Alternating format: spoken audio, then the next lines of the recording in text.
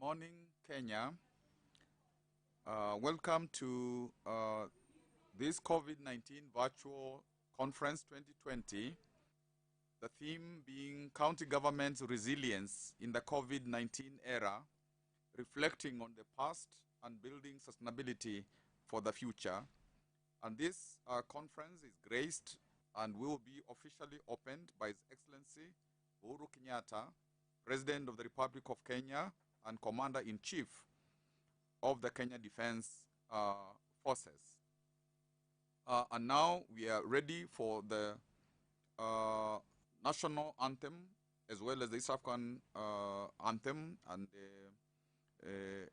my name is Kivuda Kibwana, Governor of Makueni County and Chief Whip of Council of Governors.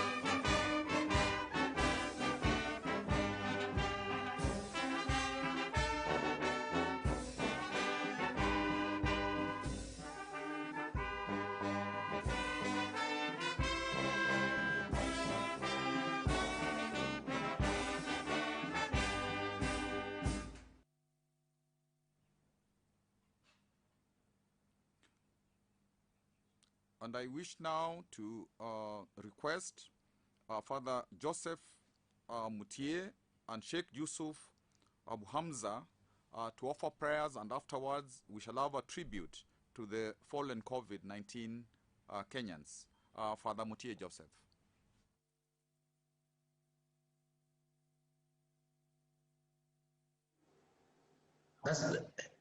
Okay. That's quite unfortunate. Let me talk to the council CEO so that we can disengage that.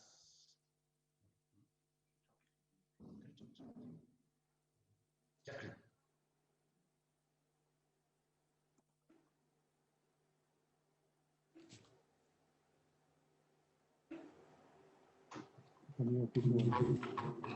Excellency, we are sorting it.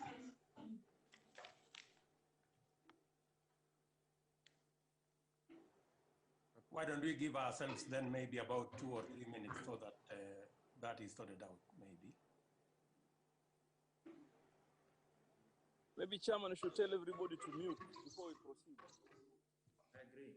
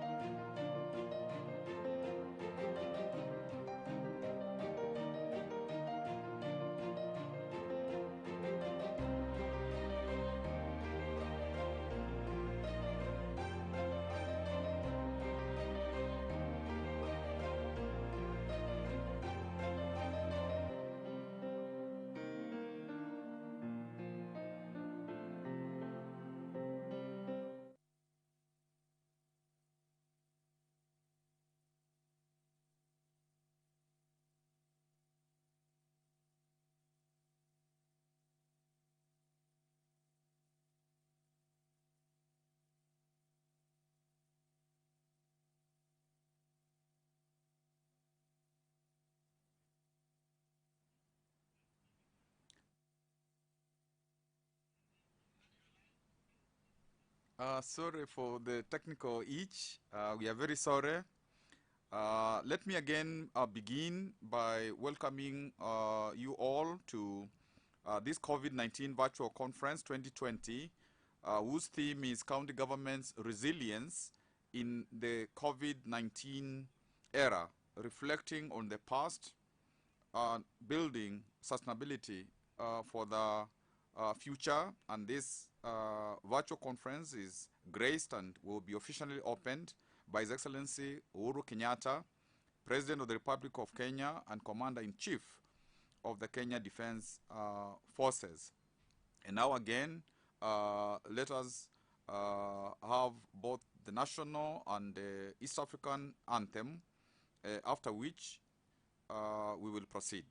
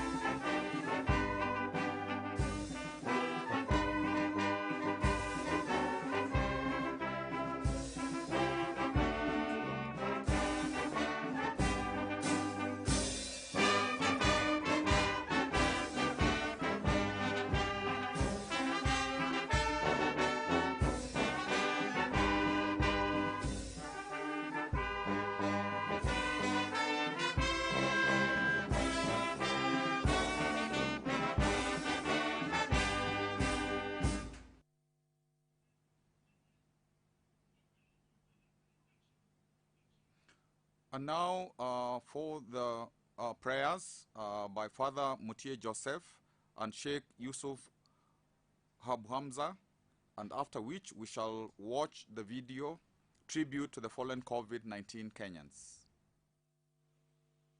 Let us pray. In the name of the Father, and of the Son, and of the Holy Spirit. Mighty and loving Father, we humble ourselves before you. With hearts of thanksgiving, we glorify your name for the gifts of life and for giving us this new day. We want to thank you for causing us to converge virtually and have this meeting. Lord Almighty, we bless you for this country, which is healthy and wealthy. And we want to pray for the leadership of this country. We pray for His Excellency, the President, and the leadership, that Lord, you will bless them and give them wisdom to guide us in the right direction. We pray for the Council of Governors, that Lord, you will also bestow upon them wisdom. But above all, remind them always that they are your servants and servants of humanity. Give them a compassionate and caring heart for the poor, the needy, and the less fortunate in our community. Mighty and loving Father, we continue to place this country in front of you. That Lord, you will direct this country always. We thank you for this far because it has taken your hand. We continue to commit ourselves to you that Lord, even during this pandemic, you will see us through. Thank you, Lord, for the efforts that have been put in place and for the people that have stood in the front line to fight this pandemic. Lord Almighty, we pray for those that have been affected, those that have been infected. Lord, we pray for those families that lost their dear ones. We also pray that, Lord, you will repose the souls of those that have departed in your kingdom. Mighty and loving Father, continue to give us peace, stability, and prosperity as a country. We continue to commit ourselves to you. We pray for those that, Lord, love this country, and that, Lord, all the people in this country will continue to love this country. And we commit ourselves to steer this country to a greater height.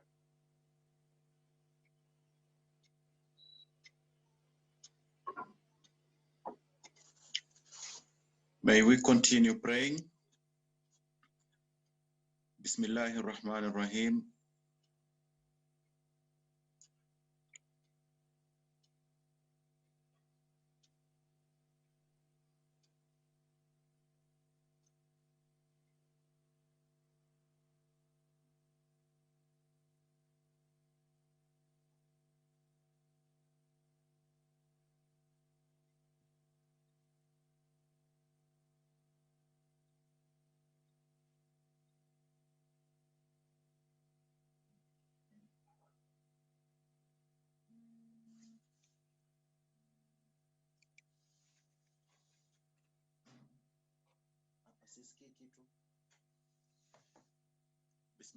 Go to the tribute to the fallen COVID-19 Kenyans.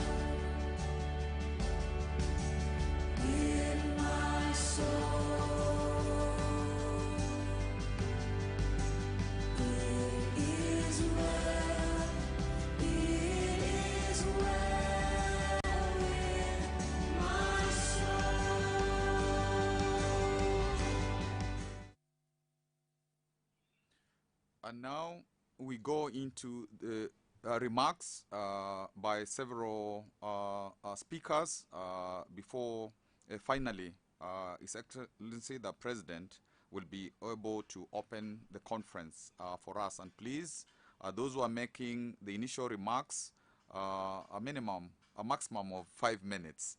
And we begin with our Cabinet Secretary, Ministry of Health, Honorable Mutai Kagwe.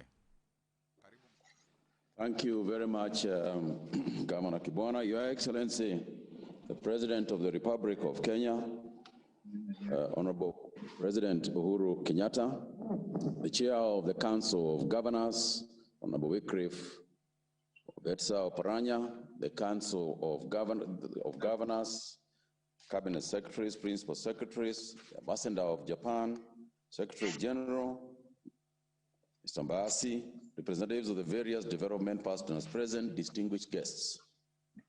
Your Excellency, it is a great pleasure to have this opportunity to make a few remarks during this auspicious occasion of taking stock of the country's COVID-19 response and challenges, and to recommend strategic policy measures going forward that can be adopted in readiness for any future pandemics, and to continue in the current situation because the pandemic is still here with us.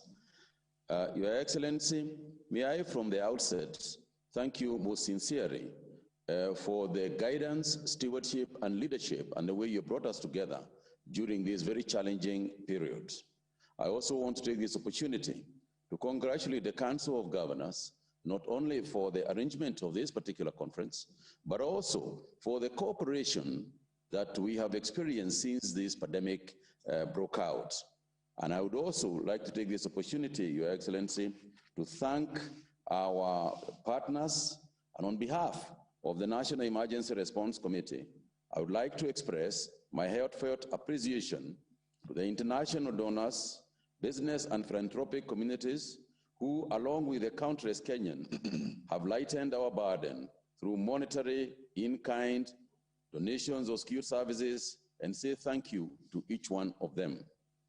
Your Excellency, since the first reported case on the 31st of December in 2019 in Wuhan city in Hubei province in China, and spread across all the countries, to date reporting over 24 million confirmed cases and 800,000 deaths have been reported. To date, Kenya has reported 33,016 confirmed cases, including some 19,296 recoveries, and unfortunately, 564 deaths of COVID-19 across all the 47 counties, with Nairobi accounting for slightly over half of the cases recorded. Among the reported cases, some 920 are healthcare workers, with 16 mortalities in 35 counties. Your Excellency, in order for us to be ready for the pandemic, the government, in close collaboration with the county governments and other stakeholders in the health sector, undertook a number of measures. First, in order to coordinate the response, the Ministry of Health established the COVID-19 National Task Force early in January 2020 to provide stewardship of the preparedness activities in readiness for the pandemic. The COVID-19 National Task Force developed the COVID-19 Contingency Plan, which was endorsed in early February 2020. This plan helped guide preparedness measures before the first case was reported on the 13th of March 2020. Later, on February 28, 2020, the government adopted a whole multi-agency approach in accordance with the Executive Order 2020 issued by Your Excellency that constituted the National Emergency Response Committee, which was cascaded to the sub-county and county levels. Your Excellency, to provide daily situation reports that inform the planning, the Public Health Emergency Response Center was fully activated. In addition, each county has teams of rapid responders and contact tracers on standby to investigate any alerts and follow up on contacts of confirmed cases at the sub-county level.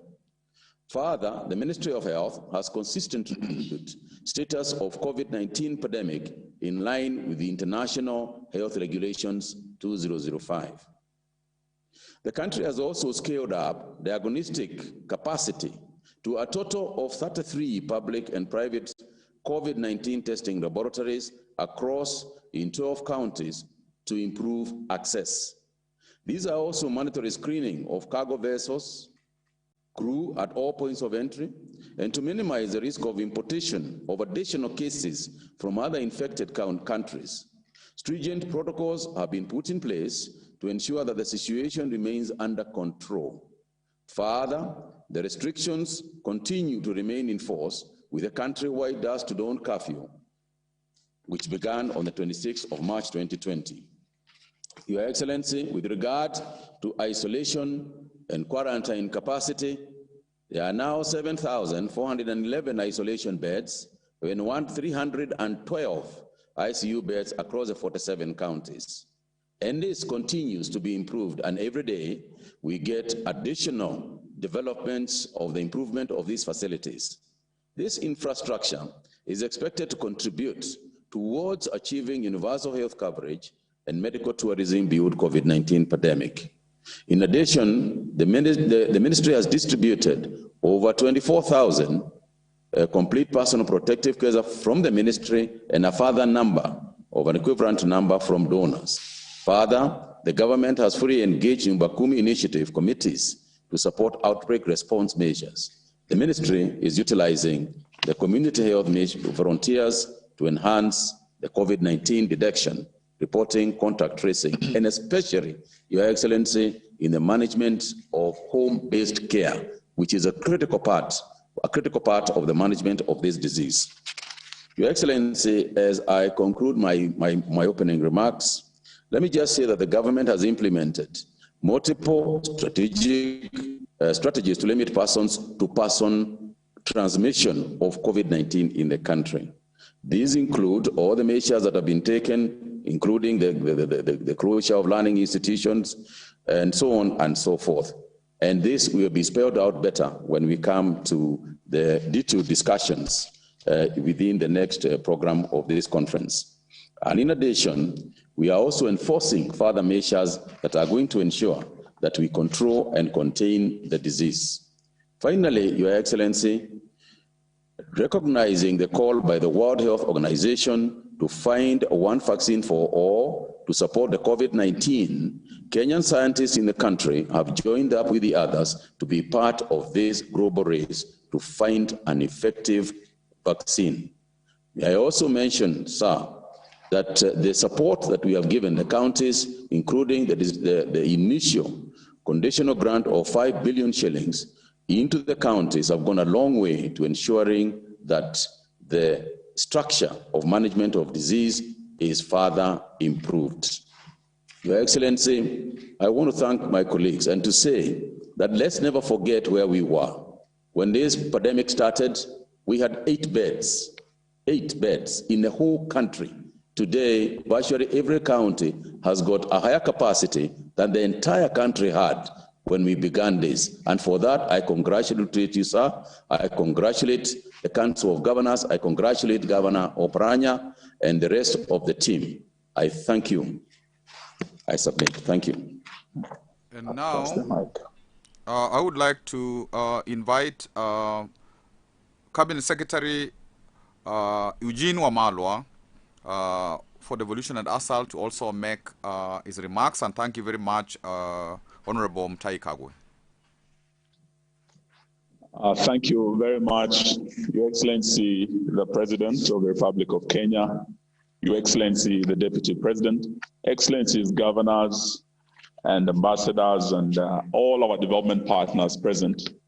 May I take this opportunity to also thank the organizers of this very important conference on the resilience of our counties within the COVID-19 era. And the man in the hot seat, who's my colleague in charge of health, has elaborated on exactly what the government is doing. So I do not wish to belabor going into what we have been doing, because he has been leading the process. Mine is just to hail the good intergovernmental relations that exist in our country, especially during this pandemic period. Indeed, when we are talking about resilience, Kenya is a very resilient nation, but never in the history of our nation has our resilience been tested to the extent that it has been tested during this pandemic. You will remember, before the pandemic, we already had floods that had ravaged the country, displaced many people. Before the floods, we had the locust invasion, and before the locust invasion, we had drought. All these disasters coming back to back within a period of 1 year. Today, we're entering the 6th month of the period when we're fighting this pandemic, and intergovernmental relations at an all-time best. We want to thank His Excellency the President and the Council of Chair and COG team for the close and cordial working relations that we've had. Article 6 of our Constitution divides the Kenyan territory into 47 county governments. And it also requires that the 47 county governments work closely in consultation and in cooperation with the national government. It also requires that we hold summits at least twice a year to consult, for the two levels of government to consult. But within this 1 year alone, under the leadership of His Excellency the President, we have had more summit meetings than we've ever had since we started the devolved system of governance in our country. We've actually had almost 5 summit meetings, during which we have engaged and we have looked at this pandemic together, and we have adopted an all-hands-on-deck approach where we've been working together, and both levels of government have been represented in all the structures that His Excellency directed to be formed, where we've had consultations and we've had different responses being effected through the interventions that my colleague has reflected on. So this has seen a great improvement, but as we go forward, we'd like to see these continue. We've also, apart from the national level consultations, we've also witnessed consultations and interventions at the regional level through the regional economic blocks. And I want to hail these very good development. We have seen almost 5 meetings. The first was in April in northern Kenya, where we had the FCDC bringing together 10 counties, looking at the COVID-19 situation up north. And with national government and our partners participating, we were able to look at the region more intensely and come up with specific tailor-made interventions for that region. We did have a second meeting in May where we had the coastal counties coming together. And after that, we had the North Rift block also meeting. We also had the LREB meeting recently in Kisumu. And the reflections and the interactions and the partnership that we saw has indeed encouraged us to see how counties can come together to be able to pool the resources, to be able to look at the challenges within their regions, and to come up with a specific intervention. So we are happy with this, and we want to encourage this continued interactions. And lastly, we've also seen counties that are on the borders. We know that they have unique challenges, and we want to assure them of continued support from the national government. As my colleague has said, the 5 billion that His Excellency the President directed was able to reach every county through the Ministry of Health. Apart from that, we have also programs that we are running in different ministries. We have the Kenya Urban Support Program that is supporting the counties, also build up COVID-compliant markets. We also have, under the Kenya Devolution Support Program through the Ministry of Devolution, where we are supporting the counties strengthen their health facilities and health services. And we are talking of 1.4 billion that was released earlier and 4.6 billion that is being released to help the counties build capacity. And we are looking forward to building a resilient nation. But the counties are actually the building blocks, because when we have resilient counties, we will have a resilient country. So we want to thank you and urge that we continue working together through this pandemic, but even beyond, because we know that there will be more disasters coming, there will be other pandemics coming. Experts are telling us that this is the terrible new normal that we have to live with. And we'll urge the counties to learn from the experiences we've had at this trying period. Set aside enough emergency funds, as we've always talked about this, so that we are better prepared for the future pandemics, future disasters, to deal with them together. I thank you very much for your attention. Asante. Thank you very much, Eugene. Part of the reality during this COVID time is we are also being supported by the international community. And now it's my pleasure to invite the Ambassador of Japan, His Excellency Roichi Orie, to also make his remarks. Thank you very much, Chairperson. His Excellency Uhuru Kenyatta, President of the Republic of Kenya, and Honorable Wycliffe Palanya, Chairperson of Council Governors, Honorable Mwangi Wailia, Vice Chairperson, and all the governors and the cabinet secretaries, and Mr. Walid Badawi, UNDP resident representative. It is my great honor to say a few words at this important and timely conference on COVID-19 with the various stakeholders. Before I begin, I would like to take this opportunity to express my sincere and heartfelt condolences to all the people who have lost their family members, relatives, or close friends to this deadly virus. I would also like to express my gratitude to all the essential workers in this country, especially the frontline healthcare personnel, including the doctors, nurses, paramedics, and the support staff at the various medical facilities around the country. Ladies and gentlemen, today I'd like to address how Japan has stood by the people of Kenya in this prolonged war against the virus. As some of you well know, Japan's ODA to Kenya started in 1963, and since then we have shared a long history of cordial relations and cooperation. That includes our supporting the establishment of KEMRI in 1979, the institution which is in the forefront in the fight against this virus. I visited the institution KEMRI last week and reinforced the recognition of the importance of its work in the fight against the pandemic. Our recent support to Kenya to combat the virus includes the provision of chlorine to water purification facilities around the country by JICA to help mitigate the impact of COVID-19 through continued supply of safe water to Kenyans. In addition, 340 million Kenya shillings was disbursed through UNDP and UNICEF to strengthen the health sector and provide much needed medical equipment to hospitals. Indeed, this conference is also receiving support from the government of Japan through UNDP.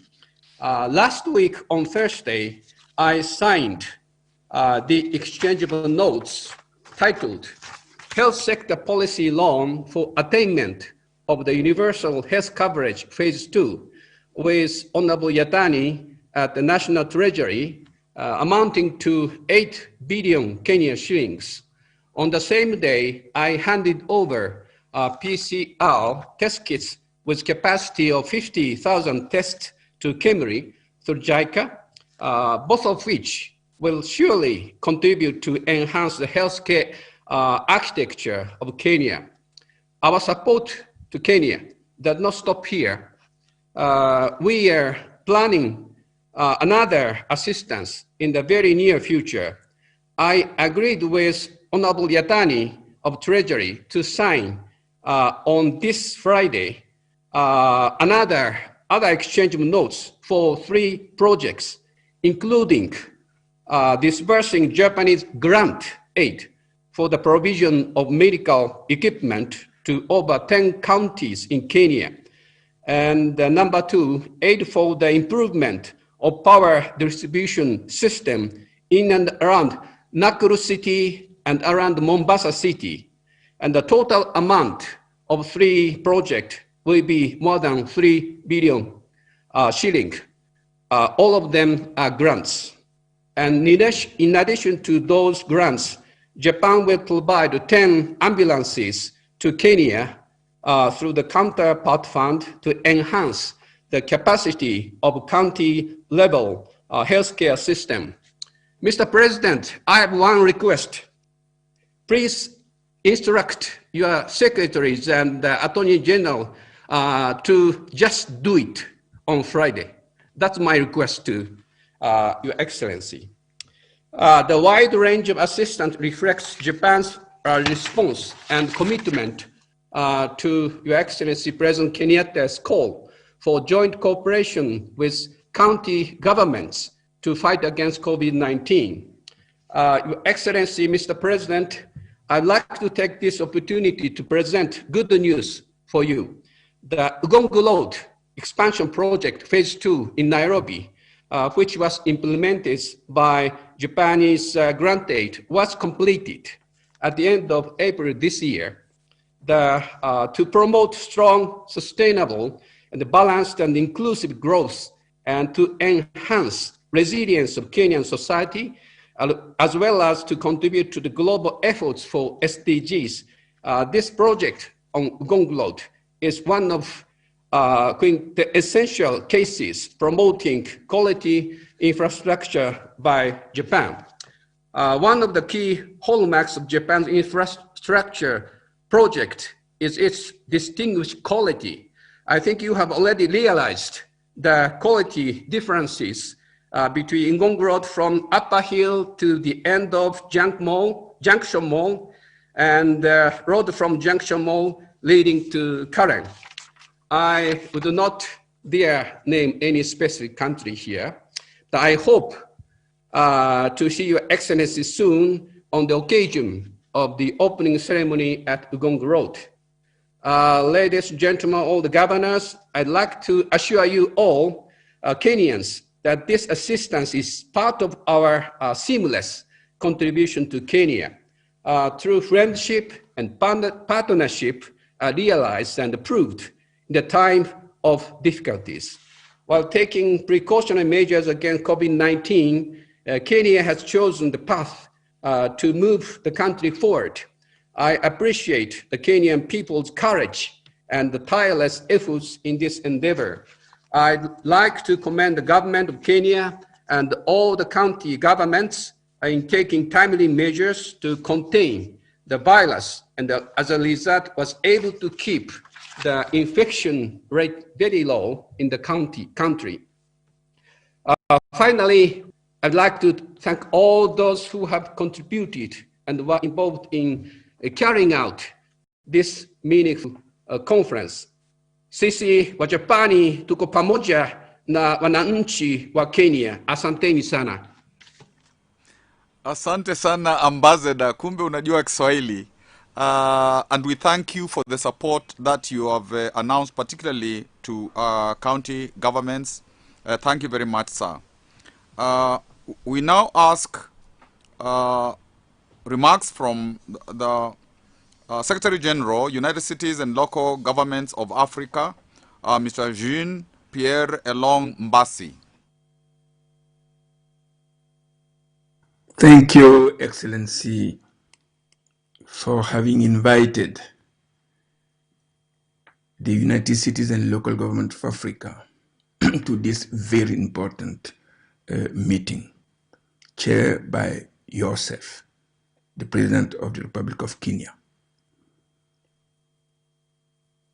Honorable Cabinet Minister, Minister of Health, Honorable Cabinet Minister, Minister of Devolution and Hustle, Honorable Chairman of the Council Governor, Ambassador of Japan, Resident Representative of UNDP in Kenya.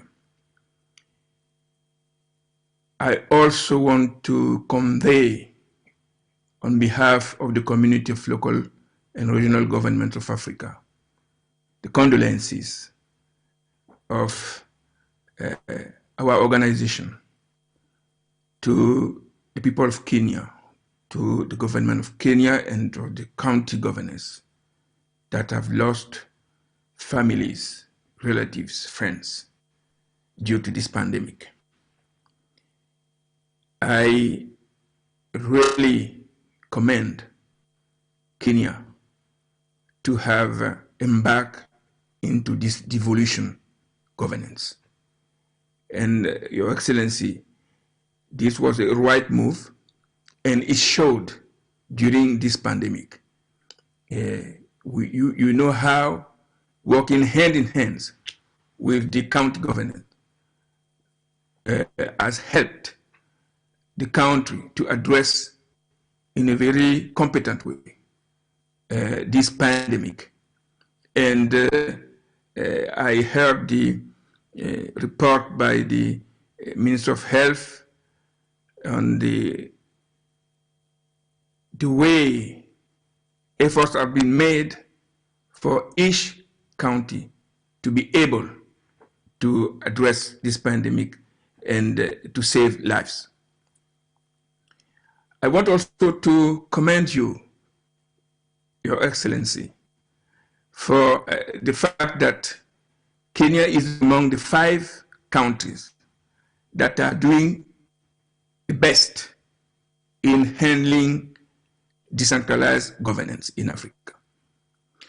But at the same time, Mr. President, I want to raise the issue of Kenya not having signed so far the African Charter on the values and principles of decentralization, local governance, and local development that you, head of state and government of this continent, adopted in June 2014 in Malabo.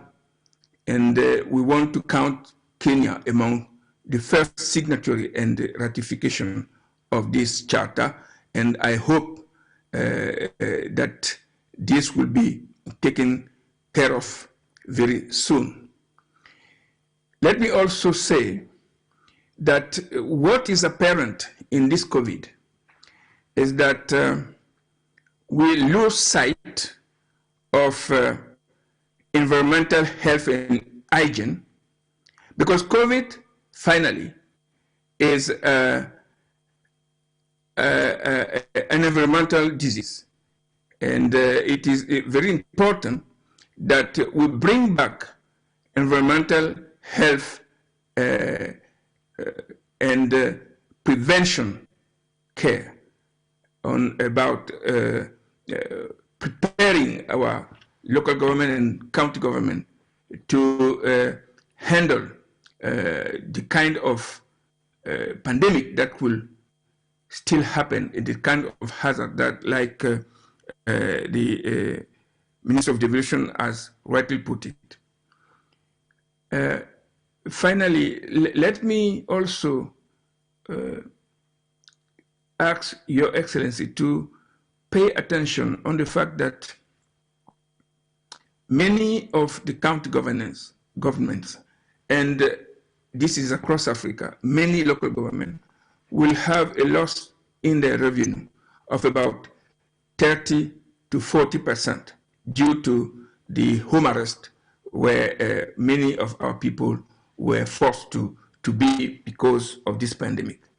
So we are asking you, Mr. President, to pledge, to advocate for the consideration of local government in the packages, support packages that normally both the national government and the international community will have to consider for the recovery of the economies and society.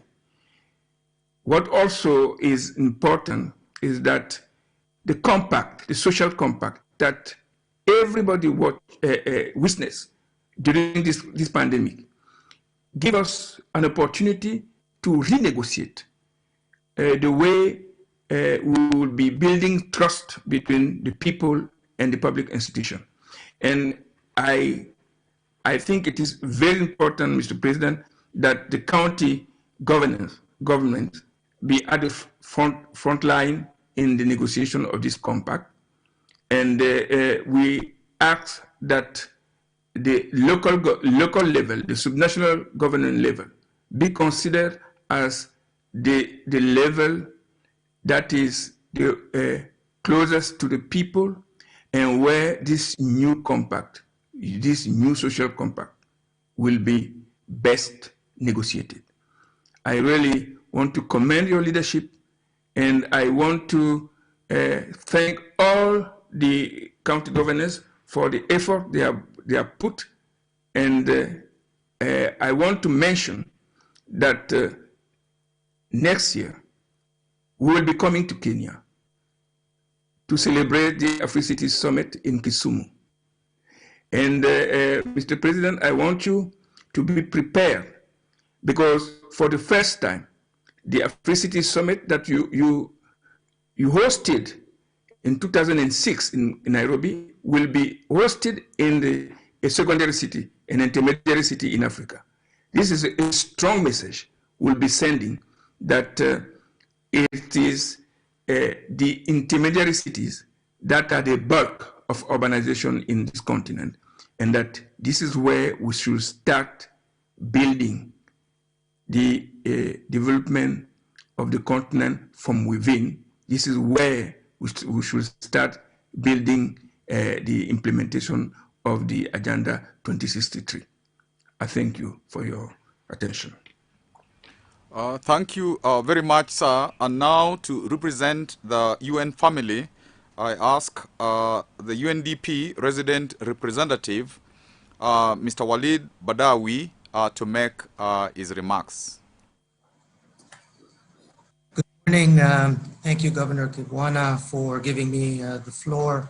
Your Excellency, President Uhuru Kenyatta, President of the Republic of Kenya, Your Excellency, Mr. William Ruto, Deputy President, the Vice Chair of the Council of Governors, Governor Wairia, the Secretary for Health, Honorable Mutai Kagwe, the Cabinet Secretary for Devolution and ASALS, Honorable Eugene Wamalwa, the Ambassador of Japan to Kenya, Your Excellency Roichi Hori, the Secretary General of the United Cities and Local Governments of Africa, Mr. Jean-Pierre Villon Mbasi, Cabinet Secretaries here present, Governors here present, Principal Secretaries here present, all development partners and UN colleagues, all protocols observed.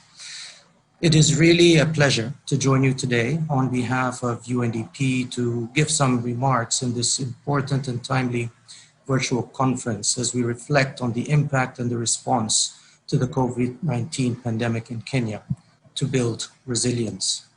Let me also express my sincere condolences to all those that have lost family and loved ones in the fight against COVID-19. For the first time since 1990, global human development is on track to decline this year due to COVID-19. This is happening in the same year that marked the beginning of a decade of action towards the Sustainable Development Goals. As evidenced across the world and here in Kenya, COVID-19 has fundamentally changed the context of development. And what we face today is, as you have repeatedly called it, Your Excellency, indeed a war. COVID-19 has amplified the long-standing structural deficiencies in health systems impacting on the most vulnerable. Drawing on UNDP's global experiences with other outbreaks such as Ebola, HIV, SARS, TB, and malaria, we are helping countries to respond to COVID-19. Working with governments at the highest level, we are helping to mobilize resources and support the development of national systems for strengthening transparency and accountability in the response to this pandemic.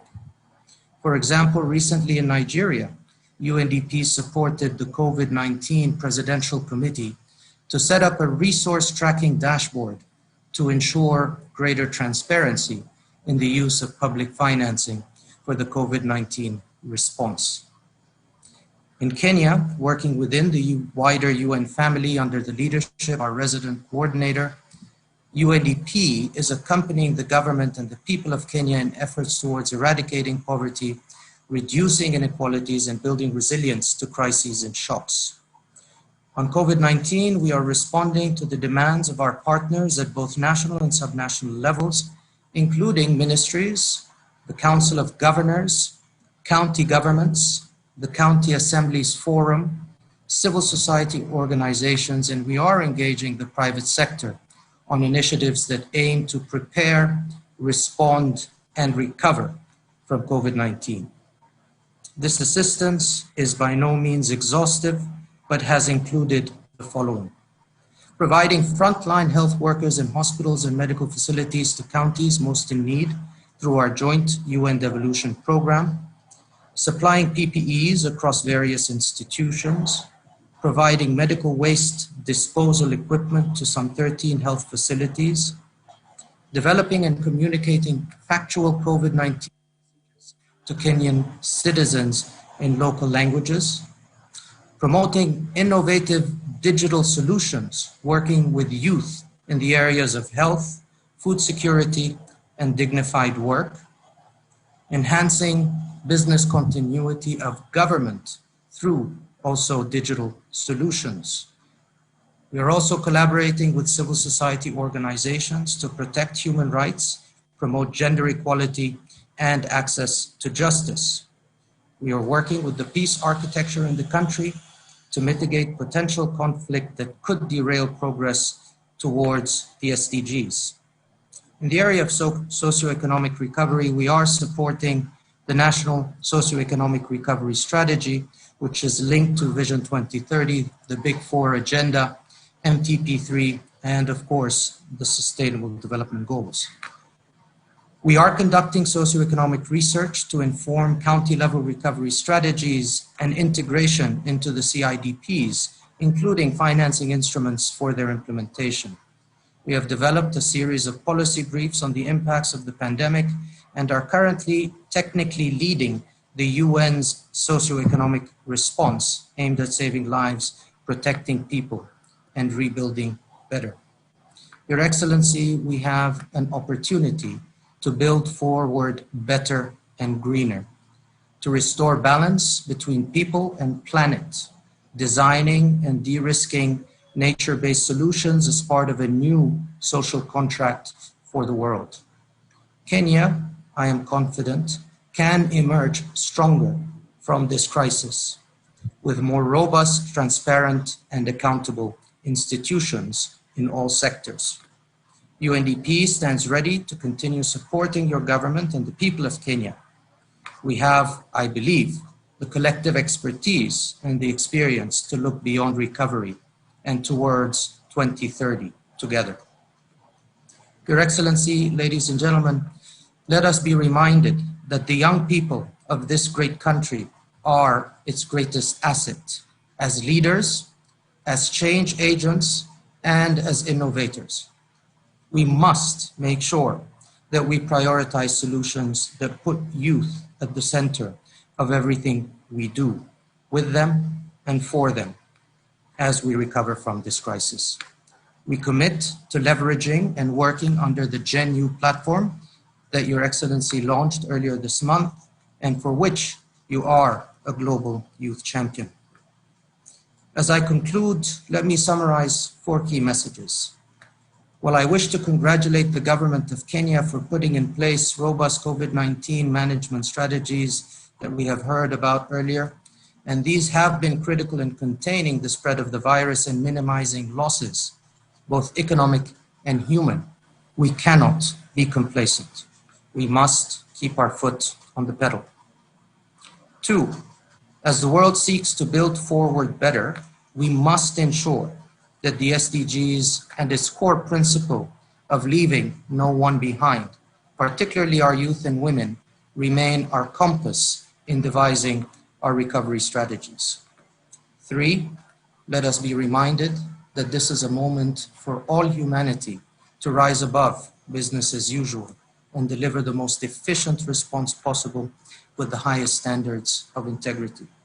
Together, we will win this war, but only if we seize the opportunity to unite against a common enemy armed with the right strategy as we learn from the lessons of others.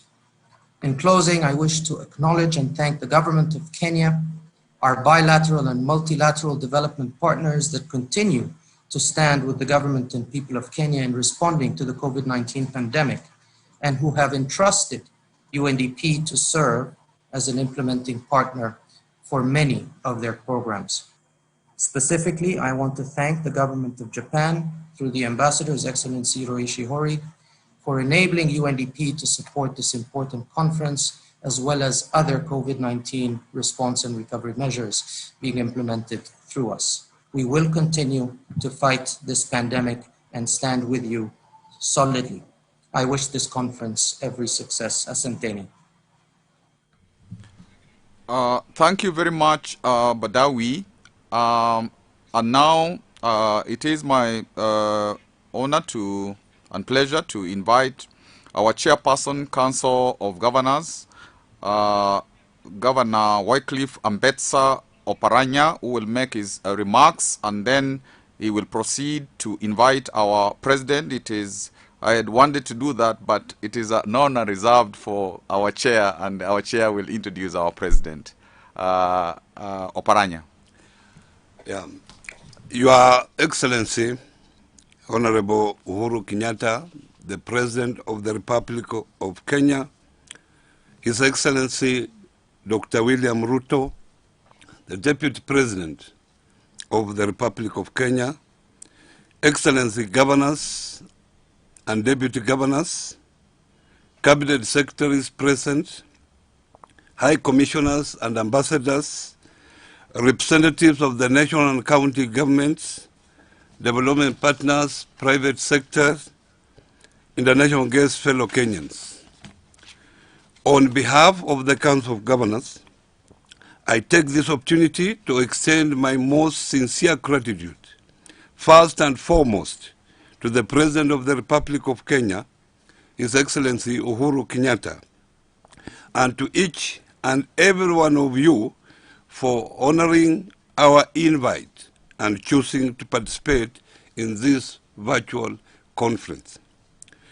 For the past 6 months, Kenya has been among the many countries of the world that is managing the COVID-19 pandemic. This virtual gathering today will provide us with a platform to collectively reflect on government's action in the prevention and control of COVID-19, discuss the impact of the disease that has had in our nation's socio-economic space, and recommend strategic and sustainable interventions that can be adopted by both levels of governments for this and for the future pandemics.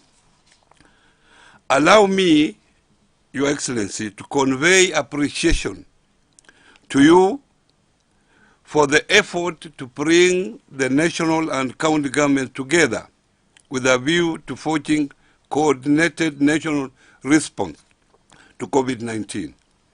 Thus far, we have held 3 extraordinary summit meetings which have allowed the 2 levels of government to galvanize collaborative measures in the fight against COVID-19.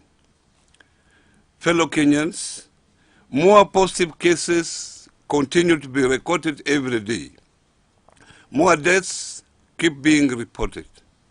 The nation continues to witness more despair and hopelessness owed to the closure of businesses, low incomes, and loss of livelihoods.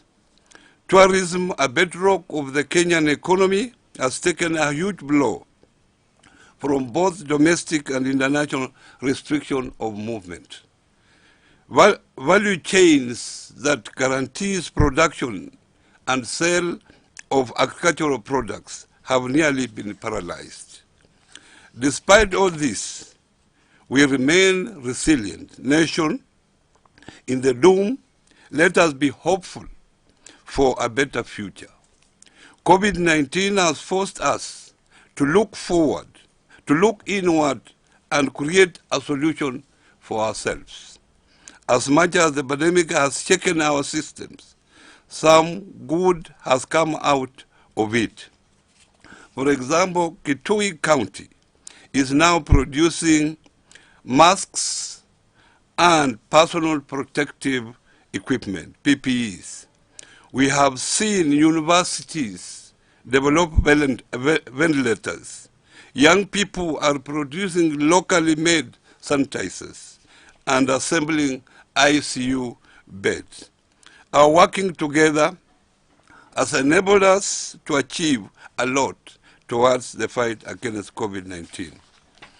Fellow Kenyans, COVID-19 has exposed the gaps and weaknesses that exist in our socio-economic systems and structures. The onus is on us, the national and county government, development partners, private sector, and civil society to devise remedial measures that will ensure every Kenyan's right to health care, food, shelter, and housing is guaranteed. Moving forward, we must act differently. That is why the Council of Governors commissioned the development of the county post-COVID recovery and re-engineering strategy, a plan that will assist the sub-national level to adopt measures that enable it to prepare, respond, and recover from the future pandemics. Ladies and gentlemen, the Council wishes to thank our partners who have made it possible to have this conference. Specifically, a heartfelt thank you to the United Nations Development Program through the Japan government, the World Bank, and the County Pension Fund for supporting this conference. And to the Council Secretariat, thank you.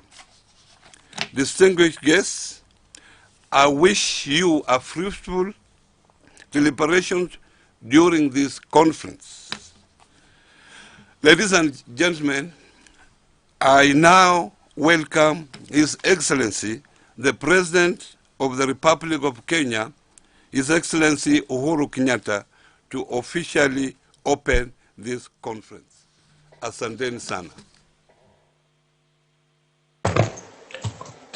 Thank you very much, and let me begin, Chair, Council of Governors, Governor Wycliffe Oparanya, all county governors, our dear friend from Japan, His Excellency Roichi Horie, the Secretary General of UCLGA, Pierre Mbazi, the UNDP Resident Representative, Walid Badawi, representative of various development partners, and all our distinguished guests, ladies and gentlemen, let me once again say that it is with great pleasure that I open this virtual conference. And indeed, as I said earlier, I am particularly pleased that today's assembly is a congregation of solution givers and problem solvers. But let me also at the onset join all of you in once again extending my condolences to all those who have lost loved ones to this pandemic.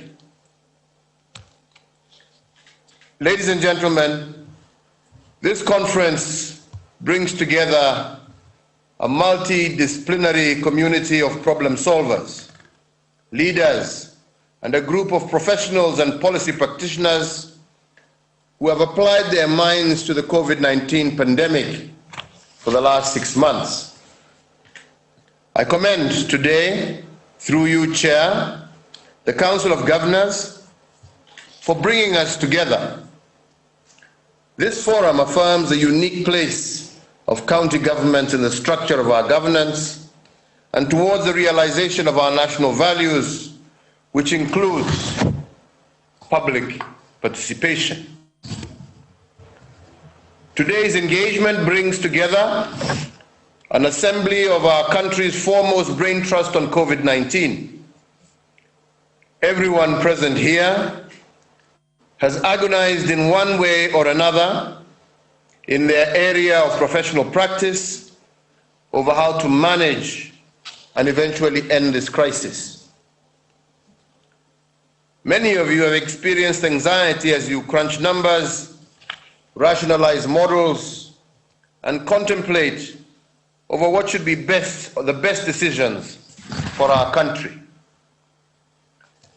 Indeed, on my part as President, I have been called upon to make weighty decisions that presented the most unique dilemma to me as the head of state. More often than not, as I have indicated in my previous statements, the agonizing dilemma was one between two rights. Never before in the history of our nation has the head of state been called upon to invoke the Public Health Act and issue containment measures that would significantly affect the enjoyment of various liberties, rights, and freedoms of our people. And so today we gather here to harvest the results of these collective experiences and together chart a way forward for our nation's future. We are here to collect and build on the best practices that we have all recorded in the last 6 months. So today, if you are custodians of best practices in the fight against COVID-19, you must remember that best practice is never implemented retrospectively. It must be applied instantaneously. Timely and instantaneous implementation of what has worked is what will take us forward and most significantly secure the gains that we continue to make. But as we implement best practice, after counsel of this conference, our shared goal must also remain in sight. And this goal is simple: victory over COVID-19 and nothing else. And we must achieve it with zero option. And to achieve it, we must begin by building positive resilience. We must move away from tactical response to this pandemic to strategic response. Instead of symptomatic reactions to this crisis, we must move to structural reactions that are long-term and transformative. And this is what I call positive resilience. Being able to anticipate the patterns of this pandemic and responding to it transformatively and building back better. Ladies and gentlemen, allow me now to suggest a framework for banking your experiences of the last 6 months in this conference. This framework has 3 elements. First, I want us all to do a post-mortem analysis of how we have handled the COVID-19 crisis 6 months after it began to manifest itself in our country. Begin by looking at the forecasting of the spread of the virus. If all our models had projected severe scenarios that did not happen, was it because we were forewarned, or was it because of the swift interventions that we put in place? How does our national response compare with others within the region, the continent, and the world? Is there something that we could have done better?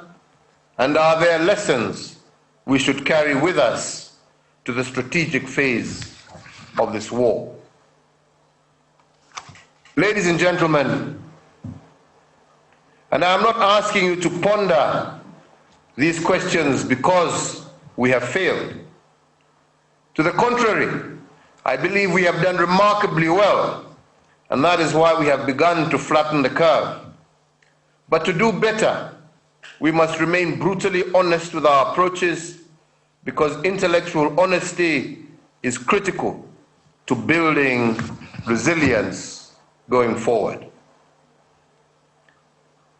Ladies and gentlemen, secondly, after doing a post-mortem analysis, I invite you to do some in-mortem analysis. Ladies and gentlemen, we are in the middle of a crisis, as you all know, and we must analyze as it unfolds and changes form. The good news, though, is that in the middle of this crisis, the curve is beginning to flatten. However, we must not celebrate this happy moment too soon, but rather celebrate it with a great deal of caution. More so because the curve begins to flatten after it reaches its highest point. This point is also called the inflection point. And it is the most dangerous point because the curve can either flatten and de-escalate or take an upward surge. My appeal to all of you as experts, practitioners, and leaders is therefore to deliberate on our in mortem condition. Although the curve, as I said, is beginning to flatten, could it surprise us by taking an upward surge at this inflection point? My third invitation to you, ladies and gentlemen, is for you to do a pre-mortem analysis. This is about early warning, but more fundamentally, it is about long-term response. If indeed we are to shift our response from tactical to strategic interventions, we must do a simulation of how this will work. A shift from symptomatic response under COVID-19 to structural response under universal health coverage must be well thought out. How, for instance, will the environment respond to this shift, and what are the enablers and disablers of this undertaking? Pre-mortem analysis will help us chart the path to sustainable health provisioning for all. Using this model, the conference should therefore give us counsel on how to promote preventative medicine over symptomatic care. It should guide us on how to use the lessons learned from the COVID-19 experience in order to anchor the full national rollout of the universal health coverage, one of the pillars of my administration's agenda for the nation. But most importantly, this conference of leaders, experts, and stakeholders should use pre-mortem analysis to guide us on how to build positive resilience out of the COVID experience. We must use this experience and lessons learned to build back better and to create a society capable of absorbing shock and emerging on top. But most critically, a society which unites when called upon to do so in the face of such a monumental challenge. As I conclude, I challenge all of us to reflect on how we can position our country to emerge as a stronger and more responsive state from the current pandemic. And with that, ladies and gentlemen, I want to wish you all very productive deliberations, and more importantly, look forward to your counsel on the steps we could adopt to conquer this invisible enemy going forward. It is now my pleasure to declare this conference officially open. I look forward to participating and to offering some concluding remarks. I thank you all, God bless you all, and may God continue to bless the Republic of Kenya. Thank you, asanteni sana. Very much, Your Excellency, for that speech and also for opening our conference. But I will request that you stay on briefly because I know you have a lot of work and you are a busy person. We have a video that is coming up on the COVID-19 county government experiences. So you watch that, it's just 2.5 minutes, and you will be able maybe to release you, and we expect you early afternoon so that you can also close the conference for us. Otherwise, thank you very much. Now,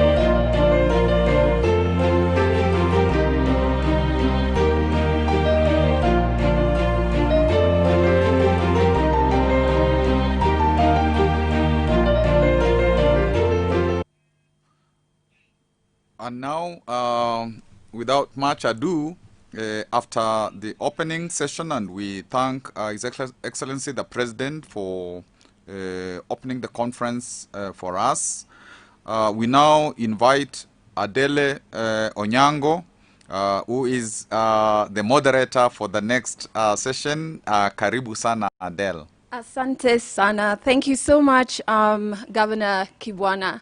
You did an amazing job as a moderator for the opening of this very important conference.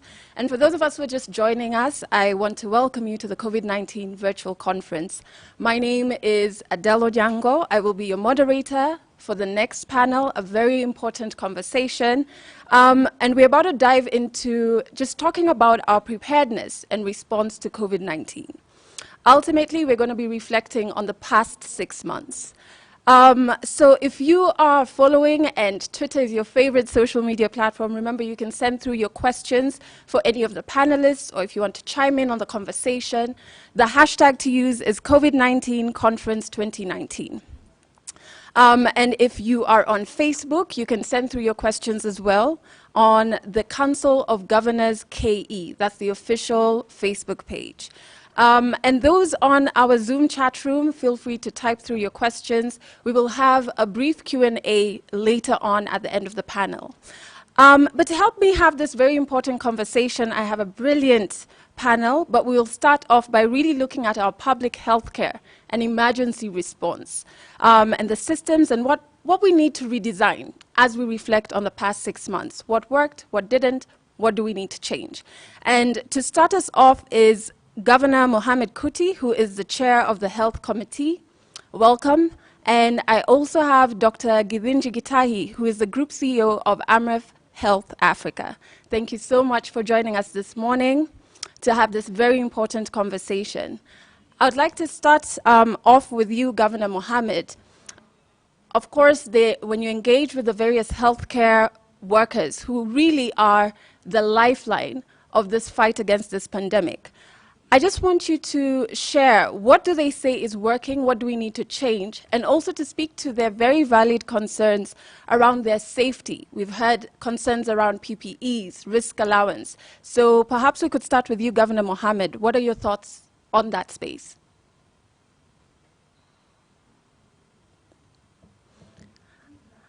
I think Governor Mohamed has dropped off, so we will move to Dr. Githinji Gitahi. Can you hear me now? Yes. Yes, Governor Mohamed, I can hear you. Thank you very much. I would like to start by thanking everybody and His Excellency the President.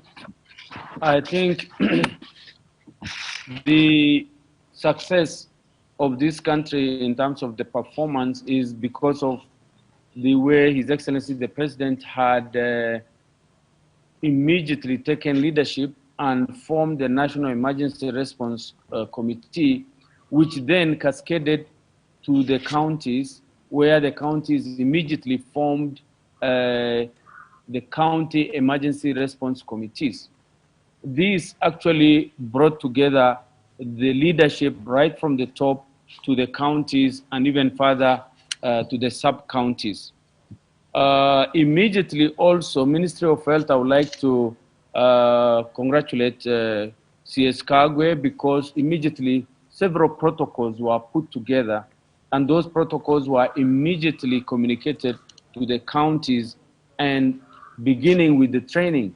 And therefore, our medical staff, who most of them had never encountered a pandemic of this nature, were able to be trained by the national experts who may have participated in Ebola and other similar highly infectious diseases. And within a very short time, we had county staff who had capability and training to be able to manage COVID-19. And therefore, that actually put us in a very good position. And secondly, there was the issue of, there was lack of everything, because this is a pandemic and every country was depending on its own. And travel has been closed. So the way the country immediately swung into encouraging its own resources to manufacture PPEs, face masks, even at the local level, and with the support of Kenya Bureau of Standard, had been able to supply the initial very crucial requirement for PPEs, and that also helped quite a lot. The fact that also that the county governments immediately swung into action to disseminate information through radios and local radios and create awareness in the public, and the daily briefing also from the Ministry of Health helped a lot to galvanize the communities or the country as a whole to focus on what are the preventive measures. And I think that also contributed a lot, combined with the fact that His Excellency, the President, took a very bold step of locking down the country and containing the disease in counties that had hotspots like Nairobi and Mombasa and the coast. That actually helped quite a lot. And I would like to say that we came out a stronger and a better country, and the result we are enjoying today are as a result of those initial right steps that we took. The other thing I would like to mention, and because His Excellency mentioned we need to compare ourselves, is the issue of remaining true to the people. We've not hidden any figures. We were very blunt and true to our constituents who are our citizens, and we followed. If there were deaths, if there were numbers, they were just only the challenge was the testing. I think what came out very strongly in terms of the challenges that we need to focus in future is our ability to test. And that is where now our research institutions need to rise up to the ability to produce testing, because this is a pandemic and it is anticipated due to climate change. Pandemics are bound to happen again. We need now to up our game as, and this is where now maybe the country needs to invest more in research stations, in research institutions, such that we are able to have participation in developing tests, in developing vaccines. I'm happy Kenyans are already participating in the development of vaccines, but I think we need to invest in research. We need to invest in our universities, and I think these are the comments I would like to make in terms of finally also the issue of infectious disease in regional blocks. I know counties are developing regional blocks. It is important now that we be able to have regional infectious disease hospitals and research institutions at the regional level, because most different regions have different disease prevalences, so that those regions become expert in those diseases, such that if anything happens, then we already have expert institutions based in various regions of the country. That's what I would like to say. Thank you very much. Thank you. Thank you very much, Governor Mohammed. I really do love that you brought up the issue about investing in research, which is a question that has come up on our chat room and also on Twitter for this conference. I want to bring in the issue of the curve, because we've heard the president shortly before just talking about the curve and flattening the curve. And it's a conversation that has been had over and over as we've been fighting this pandemic. So, Dr. Githinji, I could bring you in here, speaking about the curve and the crucial point that Kenya is in now. What do you think are some of the things that we have been doing that we should keep doing? And what are some of the new practices that we need to be implementing now? Thank you, Dale, and Your Excellencies. Appreciate everyone's presence, and also my personal condolences to my colleagues who have passed away in the front lines of this war. And also to appreciate in this flattening the curve, the response of the national government, the response of the Ministry of Health and the various different agencies, as well as the participation of the media, the further state, and our communities as well in this agenda of flattening the curve. Remember that we said, and we've said before, that the curve is as flat as your health system is strong. If your health system is very weak, then your curve has to be flatter, and therefore you have to suffer more socioeconomic disruption because you're trying to make sure that the curve is below the capacity of your health system. But as has been reflected on by others and Governor Kuti specifically, in terms of the early response, Kenya has done fairly well in this response. I remember many days and many nights with the National Task Force, colleagues from across different sectors discussing what to do and how to move on with this response. And one of the things that worked very well was a very early response, closure of borders, contact tracing. The initial response on the contact tracing worked fairly well, and the build-up to testing capacity, though it did not work very well with the counties, and I know counties are still struggling with testing. You know, I talked to one CEC who said they're waiting for results for 14 days. Wow. This is one of the things we must address. But the public health measures as well, the adoption worked very well in terms of hand washing, masks, and all those in order to flatten the curve. Remember that flattening the curve is largely about reducing the force of transmission. It's reducing how many people one infected person can infect. And therefore, when we advise, and the government advise people to wear masks, to wash their hands, to social distance, that has played a big part in flattening the curve. And must thank our citizens for responding to that call. The other thing that worked very well is communication. You know, daily communication with the media being very, very involved in talking to the people, giving us opportunities to talk to the people, worked very well. And finally, collaboration also worked very well. We're seeing multi-agency teams at national level, at county level, also regionally with WHO, Afro, Africa CDC, and others working very well to assist this country. But there are things that do not work very well. And these are the things we need to reflect on within His Excellency's framework, also doing an in-mortem and a pre-mortem. One of the things we've seen is that obviously social disruption, and this has brought together many things. Some of those things, other than occasional abuse of human rights, and police brutality, we've seen rising FGM, rising teenage pregnancy, we've seen hunger. All these things have not worked very well, and I think they reflect on what has been said, that we have a weak socio-economic system. I think this is what Governor Oparanya was trying to say. The next thing is community ownership. We saw government leadership, but we did not see community ownership in the very early days. Governments are trusted so that their strategies are implemented, and we saw people actually wear masks because of the police. So these are areas that do not work well, and I think moving forward, we want to ask ourselves, as the government leads the response and any other response in the future, what is the role of community ownership in actually making the response successful?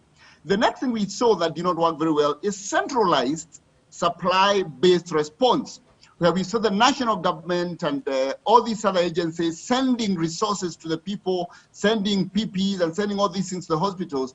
And I think I'll respond, I'll talk a little about that, because it's very important that the response is based on the ground where the infections are happening. I think we saw a lot of counties waiting for money to be sent from national government. We saw hospitals waiting for money to come down from counties, whereas an emergency response is like flooding. Communities wake up and they find floods in their houses and they have to know what to do. This is the response that we want to build. And this was tied to the financial strategies that were more centralized and going down to the counties. So I want to say that COVID-19 has actually shown us that it's not enough to have a crisis response, what His Excellency the President called tactical response. It is necessary to also build the foundation of the underlying health system. And I want to mention key things that I think are really important in looking at the pre-mortem and how do we bounce forward instead of bouncing back where we were. First is we need adequate public financing. We need adequate public financing to healthcare. Right now, Kenya is spending less than 200 billion, combining county and national. And that, when you calculate, is going to be about $30, $32, $35 per individual, where countries in other areas, maybe middle-income countries, are spending up to $500, $800 per individual. High-income countries are at $4,000 per individual. So we need to think about public financing. Secondly, universal health insurance through NHIF, so that we put money in people's pockets through the NHIF card, and they decide where to go. And this needs to be based on an agreed benefit package that includes public health, not only secondary and tertiary care. And finally, that if you put money in people's pockets, you must then give the facilities facility autonomy and responsibility over the money. I always marvel at how much we give autonomy to schools through board of management to collect fees and to spend it. But when we come to health, we are told the Public Financial Management Act does not allow autonomy of facilities. Yet we give it in the education system with 24,000 schools. How can we clearly say we are not able to trust 6,000 public facilities to manage their own funds? This is something I want to look at through His Excellency, through Treasury. I know the CS of Treasury is here, and this is critical to the success of health system resilience. And finally, community-anchored primary healthcare with functional community units, with paid community health workers or facilitated community health workers, that makes us build a health system, not only for this pandemic, but for the future pandemic. We must bounce back, we must bounce forward, not bounce back. If we don't take advantage of this crisis to implement UHC through NHIF, single, decisively, without stuttering and twerking and tweaking, NHIF, universal health insurance, starting with the poor, women, youth, the vulnerable, and then building up, we will not succeed in building a strategic response now and in future. We will remain dependent on tactical responses and all the challenges that we have seen. Thank you. Thank you, and back to you, Adele. Thank you so much, Dr. Githinji. You did bring up quite a few pointers, and I'm so happy that the panel includes people who can actually put in actionable steps to some of the things that you've brought up. And I do echo your feelings on that we have to take advantage of this to learn how we'll bounce forward even post the pandemic. While reflecting on the past 6 months, we have to speak about the accountability and transparency. And because these are the tools that really build the public's increased trust in how the pandemic is being managed. And so to help me really dive into that part of the conversation, I have Ms. Wanjiru Gikonyo, who's the National Coordinator at the Institute of Social Accountability. And we're going to be getting to that in the next couple of minutes. So do stick around for that conversation. We also have Mr. Irungu Horton, who is the Executive Director of Amnesty International Kenya. And we also have Honorable Ndegwa Wahome, who's the Chair of the County Assemblies Forum. And I want to start off with Honorable Ndegwa. The public right now, we're feeling very helpless. The words used to describe misappropriation of funds are a certain amount has disappeared, which really diminishes the public's confidence in trusting that the pandemic is being managed well. So one of the reasons is there seems to be a lack of accountability when it comes to misappropriation of funds or just general mismanagement of the fight against the pandemic. Could you speak to why this is the case and how can we help build up the public's trust in this fight against the pandemic? Okay, thank you very much and for having me at this particular time.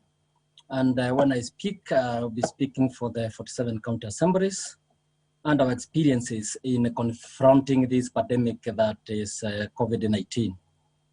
And what I would want to say at the outset is to thank His Excellency the President and the national government for the good work they have been doing around the COVID-19, despite everything that is said around the issues. At least good work has gone into fighting COVID-19. Also, the Council of Governors and the county assemblies in ensuring that at the county level that there is good work that is being done towards addressing the COVID-19 and mitigating the effects which are very grave to our people at the grassroots. But to start with, I would say that the infrastructure of accountability when confronting the COVID-19 has not been as elaborate as we would have expected. And you look at a casual look at what has been happening, you'll find that the national parliament, which is the National Assembly and the Senate, and also the county assemblies, which play a very critical role in oversight to ensure that public resources are used prudently. They are nowhere. I think you have seen statements being issued even by the Minister for Health, who is with us here now. Even when the Minister for Health is coming to the counties, you'll find that there is no representation of the oversight bodies at all. And therefore, these oversight bodies are the representatives of the people. They are the people who reach out to the common Wanjiko to know exactly what is happening about this fight. So the much that Wanjiko is getting to know is only what he or she reads in the newspapers, what they hear in the radio. But there is nobody within the oversight bodies who can go down there to Wanjiko to tell about information that they are not very conversant about. And on this, I'm saying that when you talk about transparency and accountability, it simply means that the lines of communication are very easy within the family of the stakeholders, like in a pandemic, like the COVID-19. But as of now, there is a lot of misinformation on what is happening. When we hear that billions are being released from the national government, and then at the counties, when we inquire about these funds, we are told they have not been released. There must be mechanisms where monies that are being released to the counties, that we have very clear circulars, and the government has been doing that. We have a circular that in Nyandarua County, where I'm the speaker, has received 50 million. The Vihiga County has received that 9 million. And that way, the county assemblies, and for the national level, the National Assembly will be able to interrogate these fundings and to know exactly where these fundings go to. We will appreciate that most of these fundings are never subjected to the fiscal process or the budget process within the counties. And therefore, also to oversight them is a very, very serious gray area. And when a member of a county assembly goes to the machinani, to the ward level, and cannot answer these simple questions about the billions that are coming to the counties, then there is a very, very big problem. Therefore, going forward, because here we have come to interrogate ourselves and to look at the mischiefs that have been created for the last 6 months, going forward, I think the National Assembly, that is Parliament, including the Senate, and the county assemblies should actually know what the right hand is doing so that the left hand can also be able to watch as per the constitution speaking to us, so that we are able to play our oversight role. Again, the same governments, even in the counties and also in the national government, the persons who have been executing the mandate of implementation of government programs are the same faces that are supposed to come and implement programs within the counties. As assemblies, we were of the thinking that at least every county should have been able to establish a human infrastructure of eminent persons to oversee the implementation of COVID-19. That one, over and above the assemblies playing oversight role, it would have ensured that there is confidence, even when billions are mentioned, that these are eminent people. These are people known in Nakuru that they stand out for what is right, for integrity, and they have done well when it comes to social engineering. And when such people are given that responsibility of dealing with COVID-19 response, I think there would have been a lot of respect for whatever is happening. Even some other issues, like the dealing with the COVID is an emergency. You will be told that some things were bought not at market rate, others happened this way. An emergency is dealt with, and most of the times, money, the value for money might not be the cardinal principle in applying even direct procurement. The cardinal principle is that maybe there is a life that is required to be saved at whatever cost. But these are issues that are never explained properly to the common mwananchi to understand exactly what we are doing as both the national government and the county government. So let the people who represent the voices of the common mwananchi be involved in implementation of these programs, even if it is pandemics. And finally, rule of law.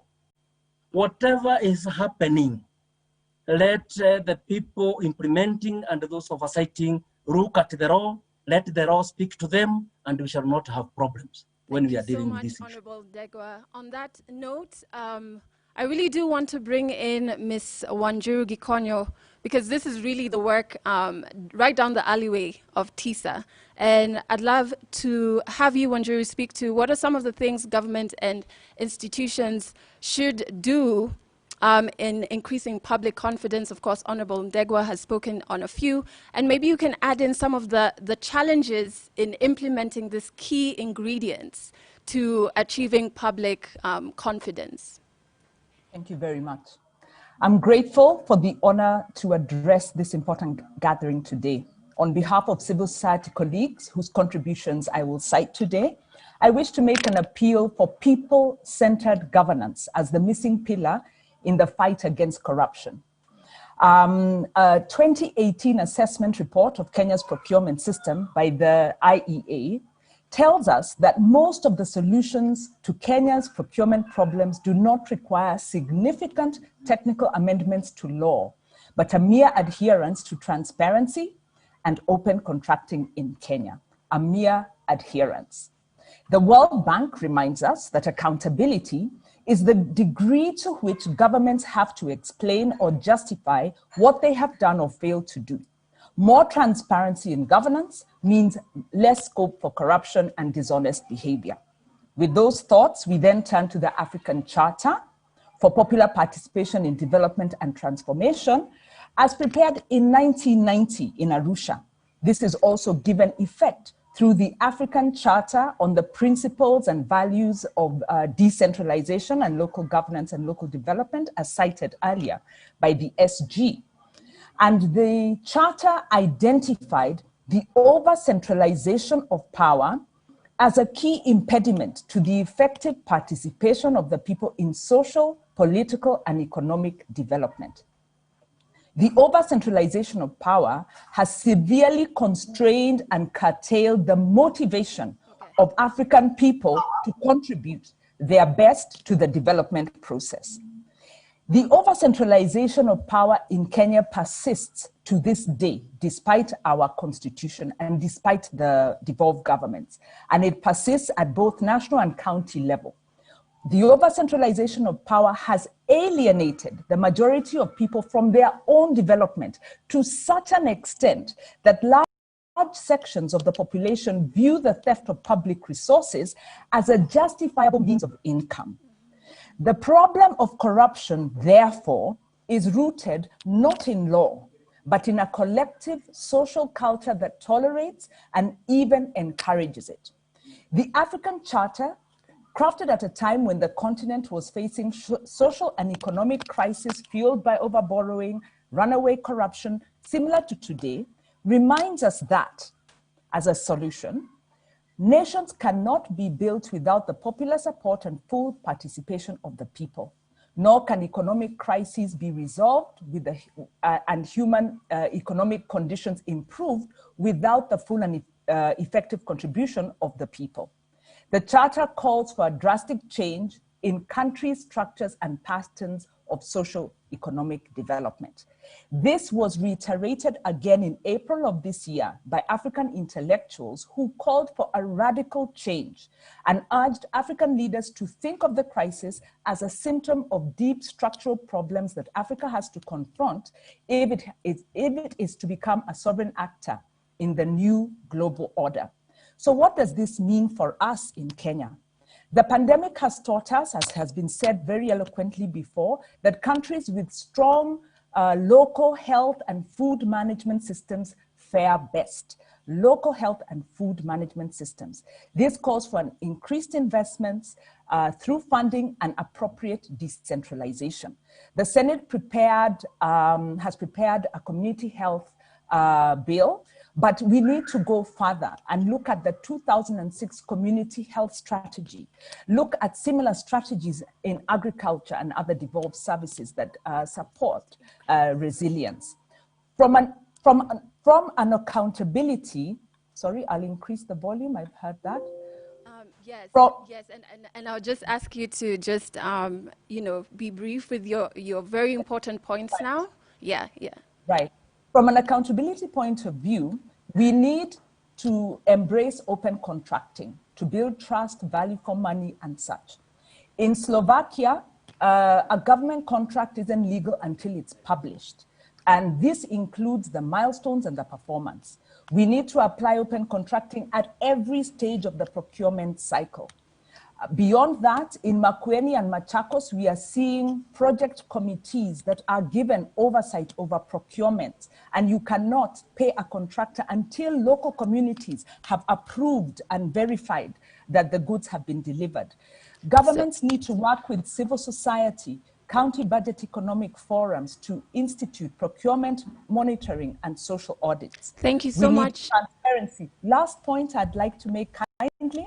Yes. Is, we need to look at the affirmative action programs such as the AGPO, which have become conduits for corruption. And we need to revisit them and ensure that governments are publishing the tender awards, beneficiaries, and the performances. We also need to look at programs such as the youth programs, Kazi Zamtani, and all of that, to make sure they are based on integrated environmental principles that support self-agency of youth and don't take an essentialist approach. We have actually piloted such a program in Makueni County, and there are other examples of the same. All right, so I have to step in here, Wanjiru, because of time, and I want to ensure that, the Kenyans who are watching this and definitely want to get their questions in at the end of the panel of the Q&A. And so I would just like all the panelists to just stick to about 5 minutes because of giving a chance to Kenyans during the Q&A to get their questions asked as well. I want to bring in Irungu. Of course, we're looking at the past 6 months. We're in a very crucial point. And what's maybe one or two things that you think need to be implemented now to increase the public's confidence? And now we're having the conversations around the public having lost confidence in the management of this pandemic. So I would ask that you just speak to one or two things that we need to implement and change now, and kindly maybe keep to about five minutes. Thank you very much, Adele, and all protocols observed. Once again, thank you very much for the extension of this invitation to Amnesty International to speak this morning. Despite the omission of recognition by previous speakers, we welcome the participation of civic organization leaders in this conference. It is consistent with Article 1 of the Constitution and a whole of society approach. Allow me to take up President Kenyatta's invitation to speak with brutal honesty and an eye to building back better.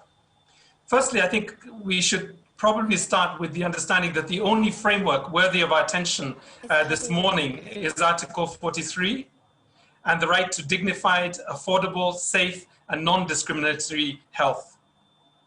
Last week, the polling company InfoTrack and Research Consulting released the Distressed Yet Defiant Opinion Poll that was commissioned by the Kenya National Commission for Human Rights and 8 human rights organizations. And these are some of the findings that have come back in terms of their conversations with the public. 30% of the population feel that the health ministry has handled the information flows to the public well. So I think this agrees with Dr. Gidinji. There has been increased capacities in a number of counties. Murang'a residents probably have the cleanest of hands across the Republic. And in Mombasa, we saw a vigorous and energetic approach to leading by the county government in that case. And in many ways, I think during this time, it is clear that most Kenyans feel that the 48 governments, the 47 county governments and the one national government have handled COVID-19 better than East Africa, the East African neighbors and the rest of the world. 75% of the population 2 weeks ago associated devolution with improved development services. But this is the catch. 87% of the population associates devolution with increased corruption. And sadly, we now have added a number of new words to the English language: COVID billionaires, rela thieves, and onwards. 60% of the population feel that the curfew was brutally managed by the police. 17% feel that the forced mandatory quarantine program was mismanaged. And 15% want more action on runaway sexual and gender-based violence. And in this regard, perhaps more of the counties can learn from the Makueni Safe Houses program. I think in terms of thinking through, before I come to some quick recommendations, I think I'm on my second or third minute now. There were 3 systemic constitutional failures prior to the outbreak of COVID-19, and they have probably cost lives and the opportunity to flatten the curve much faster over the last 6 months. The first is the failure to devolve health fully to county governments. The second is the failure to roll out universal health coverage.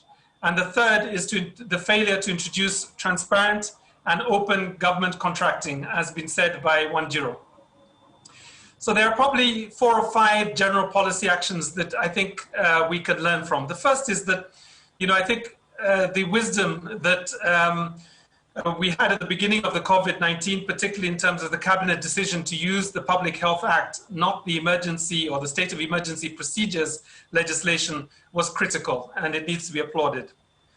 We now need to think seriously about abandoning the procurement-driven curative model in favor of preventative health and release the Ministry of Health's grip over finances to the county governments. Specifically on corruption, the cabinet must announce now a national emergency task force anti-corruption structure and strategy, which should include a bench of publicly respected internal auditors and the institution of several internal audits processes and systems. The health ministry must place all standardized costings, procurement tenders, contracts, bills of quantity, delivery notes, information on beneficial ownership, and payments on a public information portal. If we do not do this at the national level, then I do not think we are very serious about dealing with the threat of the more important C virus, and that is corruption. Thank you so much, Irungu, and I love how you've detailed everything very clearly, as well as with Wanjiru earlier. And the great thing about this COVID-19 conference is all the points you're putting across, the people who can bring these points to life so that we can see an increased level of trust from the public in how the pandemic is being managed are here. So I hope they are taking the notes and they are trying to see how these points you bring out can be implemented. We have to look, since we are looking back at the last 6 months and how Kenya has handled this pandemic, we have to look at the early warning system, right? And by the time we had our first cases, we had seen how it had played out in other countries. So then it begs the question, why was Kenya caught flat-footed? And to help unpack this and answer this very tough question, I have Dr. Rudy Eggers, who is the World Health Organization's country representative. I also have Honorable Mutahi Kagwe, who is the Cabinet Secretary in the Ministry of Health, and we have the Governor of Mandera County, Captain Ali Roba. I would love to start off with Honorable Mutahi Kagwe.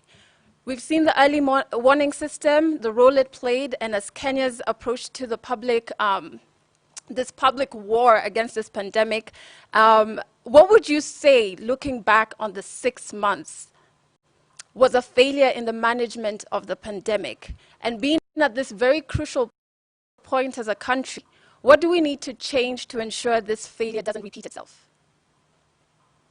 Thank you very much indeed.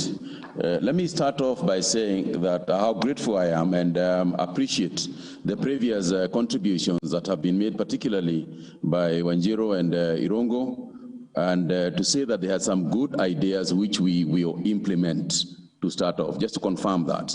Because sometimes when lies are told for long enough, they actually begin to sound like the truth. On the issue that is before us and the early warning system and why we were caught flat-footed, let me just say this. We were not caught flat-footed. Let me start from there. Because as my colleague who is here with me, and by the way, I think you skipped one item on 3. According to the program I have, you skipped number 3, which was on managing attitudes and behavior by Dr. Amos. Yes, he's not which online. I suppose you can go back to. He's not online yet. Sorry? He's not online yet, but we'll definitely get back to him. Okay, so I just wanted to say that first, we were not caught flat-footed.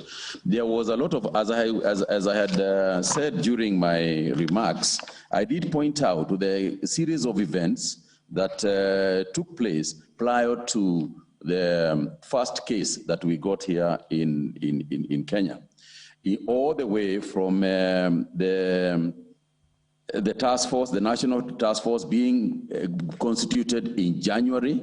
That is when they heard about the Wuhan experience. So in January, they made the task force. They developed a contingency plan. We developed a contingency plan.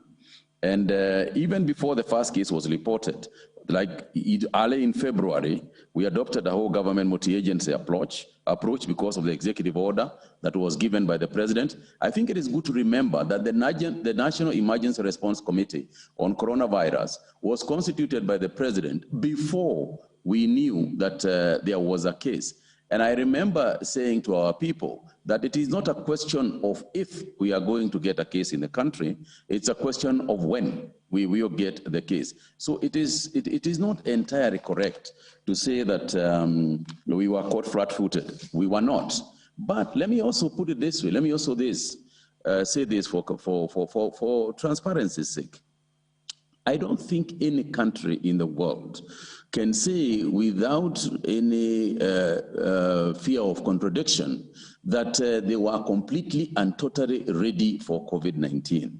I think that it took the world by storm. It is still taking the world by storm. And I think that it is important, even as I discuss this issue, to remember that the disease is still here. You know, the president spoke about what we are going to do. We seem to be having a connection issue. It is important for us to remember that we are still in it. We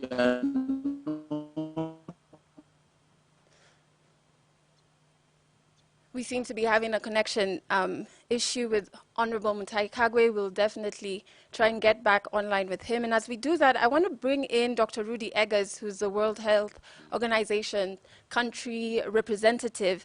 And in terms of the information around the pandemic, every day we're learning something new about the pandemic. And sometimes what we learn tomorrow contradicts what we learned yesterday, right? How do you prepare people for knowledge that perhaps could contradict previous knowledge on the virus? Thank you, Adele, and thank you also for this opportunity to speak to the Council of Governors and all the governors and the government of Kenya, and really to the people of Kenya. So clearly this is a global pandemic. It's the worst in a century. So I totally agree with C.S. Kagwe that very many countries, not only Kenya, but very many countries were struggling to actually be prepared in time and have enough information and preparation in time. Even the most prominent countries of the world were really struggling with this issue right from the beginning. If we look at the Kenyan response in the early warning system, I think there was very early awareness of this disease and the potential of this disease to really cause havoc in this country. There was initial preparation. I would point you to the fact that Kenya was one of the first African countries outside South Africa that had the ability to do lab tests So by 12th of February, lab tests for COVID were being done in Kenya through KEMRI. So that points actually to the preparation and the ability really of Kenya to meet this challenge. Once the first case appeared, we had very rapid response with the public health measures instituted by His Excellency the President, and those measures were really informed both by the in-country laws and directions, but really also with the experience with Ebola disease and with the WHO guidelines that were behind them. So Kenya was among the countries that were most rapid in their response and their ability to really deal with the activities, the actions that are needed to counter this epidemic. I must commend CS Kagwe and really the Ministry of Health for the open communication. I think this has been a feature of the Kenyan response, that there has been a daily feedback to the population through the media, even though it might seem as if it's redundant. In fact, it allows the population and the media to come back again, to ask questions and to get the information out to the public. So I really commend the government of Kenya in being as open and as frank in their communication. Let me point out also and commend also the Emergency Operations Center. So they're a group of people in the background that really are working day and night to bring the data together, to analyze that data, to prepare it for our consumption. And really, this is the backbone of our ability to respond to it. Equally, the laboratories, KEMRI and all the other laboratories around the country have really stepped up to the plate. So if you talk about preparation in Kenya, actually at the national level, it was rather well done. One more thing, I think Kenya was also one of the countries that, as the epidemic moved ahead, Kenya was one of the countries that really immediately established a committee that looked at maintaining basic health services. So being very careful not to lose the gains that were made by the universal health coverage pilots, not using immunization coverage, etc., really actively looking at that as well. On the county level, there was some early awareness of the issues, especially in the larger counties, and some counties actually very rapidly responded. They prepared very well in this early period. And equally, unfortunately, it has to be said that some counties did not engage adequately. There are some areas that are not very well done at the moment, and I would highlight here that there are coordination issues at national level, between national agencies, between national and counties. There are also funding and operational funding issues. So in some cases, we know that things like the contact tracing teams don't have fuel to go and contact trace. Those kind of things are problematic. Also, of course, the ability by counties to collect data and to manage and transmit that data is really absolutely necessary to move ahead. Let me conclude. I think in the last couple of weeks, we've seen a declining number of cases, and already we can hear people starting to celebrate, saying, well, maybe this was the end of the disease in Kenya. Yeah. And well, I think from our perspective, I think it is too early to celebrate. As His Excellency the President said, I think we're still in the middle of it. We're still having to understand it better. And in fact, what we need at the moment is better data. We need better data from the counties, from the laboratories, but then also hospital admission data, mortality data. All these things would give us the ability to really follow up and make a very clear statement if the epidemic is flat-footed. At the moment, we would beg Kenyans not to relax their measures. Let us be careful, let us be prudent and not go complacent. There's still a disease out there, it's still killing people, and we need to be quite careful. So I would agree with CS Kagwe. Were we caught flat-footed? No, not really. I think Kenya actually did quite well. But at the same time, we need to recommit. We need to go back and recommit to meeting this challenge, meeting this disease. And I would, having the Council of Governors and the governors in front of me, I would ask you, your leadership is critically important. Your role model, your leading by example is really, really important. So I would leave you with that thought. Thank you so much, Adele. Thank you so much, Dr. Eggers. I completely agree. It is an opportunity for us to really gather more data that could help not only with this particular pandemic, but you never know what the future holds, and data would help us prepare adequately. I want to go back to Honorable Mutai Kagwe. I believe our connection has been restored now, and just to hear your thoughts looking back at the 6 months, what could you say could have been a failure, and how do we ensure that moving forward, the failure doesn't repeat itself? Thank you very much, Andela. Now, I hope you can hear me now. Yes, yes. I can't tell at what point. I know it says my internet connection is a bit unstable, but I'll try and be as clear as I can. And I want to take over. I want to take over from what Dr. Rudy Eggers has been working with us throughout this whole experience, because of the presence of the World Health Organization, sometimes having daily meetings at the Ministry of Health, and just to appreciate that their support, the World Health Organization support to the Ministry of Health. And to say that, we have a tendency as Kenyans of beating ourselves down perpetually. And I want to say that the experience we had all the way from the period prior to receiving the first case or accepting the first case, we actually predicted, and Dr. Amoth is sitting with me here, we actually predicted at what point we were going to get the first case and where the first was went from. So by the time we did get the first case, we were quite ready to receive, we were ready to take them to Bagathi, and I want to remind you that we didn't have that facility before. We had to prepare it in 7 days. We prepared 100 beds in 7 days, just to fast track our own capacity. The modeling projections that we have been doing and continue to do even today, we actually predicted what was going to happen round about August as we head for September, which is what we are seeing. We also looked at worst case scenarios. And worst case scenarios would have been terrible. We would have been following exactly the same pattern as probably Italy and Spain and so on and so forth. So the measures that we took in the initial stages, which were complete total government effort, is what, to me, helped us. And sometimes you can be also a victim of your own success, where because something did not happen, then you ask, why are you doing this? Why are you doing PPEs? Why are you getting all these things? Because you don't have cases, and because you don't have 10,000 deaths, why are you preparing? For such an eventuality. Two things. One, we are not out of the woods yet. And I hope God keeps us at our level and possibly now diminishes the curve. But let's not also forget that we were told what to do, worst case scenarios, if we don't take measures. It is because we took measures that we are possibly where we are today.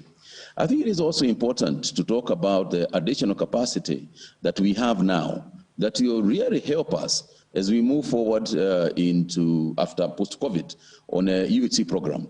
I like the idea of prevention, the idea that what have we learned? What else could we do? How can this help us going forward? How can we prepare better for the pandemics that are obviously going to come at some point? One of them is that because of this, we want to fast track the formation of the Kenya CDC. We have been talking, the minister has been talking about it for a while, but now is the time to form the Kenya CDC. This week, we are discussing in the cabinet the policy document on health emergency responses. Because again, you don't want to have a situation like this arise, and that is the time when you start putting together the teams that are supposed to respond to a health response. So there are a number of things we have learned, and there are a number of measures that we need to take. The third one that I would like to mention is that we have also learned that prevention is an absolute necessity. Let's not focus only on cure, as somebody has just alluded to it. Let's not focus on cure, let's focus on prevention as well. The most important single item of public health is, we have discovered now, is cleanliness and hygiene. And we have seen a drop in the disease burden of some other diseases that are normally very frequent. The stomach issues, children's diarrhea, and so on and so forth. This have come down substantially. And we have no doubt that it is because of the hygiene measures that we have taken. And therefore, going forward, we will be introducing things like a cleanliness index, an index through the Ministry of Health, where we will be announcing the cleanliness, the cleanest areas, the cleanest counties, etc., etc., etc., as a huge government modus operandi on the way to increase prevention and deal with public health issues, so that we equally deal with the preventive measures as much as we are dealing with the curative measures. And I agree that on the issue of transparency that was alluded to earlier, I do agree that two things should happen. We should predicate a lot of what we are doing on ICT. If it is a question of procurements and tenders and so on, let them all be virtual. Let it all be on the screens of KEMSA, on the screens of the Ministry of Health. Let's post everything, for example, what we have explained about the use of money.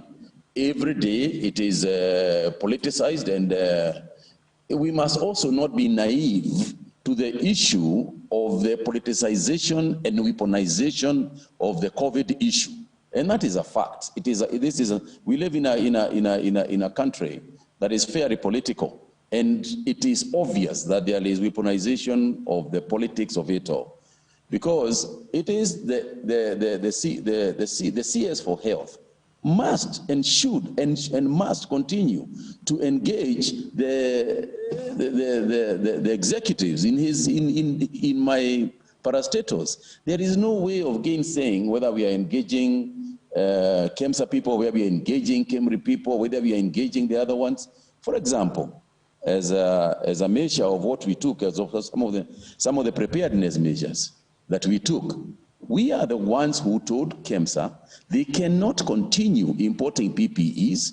We developed individual national capacity for manufacturing of these things, and consequently directed KEMSA that they must now buy locally instead of buying from overseas.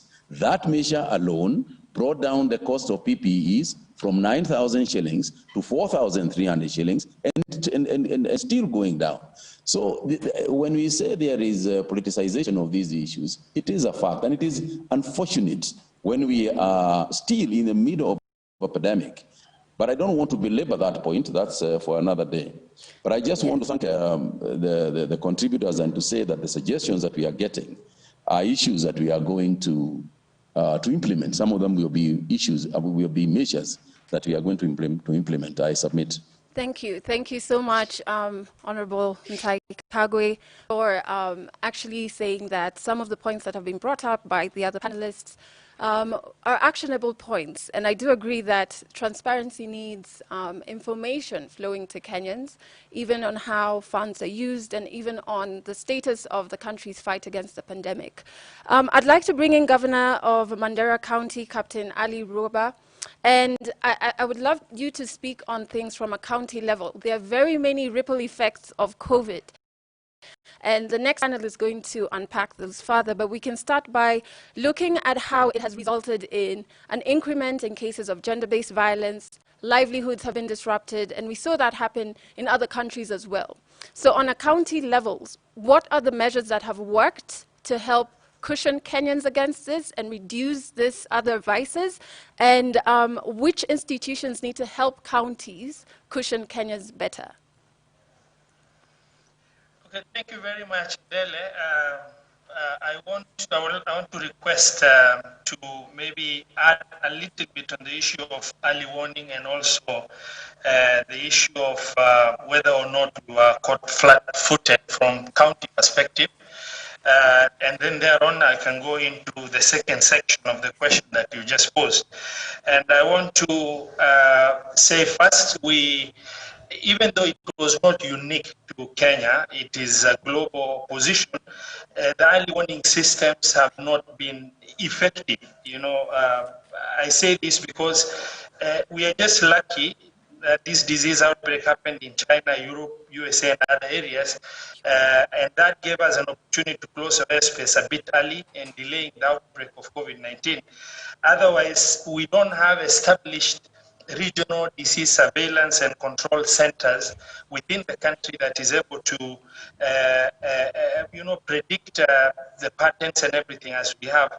And as such, I will qualify, even though it's not unique to Kenya, that early warning system has not been largely effective as it applied to most of the other global countries. Is not a unique position for Kenya. The second issue that I want to reflect on before I go to the question you asked is the issue of whether or not we were caught flat-footed.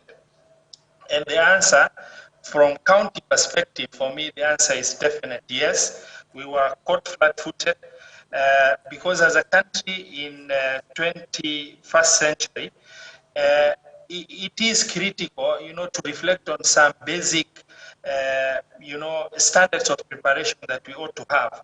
And I look at what is our ICU bed capacity, what is our testing capacity, the issue of stocks of ventilators not being available, the issue of, PPEs not being locally available, among other issues that I see our state of generally, not for COVID-19, but our state of preparation for pandemics was not okay.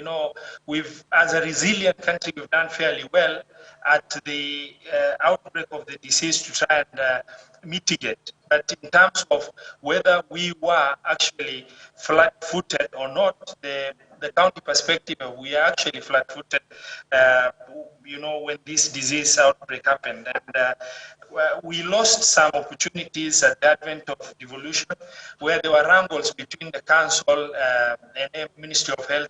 Ministry of Health trying to hold on to functions and bureaucracies within the system, delaying the critical role of the ministry, which is the issue of setting standards. And by setting standards, then by now, 8 years down the line, the ministry would have really said the 47 counties would have certain basic standards.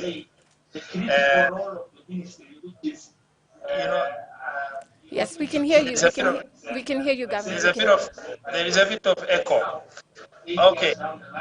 The ministry would have really said the 47 counties would have certain. Sorry, there's a bit of echo, and I just want to say, 8 years down the line, the ministry would have been able to indicate some basic standards that the Ministry of Health will have demonstrated that the 47 county governments will have in terms of ICU beds, HCU beds, and testing capacity. I just want to jump in here. The echo is actually coming from your end, so perhaps you can just check the connection so that we're able to hear all the points that you're bringing.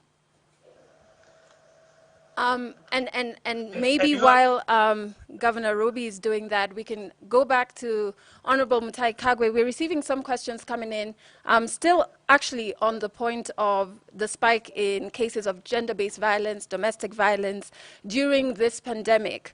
Are there plans to match the acknowledgement of the problem with funding to support prevention and response? And another question that has come in is, can we expect to see more county governments commit to plan and budget for, and even the ministry actually, commit to plan and budget for, shelters and safe houses for sustainability purposes? Very much. Thank you very much. Let me just, can you hear me? Yes, I can hear you. Okay, let me just respond as follows. I think that from what Governor Roba is saying, in terms of county preparedness for emergency responses, as I said earlier, I do believe that we have learned a big lesson in terms of how to respond going forward. If you remember, one of the fortunate, quote unquote, things that we had here is that we have got a very good medical resource in terms of human capacity, because don't forget we had volunteered to deal with Ebola in West Africa. So that whole Ebola team is still here with us. We have got a fantastic set of doctors and nurses who work in this country. But I think that the management of responses is what we must improve on. And that's why I spoke about the policy document on the health emergency response, which is coming the discussion this week, and also the formation of Kenya CDC, so that we have got an institutional framework that can be able to respond rather than just have a ministry. There is an institution that does with public health and has got the infrastructure for a response to those kind of things, including the possibilities of even mobile hospitals and so on and so forth. The second thing has to do with what you said about domestic violence in houses. Yes, it is true. There was a spike up. When we announced the curfew, there was a spike upwards in domestic violence, which is something also apparently was happening also in the world as well. And if you remember, the council, the Doctors and Dentist Council of Kenya, they're led by Eva Jenga and CEO Yubia, went on high gear to try and respond to this issue, not from an enforcement point of view, but from an understandable health condition, and not just the domestic violence, also in terms of mental health, that we have seen an upsurge of mental health issues in the country. This is an area where admittedly we have never really addressed matters mental health properly. If you look at our best facility being Mathare Mental Hospital, and you look at the state of Mathare Mental Hospital, then you can see that it is something that we have not addressed comprehensively. And it is one of the agendas that I've got on my desk to deal with that particular issue. On the matter of shelters and so on, this now will be part of what the national emergency response should put forward. And part of it is within the Kenya CDC. And that's why in terms of the management of the disease and in terms of the management going forward of any other outbreaks that we get, we need a formalized structure that does not currently exist.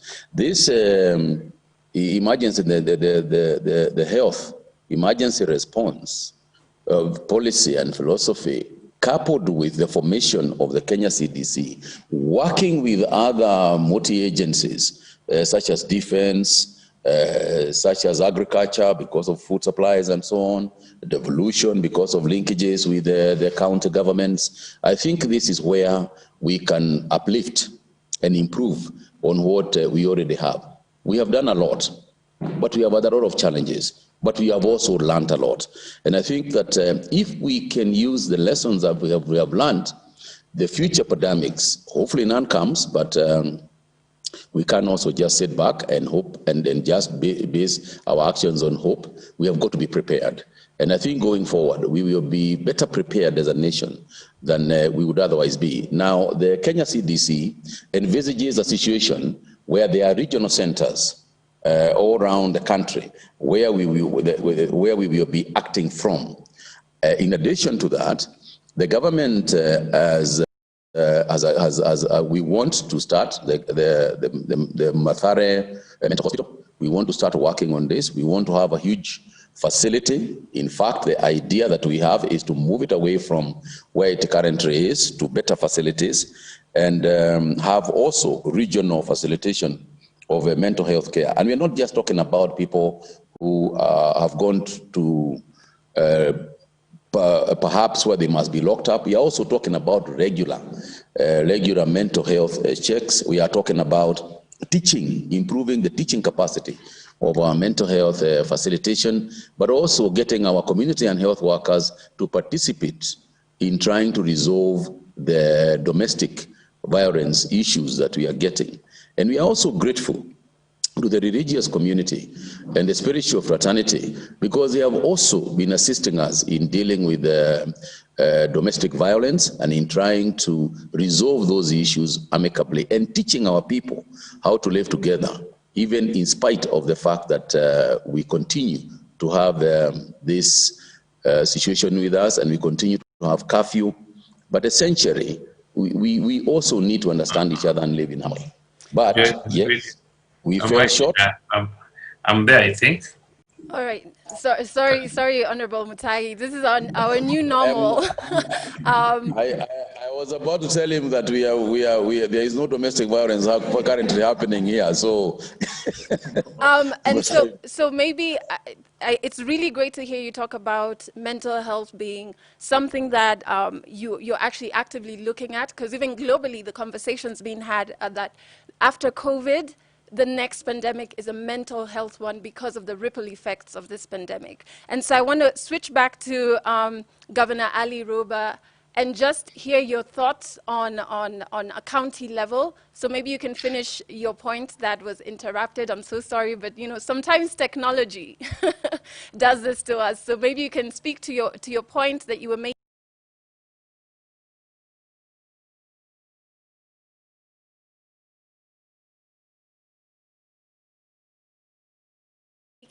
And also most of the issues have already been captured. I want to reflect that across the globe the situation is the same, but nevertheless for us as the county level, we were caught flat-footed with a very serious state of unpreparedness with dealing with pandemic of this magnitude. Resiliently, with the help of the President, the Ministry of Health, and other stakeholders, we've managed to have some, very bare minimum response capacity. But this need to be standardized, and I would like to request MOH to take its rightful role of making sure that certain bare minimum standard of response is developed, including ICU, HDU capacity, oxygen supply system, training of personnel in critical service provision like ICU, building capacities of testing for the 47 county governments gradually. Under the circumstance, the ministry has done very well, but we're only at 12 centers. We need to get all the 47 counties to be able to carry out these tests as required for us to be able to effectively respond. And the issue of rehabilitation centers, and I want to emphasize as I go to the issue of violence and many other issues and mental health, that we need to have properly structured and managed rehabilitation centers for the 47 counties in order to respond at the county level so that Madare Hospital, any other similar hospital at national level does not get overcrowded. And the issue of domestic violence, we need to entrench community surveillance system for us to be able to deal, because as the lockdowns happened, there was a very critical issue that came out that really affected the population, because people remaining in the house together for a long period of time have gotten easily irritated over very small issues that are taking shape. The last issue I want to talk on is the mandate and the critical role of Ministry of Health right now is a lot more clearer. The working relationship between the counties and the ministry is a lot better. There's need to build trust between the two levels of government with respect to Ministry of Health and Service Provision, so that the health sector in the country should be able to have certain basic minimum standard across the 47 counties, so that when these challenges or similar challenges does occur, then we'll be able to respond fairly well as counties. And that is my take. Thank you very much.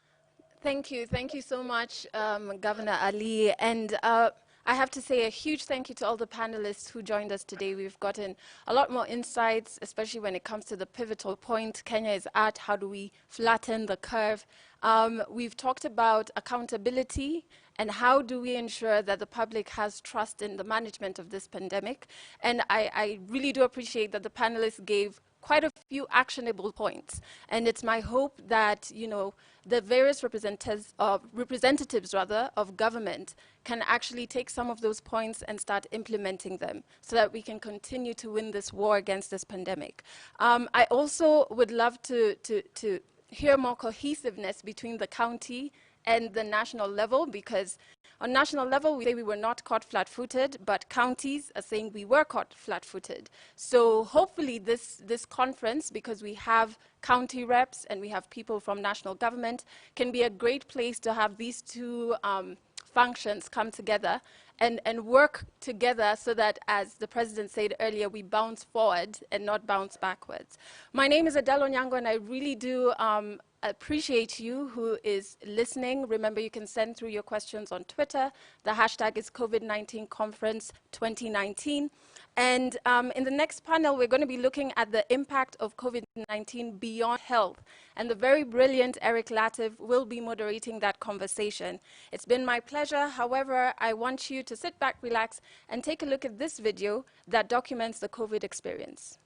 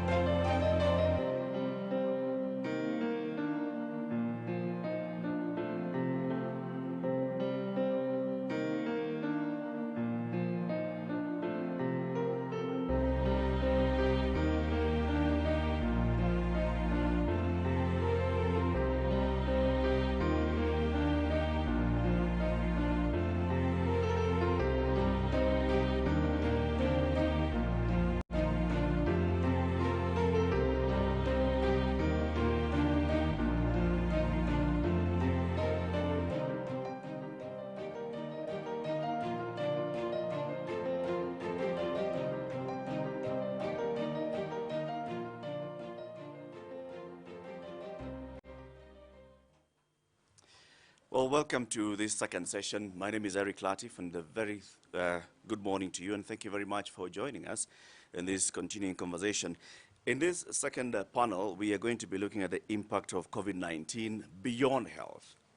So we know that COVID-19 has impacted the health sector, but we need to look at the various other sectors and the impact that COVID-19 has had, and then make recommendations on policy and legislative measures that can be adopted in preparation for future pandemics. I'm going to be having a couple of sessions here. We'll have one session to look at the impact of the pandemic on our health systems. We'll be talking to our recovered health workers to seek their perspective on this. We need to look at the sustainable food security, sustainability of our value chains and small-scale farming during this pandemic. We'll also be taking a look at that. We'll look at integrated climate action and the recovery process for this. At the same time, we'll need to look at the human rights. We know that during this COVID-19 period, there was a lot of talk on the enforcement of public order vis-a-vis the human rights angle to this. So we'll have a conversation on that as well. Look at education. What is it that we can talk about the education, how the education sector has been impacted, what's going to be the continuity and resumption plan for this education sector, and then we'll come to the economic recovery and re-engineering in a pandemic. We'll be looking at both the national government and the county governments and how the two levels of government are basically going to re-engineer. So welcome to this session. I'd like to introduce our first speaker, who is going to tell us the impact of the pandemic on our health systems. This is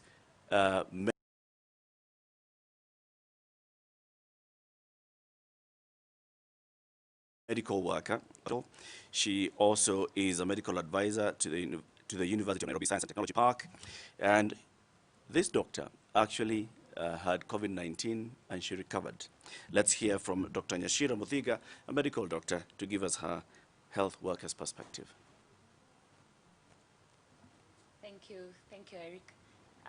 Maybe to just give some perspective, I was one of the doctors to be trained by the Ministry of Health and WHO. This was even before the first case of COVID-19 had been reported. And what happened is we got trained, and then we started to work, went around the country training. And then I was also greatly involved in the setting up of our isolation facility at Mbagathi Hospital. And so it was always at the back of my mind that it was possible that I could actually test positive. But nothing prepares you for that news per se when it finally happens. And so going back to work after recovering was also like a mind reorganization, sort of, because, you know, patient care, patient examination is a very intimate process, and then there's all these issues around social distancing. You've struggled with it, you've suffered for it, and then now here you are, and you have to see patients. And so it just started to bring to mind what are the issues around health workers who are having to work in these hospitals, and it cuts across the doctors, the nurses, the lab workers, the subordinate staff, the support staff in our hospitals. And one of the things that was very clear is that training cannot be overstated, that training of healthcare workers must be a continuous process for all levels of care, you know, because then it brings light to what you actually need to do. The other thing was recruitment. One of the challenges with having some sick healthcare workers like myself, I was off duty for a couple of days, and it means that in my place, my colleagues were having a shortage at that time of one person, and that could be even more people because you cannot predict. And so there should be like a continuous process of training and recruiting healthcare workers to ensure that those gaps are not there, because what happens in the long run is we have burnout and prolonged exposure even into the virus. The other thing that was also very clear to me was that poor infrastructure really affects the morale and the care, the mental state of healthcare workers. For example, if you have a patient and you know exactly what you need to do, but you do not have what you need in order to care for that patient, it has a toll on you. And so ultimately it is for us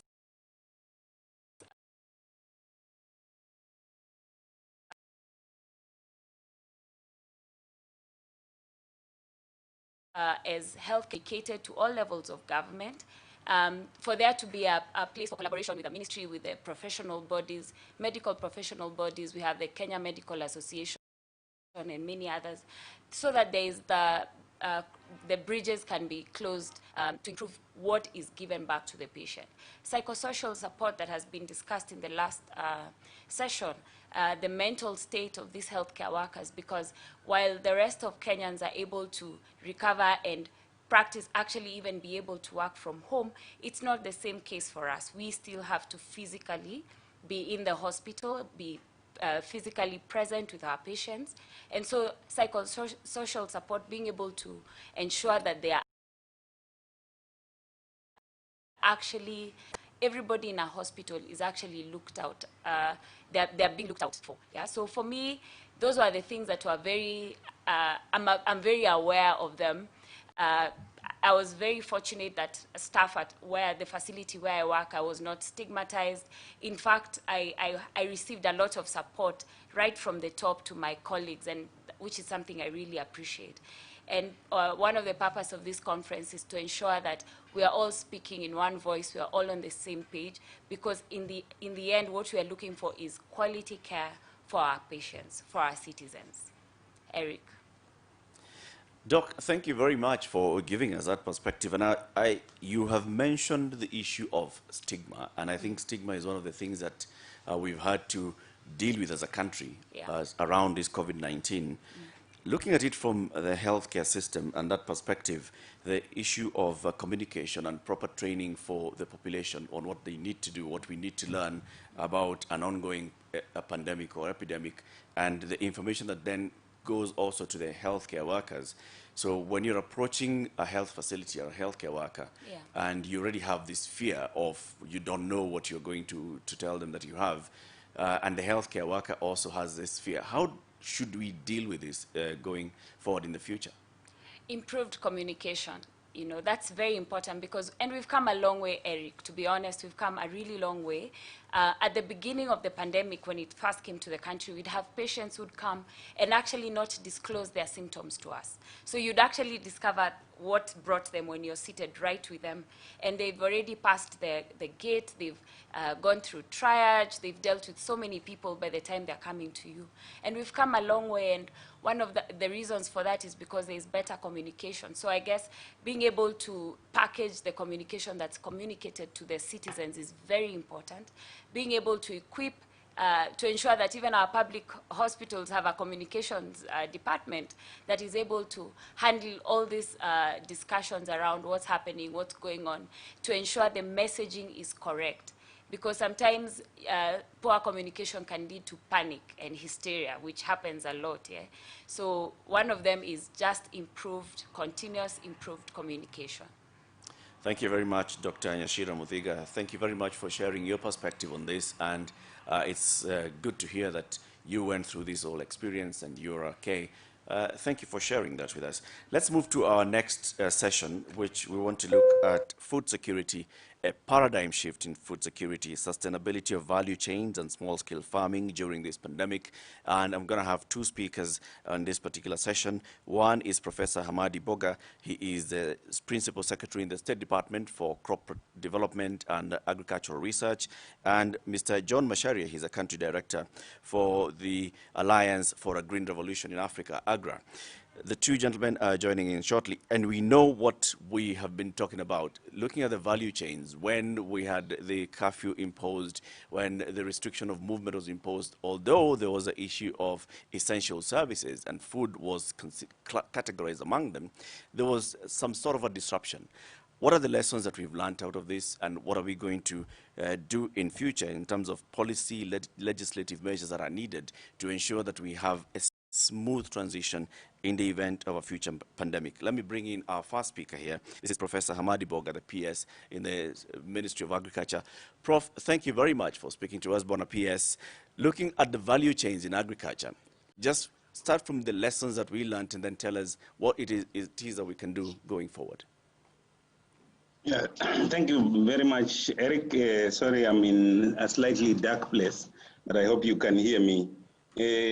I think from the word go, there were 4 committees formed by Cabinet. One of them had to do with County Coordination and Food Security Committee, which was chaired by the Cabinet Secretary for Agriculture, Honorable Peter Munya. And this committee focused quickly on looking at the food security situation in light of this pandemic, because we were very conscious that if we don't manage the food security situation and access to food for all Kenyans, especially those in urban settlements, poor urban settlements like Mathare, Korogosho, and Kibera, we are going to have an even bigger crisis than the COVID. If they were not able to access food and water, they were going to come out. They would not respect the containment measures. So the committee moved very quickly and focused on 3 delivery areas. Number 1, food production had to go on. So we had to make sure that whatever needed to happen, food production had to go on. So we developed guidelines quickly to support farmers and counties. Together with the counties, we worked to make sure that food production continued. And it was right in the middle of our planting season. So if we had missed that season, would really be in big problems, even now beyond COVID. And so we made sure that input suppliers were declared also essential services so that fertilizer, pesticides, and other inputs, including mechanical implements, could access the farm, and the farmers could work and workers could access the farm. And this was communicated to the provincial administration and county government very quickly with guidelines to support that. So that was paramount. Food production had to be sustained because this is dependent on weather, dependent on season, and if you miss a season, then you mess the whole food balance sheet. And we are glad that we succeeded in that, working together with the counties. The other thing was that water availability had to be assured, especially for the informal settlements. And so working with the counties, we made sure that water was made available and also water service providers provided that for free, especially in the most critical times. And I think this succeeded with some hitches here and there, but largely we had that on focus. The other thing was that those who could not afford food and they had lost their income, they were registered, especially in some of those vulnerable places, under a system that was managed by the provincial administration, they were given cash transfers. We moved away from physical distribution of food and we implemented a fast. I think this was the first even for Africa, where we were doing cash transfers, the 2,000 shillings per week for vulnerable households. Of course, there were complaints for those who missed, because sometimes everybody expects to get. But this was an innovation that we can carry into the future, so that in future we know if there is a food shortage or a drought, cash transfer will work just fine. We don't have to move maize around the country like the way we used to do. The cash transfers allow the family dignity and also choice of what to buy. The other thing that we learned, and which we need to learn going into the future, we were churning a lot of data about production, data about food balance sheets for the various value chains, both in the country, in the region, and globally. And so it required serious collaboration with the counties. It requires the ability to employ digitization, digital tools to collect this data and share it and process it and use it for decision making on a weekly basis. And it also required us to mine data from other countries about their production globally. How is the production going on? Will the food supply situation of the world be good? And we were able to reassure ourselves and the country that we will not run into a food crisis. And this practice has to go on. Data collection, data sharing, and data processing using digital tools at the county level, at the national level, and linking to global systems is what will assure and guarantee us of food security, because we will know where the food is and we will know where the shortage is. Bona PS, thank you very much for the insights that you've shared so far, and I think we may come back at the Q&A session to get a bit more of what you need to share with us. Let's now move on to John Masharia, who's the country director of the Alliance for a Green Revolution in Africa. This is AGRA. And John, you sit at the helm of an organization that basically seeks to ensure that there is food security in the continent of Africa. During this pandemic, there was some sort of disruption, of course, in the value chains. What is it that you want to speak of, talking about the sustainability of these value chains, considering and bearing in mind that a lot of our farmers are small-scale farmers in the continent? Thank you very much, Latif. And first of all, is to appreciate the work that the Ministry of Agriculture actually undertook during this COVID period in terms of putting together guidelines and actually putting together the food forum, actually coordinated effectively.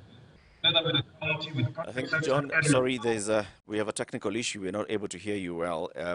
I'll go back to the PS, Professor Boga. Prof, looking at what you're saying, that these are some of the lessons that we've learned, and are there any policy or legislative measures that need now to be put in place that the Ministry of Agriculture is thinking of that could ensure that if we look into the future, we will be better prepared? Yes, Eric. In order for doing what we did and coordinating, we created what was known as the Food Security War Room.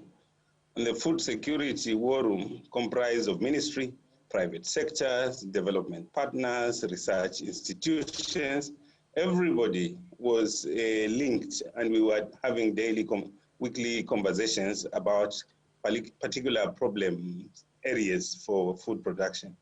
And I think this is a practice which we are now transitioning the Food Security War Room into the Agriculture Transformation Office to exactly continuing doing that, linking better with the counties, linking better with farmers, linking better with the private sector, so that the challenges that we are going to face, combined team, well coordinated, so that the issues can be addressed from all dimensions. And we expect more challenges because in the middle of the crisis of COVID, we also had locusts. So we also had to manage the locust crisis as we were managing the COVID crisis. So we were managing two crises. And at the same time, a third crisis came was the floods. And the floods also impact on food production. And so because we were working together with the counties and other stakeholders in this food security war room kind of situation, we were able to respond to all these crises, even as they evolved and threatened to affect the food security situation in the country. But as you can see, we were able to come through. And I think the systems that we have put in place have to be strengthened, especially at the county level, so that in future we don't have to reinvent the wheel and we are able to manage crisis. In the agriculture sector transformation and growth strategy and in the agriculture policy, we have sections that deal with crisis management because we are anticipating with climate change that crisis will be a way of life and we need to make it normal to deal with crisis for the agriculture sector in the country and also dealing with our partners in the region because our food balance sheet is a shared food balance sheet with the other countries in the region.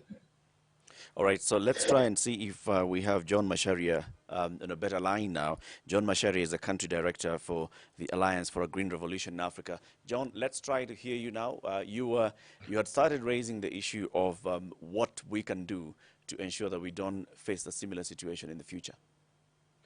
Thank you very much, Latif. I hope I'm clearer now. You're much better, yes.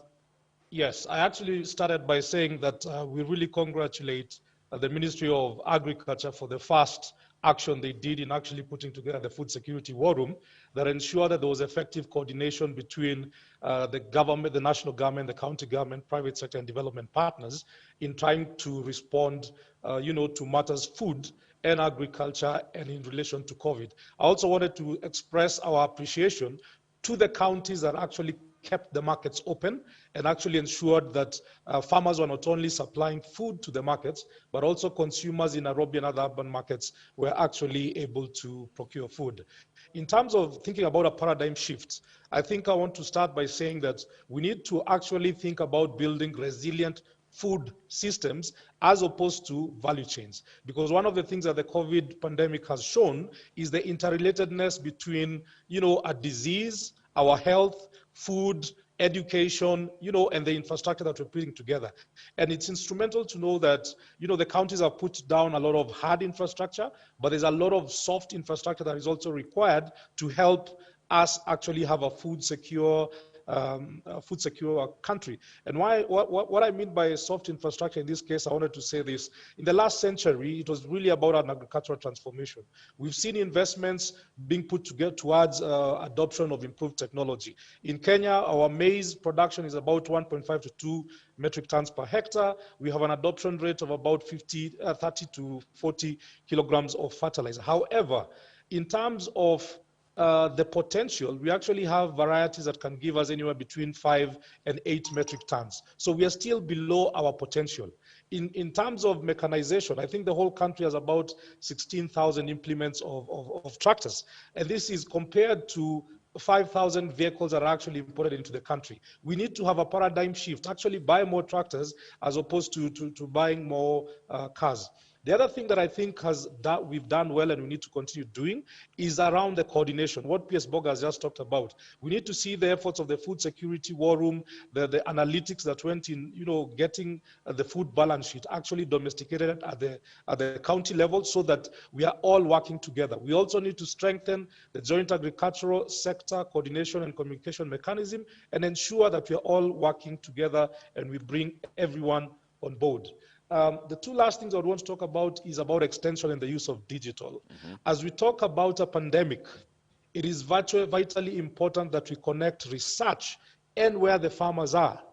At the moment, as we talk about the climate change, we need the experiments, the information that is coming from research disseminated to smallholder farmers. This can be done manually, but it also can be done using digital technologies. And in this particular regard, I would actually want to highlight something that Governor Nyoro of Kiambu, and I think the governor of Embu are also doing, called the village-based advisors, and it's using private sector models to actually try and grow the amount of personnel available for extension.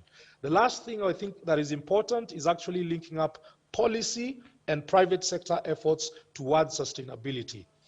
Right now, we have, there's need to actually work with the county governments to harmonize cess between different counties when people are bringing food produce into Nairobi. Right. There are issues to do with stable prices. So, for example, for sorghum, there's the issue of excise that is really destabilizing how smallholder farmers in the sorghum value chain are operating. Thank you very much. I submit. Thank you very much as well. John Macharia is the country director for AGRA, the Alliance for a Green Revolution in Africa. We also want to thank the PS in the State Department for Crop Development and Agricultural Research, Professor Hamadi Boga, for your insights on this paradigm shift in food security. Let's move on to the next session, which is about integrating now climate action with recovery process. The two speakers have just talked about how we need to factor in when you're talking about food security. We also have got to remember that there is climate change and we have to integrate this climate action with the recovery process. My next two speakers are Engineer Festus Ngeno. Engineer Ngeno is the CEC for Water in Nakuru County. He is also the chair of CECs for Water and Environment Forum across the country. The second speaker is going to be David Ombisi. He's the acting coordinator of the UNEP Kenya country program. Starting with Engineer Festus Ngeno, the CEC for Water in Nakuru County, and also chairing the Water and Environment CECs Forum. How do we integrate the information and the data that we have and that we are collecting on a daily basis, on a regular basis, with our recovery process?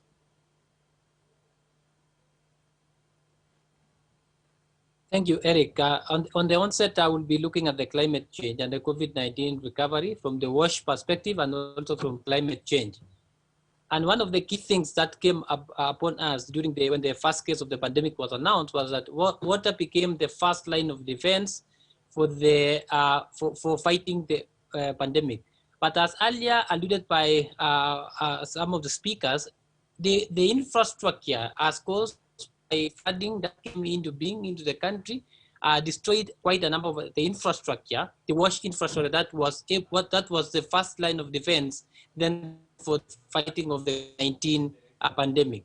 So one of the key things that came into being was that was the provision of unwashed points for washing hands as a way of fighting the spread of COVID, the critical point, or was it also meant for provision of water for drinking? So one of the critical aspects that came into being, look at the climate change and the recovery process, was the issue of water scarcity in the country versus what was required for. Was it for unwashing or for drinking purposes? And therefore, that as we look at the recovery stages, as Kenya worked through to address the COVID-19 pandemic crisis, it Engineer, I think I'm sorry, I want to cut you short, Engineer Ngeno, as we try and get you on a better line. Engineer Festus Ngeno is a CC for Water in Nakuru County. And let's bring in our second speaker, David Ombisi, as we try to get this technical issue sorted out. David Ombisi is the acting coordinator for the UNEP Kenya country program. David, talking about integrating climate action with the recovery process. Thank you, Eric, and all protocols observed. Perhaps I would start by, bringing in the link between COVID and climate change. There are very clear connections between COVID and the climate crisis. I mean, looking at it, climate change increases the likelihood of COVID-type pandemics, for example, through changes in the habitats of disease vectors. That's the link first. So we have to agree that there's a strong link between COVID and climate change. And we also have to agree that since COVID is a zoonotic disease, we must address it and similar threats by protecting the basic human right to a safe and healthy environment. You realize that there's a lot of destruction and degradation of the environment, and therefore exposing ourselves to animals, and therefore the transfer of zoonotic diseases between human beings and animals. But then in terms of integrating climate action with the recovery process, it's a thinking pause, my friend. You don't know a thinking pause. Can I continue? Yes, go ahead. Yeah. COVID-19 may have caught the world by surprise, but the climate crisis has been entirely predictable. we've talked about data, there's information, the science, it's all there. The question is, are we going to look back, say, in 10 years' time and see that we probably used this chance to become more resilient and launch a green economic recovery? Or are we going to look at it and say we missed the chance to reverse the trajectory and even more devastating global? Now, when you talk about climate action, what basically we are saying that we need to step up efforts to reduce the greenhouse gas emissions. We need to step up efforts to strengthen our resilience and step up efforts to adapt to the already impacts of climate change. Now, COVID-19 recovery can be the vaccine change. We all understand that in the early days of COVID-19, the mantra was flatten the curve in terms of COVID-19 response. We should also then apply the same logic to climate action today by flattening the curve of greenhouse gas emissions and the broader ecological footprint. But then how do we do this? We must then look at integrating climate action into decisions at all levels of government, business, communities, and households. And for a start, Kenya is one of the countries that has some of the best mechanisms and policies already in place. We have the Kenya Climate Change Act of 2016, which is a framework for enhanced response to climate change. We have the National Climate Change Action Plan 2018 to 2022. And we have the Kenya National Adaptation Plan 2015-2013, among others. These need to be implemented to the letter. In addition to that, and as part of the implementation of the Paris Agreement on climate change, this is 5 years since the enactment of the Paris Agreement, and countries will be moving into revising their national determined contributions. And this is an opening or a window where, in terms of moving forward and in terms of responding to COVID-19, and in the revision of these national determined contributions, Kenya can therefore ensure that we integrate climate action as part of our national determined contribution. But in addition to that, there are other small acts that we can continue to put in place. For example, promoting clean renewable energy like solar, wind, geothermal. We're planting more trees to move our forest cover from the current 7% to at least 10%. We already have the Greening Kenya initiative that is already been put in place, which the UN is working closely with the government to initiate. We have to redesign cities, for example, to have healthier air, healthier mobility, among others. And we have already seen what's happening in Nairobi, whereby we are now putting in place good sidewalks, drainage in place to prevent flooding, as well as more trees that are helping in the terms of cooling fresh air and recreation spaces. So better services also are needed in terms of waste management, where residents can cope not just with the COVID crisis, but the climate change impacts as well. David, we want to thank you very much for that contribution. David Ombisi is the acting coordinator for UNEP Kenya Country Program. We want to bring back Engineer Festus Ngeno, the CEC for water in Nakuru County. Engineer, you were talking about looking at integrating climate action, looking at also issues of WASH as well. Just continue with your presentation, please. Yes, I was looking at, I hope I'm clear now. You're better. Yes, I was looking at the impact of the climate change and the COVID-19 recovery, and I was looking at the WASH, climate change impact on the WASH. And one of the critical things that I mentioned on the onset was that provision of water and sanitation services was the first line of defense for fighting the COVID-19 spread. So I mentioned that as Kenya walked through the impact and looking at the commitment at the integration of green and resilience elements into COVID-19 recovery plans at all levels, as my colleague had mentioned, there was need to take a broad extent at the view of resilience and recognize that communities are aware and experienced in managing multiple risks. This is one of the critical things that came into being, even as we were looking at the spread and looking at the effect of our situation in Kenya. We need to support communities, and this one came as a critical aspect to adopt to a climate change COVID-19 pandemic situation. And one of the key things that we were looking at is adopting an integrated multi-asset risk management, whereby we were asking as many communities, especially the rural and the vulnerable communities, to look at the latest climate change with science as an aspect of us looking at how then were we supposed to adopt, even as we were looking at the recovery process. COVID-19 presented to us a very, very important lesson in terms of engaging with the communities at the locally led level, and in terms of preparation of other disease patterns which came into being, as we were looking at the various factors that transmit these diseases, especially looking at the virus now, the COVID-19. And we also need to understand that assets reveal existing social inequalities. And this one, the COVID-19 pandemic gave us a reason for us to sit back and see, then how do we be able to look at the social stratas of the society?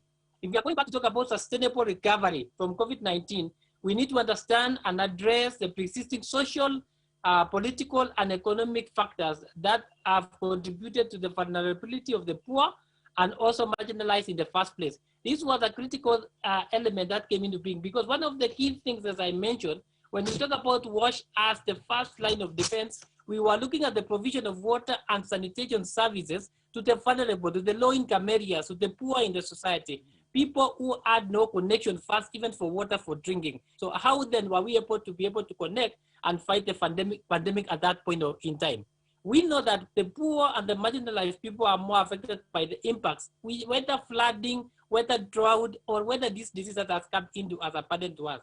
But as we look at the impact of climate change, they can also be affected by the various actions and policies, and as mentioned by my colleague, the climate change action plans that have already been enacted. How then do we bring in the mitigation plans, the adaptation to climate change, and also the greening of our programming, bringing in the solar issues, even the change of how we were supposed to provide, especially for the food security measures, and looking at the provision of even alternative sources of fuel for these low-income areas or for the vulnerable in the community.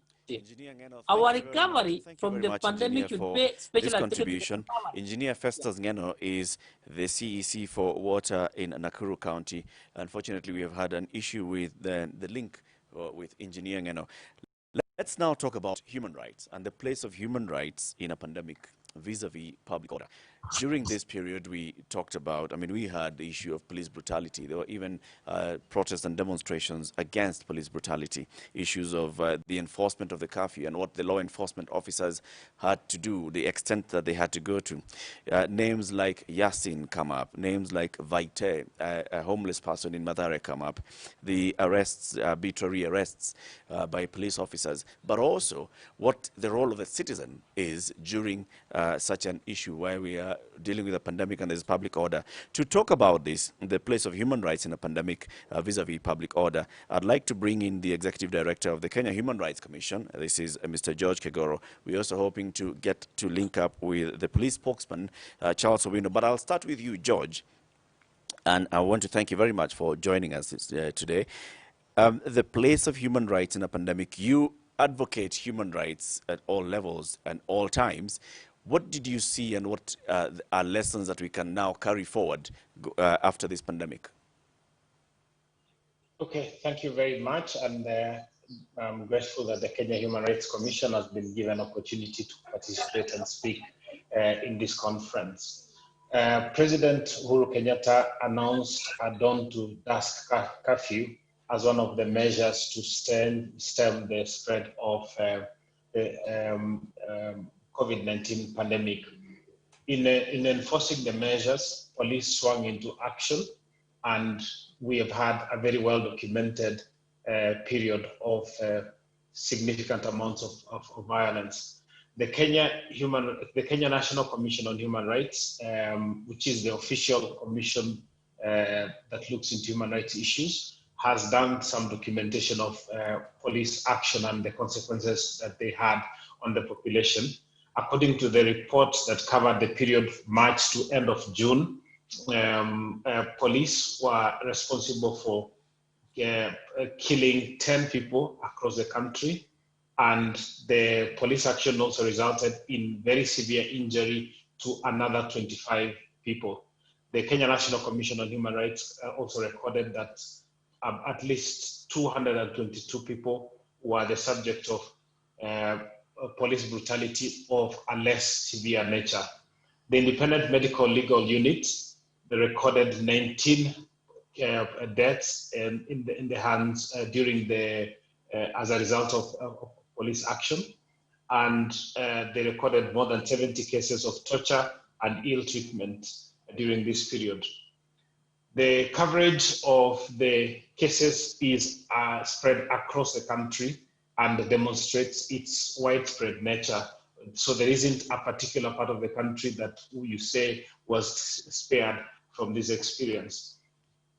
The perpetrators were, according to the report of the Kenya National Commission on Human Rights, 70% were police and police formations, but also included the chiefs. There was a case in Homa Bay that we dealt with ourselves, where a chief was responsible for removing the eye of a person who was found outside during the curfew period. So according to the findings, police and police formations were responsible for at 70% of the cases recorded. Some of the cases recorded also include amounts and levels of domestic violence, and that includes also sexual and gender-based violence, and aspects of that have been touched by earlier speakers, and they would account for the remaining percentage of the cases that do not relate to the police.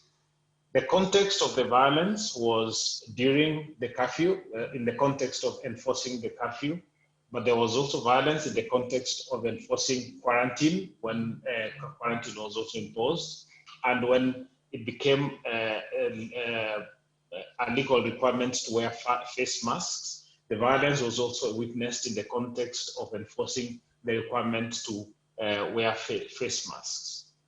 Who are on the receiving end of the violence? Mostly ordinary citizens, but importantly, and this point needs to be emphasized, health workers also found themselves on the receiving end of violence. We dealt with a case in Busia where a health worker coming from work was very, very severely beaten and actually maimed and had to be hospitalized for several days in Kisumu, and was at the end of that and underwent several complicated surgeries and spent several days in ICU and is now unable to work. There was a case that the Kenya National Commission on Human Rights Commission is dealing with that happened in Bomet, of a health worker who was also severely assaulted by police in the context of their work. But there are also cases of police who acted heroically, assisting the elderly, the sick, and pregnant women who needed access to emergency treatment, and that, as in terms of balance, needs to be noted and stated in this conference. I would like to speak a little to the question of quarantine because it had special challenges during this period. Quarantine is the legal term for quarantine is isolation, and it's one of the measures covered in the Public Health Act. The Public Health Act was enacted in 1921. It will be 100 years old next year. Yep. And it provides for an institutional infrastructure for the control of infectious diseases, very many of them listed, but others addressed generically. And one of the measures that it deals with in relation to the control of infectious diseases is isolation, which is what we've come to call quarantine. I hate to interrupt you here, George, but if you can just summarize that point in about 30 seconds. Yes, I will. I will go to section 27 of the Public Health Act. It says, where in the opinion of the medical officer of health, a person has been exposed to an infectious disease, then the person can be subjected to isolation. And the isolation procedure is that a medical officer of health to sign a certificate of isolation and a magistrate to give an order that gives a legal force to the idea of isolation. What we have seen through the period is that we've had quarantine measures taken without any legal safeguards whatsoever. The Public Health Act provides safeguards for quarantining people, and the safeguards are a medical officer of health to certify the necessity for quarantine and a magistrate to also authorize the quarantining procedures. We've also had controversies as to who pays for the quarantine. Again, the Public Health Act provides for who pays the cost of quarantine. The cost of quarantine is to be paid by the local authority of the district where such a person is found. If you updated the Act, the quarantine cost should be paid by the county governments. The costs that have been passed to members of the public for their own quarantine in the context of COVID-19 are, in the eyes of the Public Health Act, without foundation, and the monies that have been taken away from the people are monies that should be refunded by the government. Wow, and George, you actually have raised some very strong points here, and I wish we had a little bit more time so we can look at this. I think during the Q&A we may come back into those particular aspects that you've raised. George Kegoro is the Executive Director of the Kenya Human Rights Commission. Now, let's bring in the police spokesman, Charles Owino. Charles, you've heard the statistics that George started by just reading out the statistics of what happened during the enforcement of the curfew and all the other measures. But just like all other cadres of society, the police also had their best and worst moments. So let's just first of all begin with what is publicly known as the worst moments, and then you can also share with us some of the best moments. It's okay, thank you so much. Generally, it is important to note that the police are simply officers of the law. We enforce all laws and regulations of the land, including health regulation laws when they occur or when it is necessary. Basically, if you look at the COVID period, we have had challenges on issues of the public order management. We had issues of curfew, and we had issues of cessations. And if you look at curfew, you find that people are trying all means to beat the curfew hours. And our first day on the curfew day was not very interesting, because you remember there was a conflict between the police and the public at the ferry in Mombasa. And the major cause of the conflict was because the public were in panic mode. They were in a panic mode because it was approaching 7. They had not crossed the ferry. They were fearing that most likely they were going to get into conflict with the police as they crossed the ferry to Likoni, and the ones who are leaving Likoni to Mombasa. And through that panic, the public, some members of the public became rowdy, and they even destroyed people's cars. And a few officers who could not be able to manage themselves properly ended up beating some people, and it was not a very good impression on us. Equally, you know, the case of Yasin, where police officers were in Madare, and not actually Madare, but close to Madare, where Yasin was shot. The police officers were trying to disperse persons who were holding meetings at night, a large number of people, and one officer decided to shoot up from the air, but he shot on a wrong angle, and we lost this young soul. It was a very unfortunate incident, and that also gives a very bad impression on us. So we had a number of challenges. We have also had issues of arrests where police officers, people have committed offenses, police have to arrest them. Police have to also get PPEs, get gloves, and get other items that they would use to help themselves. And through that, we have had a number of police officers getting infected. We have even lost, I think, one life or so of police officers, but that is part of our work. But the greatest challenge is the conflict between the police and members of the public. What lessons have you taken from this, Charles, going forward in the event of another enforcement of a curfew or such other public order? What lessons have the police taken from this? The most important thing is that we have developed, currently we have developed a standard operating procedures for all police officers in cases of emergencies, not only COVID-19, and this will be able to help us minimize conflict between us and members of the public, but more so issues of social responsibility, where members of the public are expected to understand that it's a pandemic and that they need to support us in enforcing these laws and regulations. Well, I want to thank you very much. Charles Owino is a police spokesman, and he will be joining us again, of course, during this conversation. If you've got any questions, please remember you can tweet us, and this is on all our Twitter handles, and the information will come to us, and we'll pose some of these questions to our panelists. Let's move to the next session in the interest of time, and this one now, let's talk about education and COVID-19. We know what happened from March 15th when schools were ordered closed up to now, the issue of learning. What kind of learning are we having? Do we have community-based learning? Are we having distance learning? Are we having e-learning? The KICD rolled out radio and TV programs. To speak to us about this is the Professor George Magoha. He is the Education Cabinet Secretary, and also will be joined by the Kenya National Parents Association Chairman, Mr. Nicholas Mayo. I want to start with Professor Magoha. Prof, one of the things that maybe we can say, look back at during this time of the pandemic,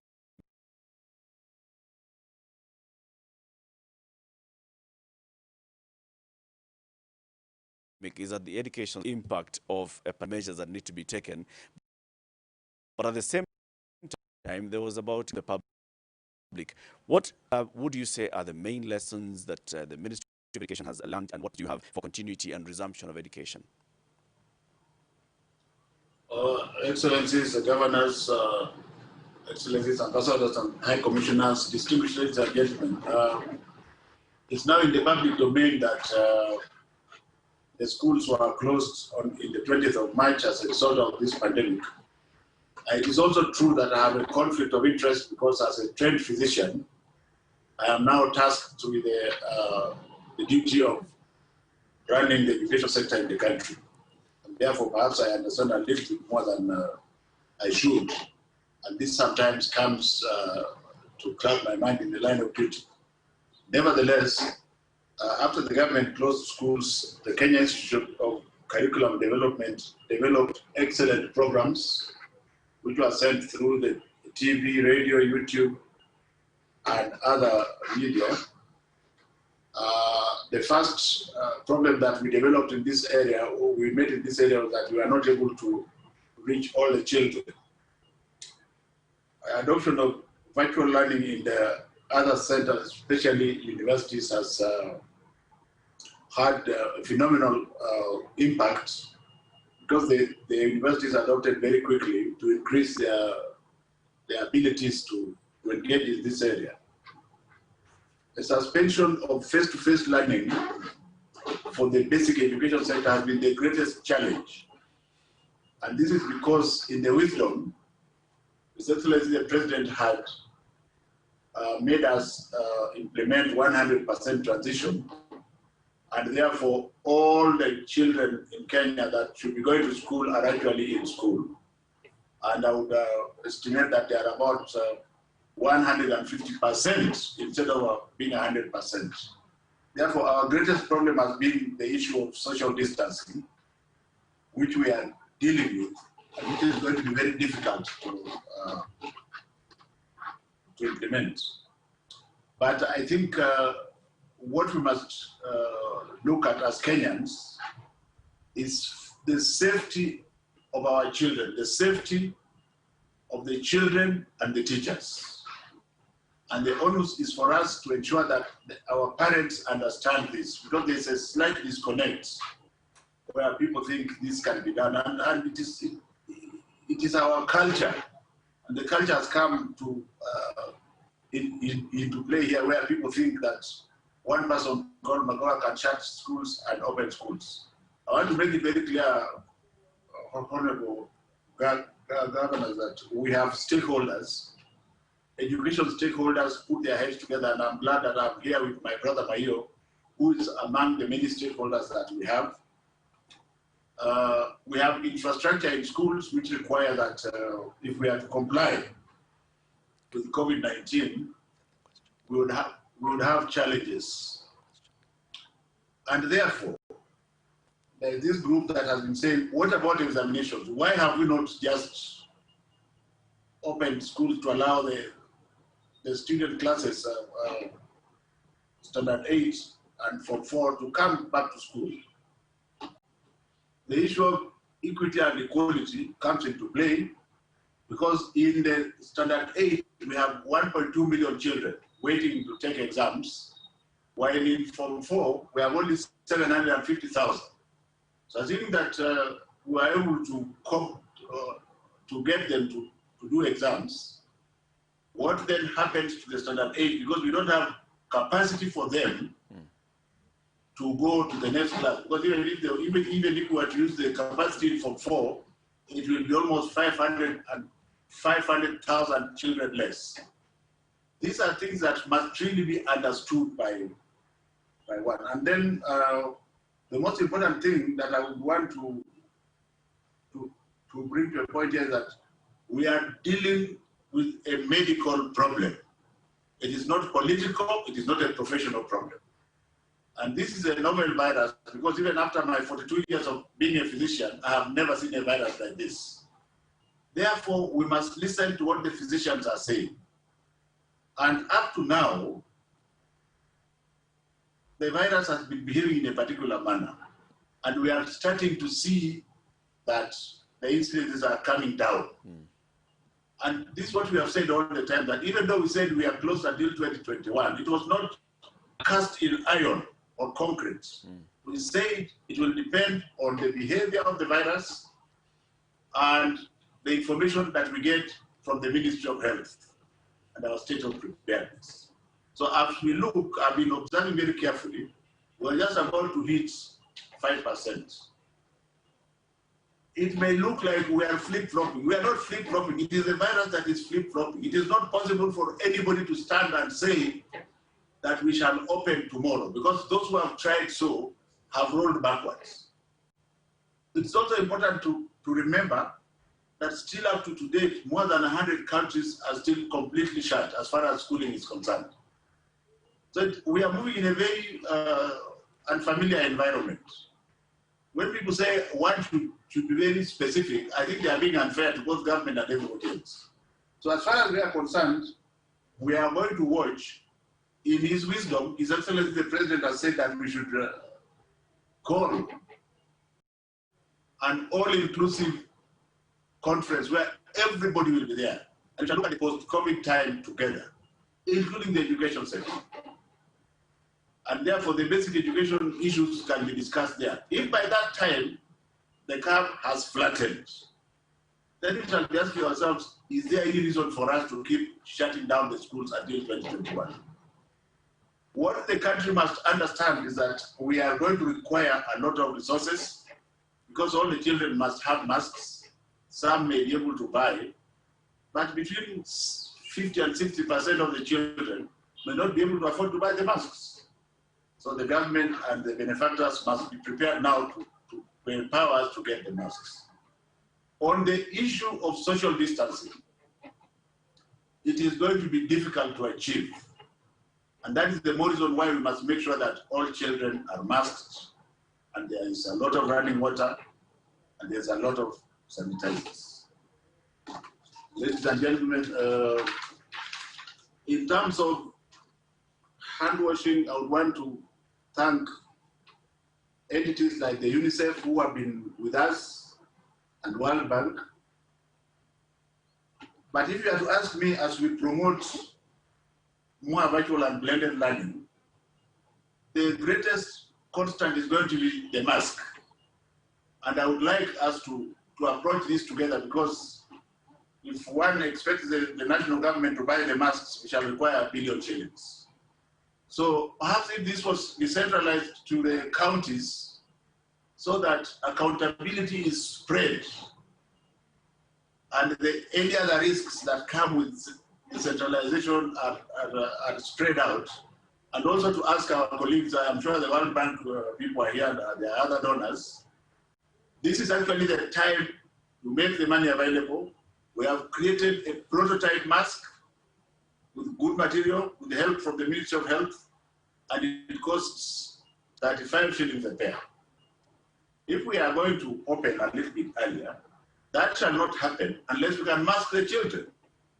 So I think if there's any one point that Your Excellency should take from this reopening, or from this talk, is that we are prepared to get our children back to do exams.